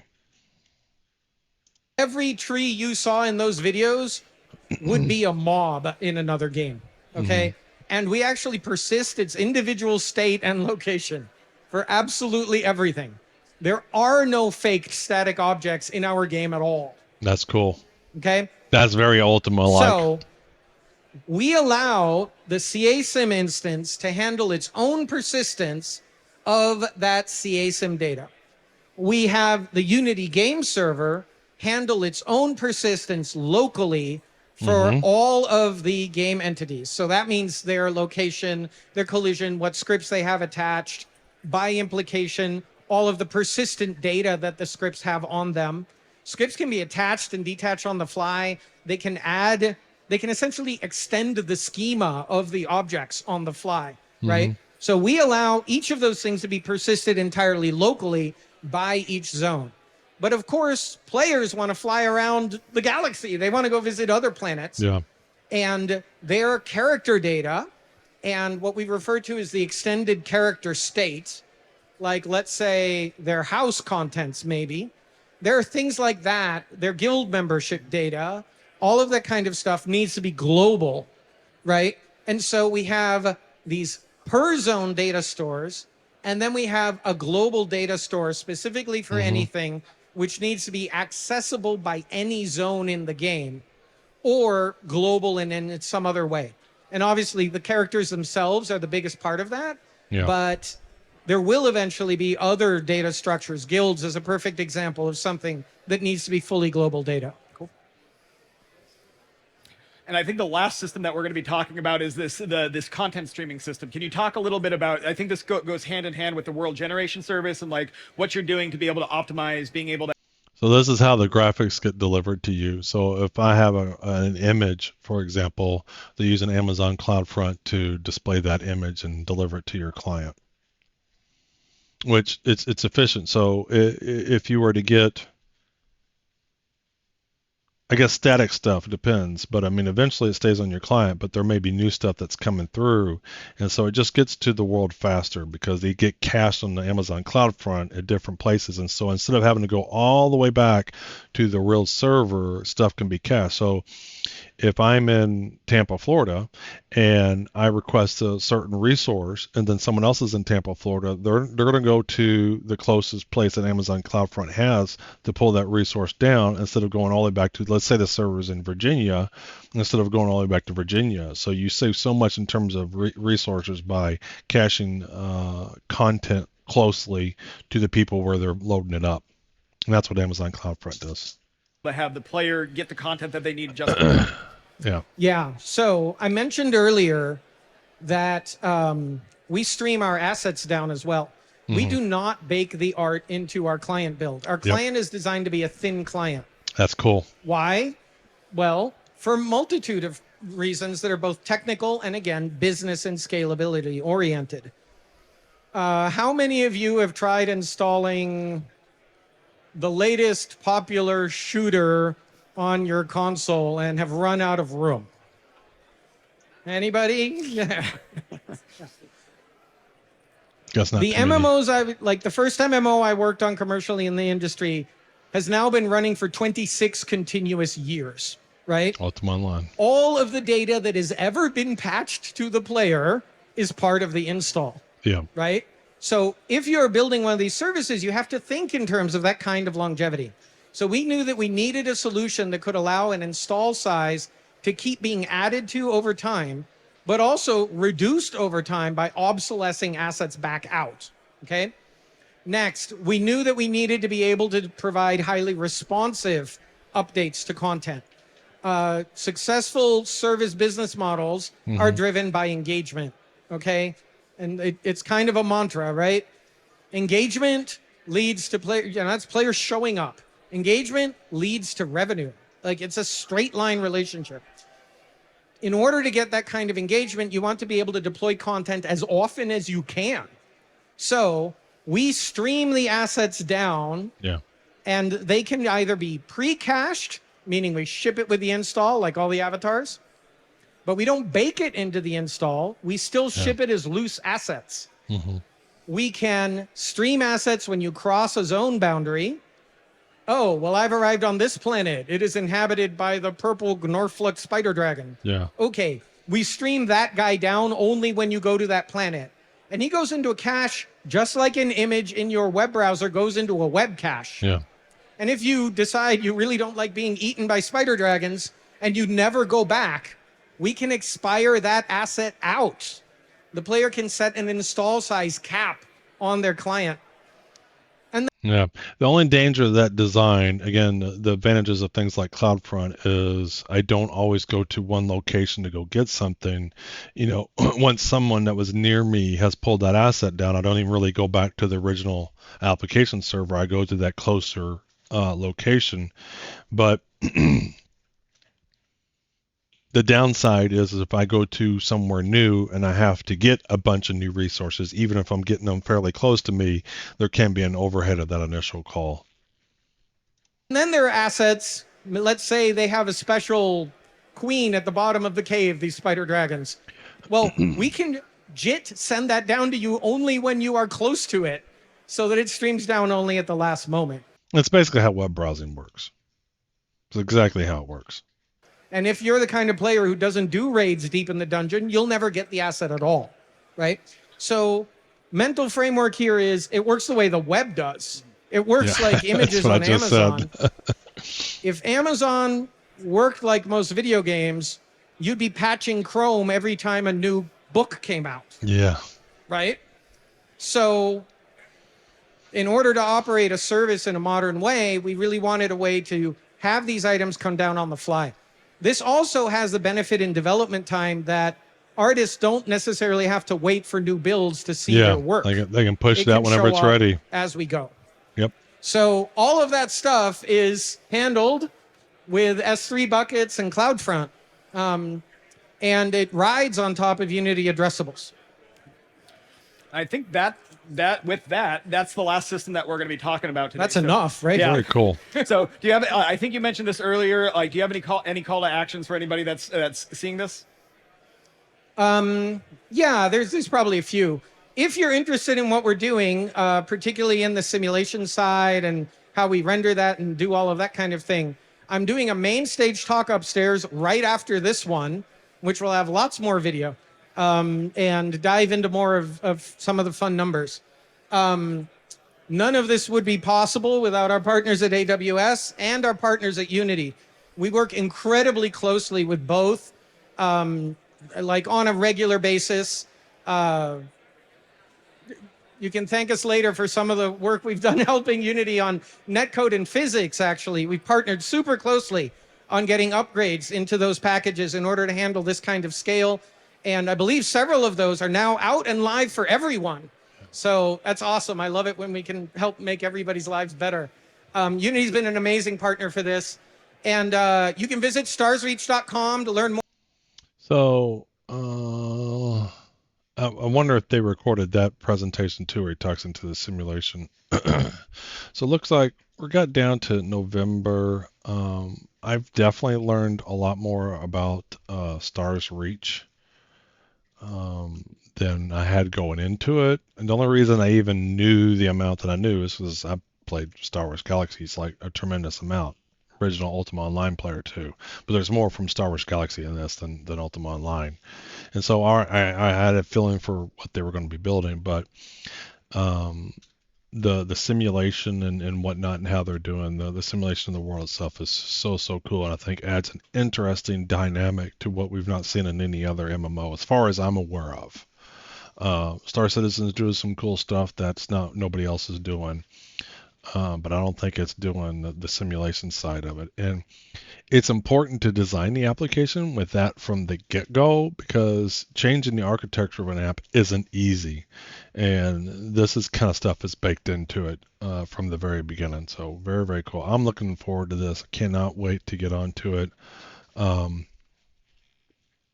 Even more so now, but I am concerned with a few different things. I think some of the forced interactions that are happening may be something that'll hold Stars Reach back, but we'll see how it goes and where they end up with all this stuff. All right, thank you all, and see you on the next one.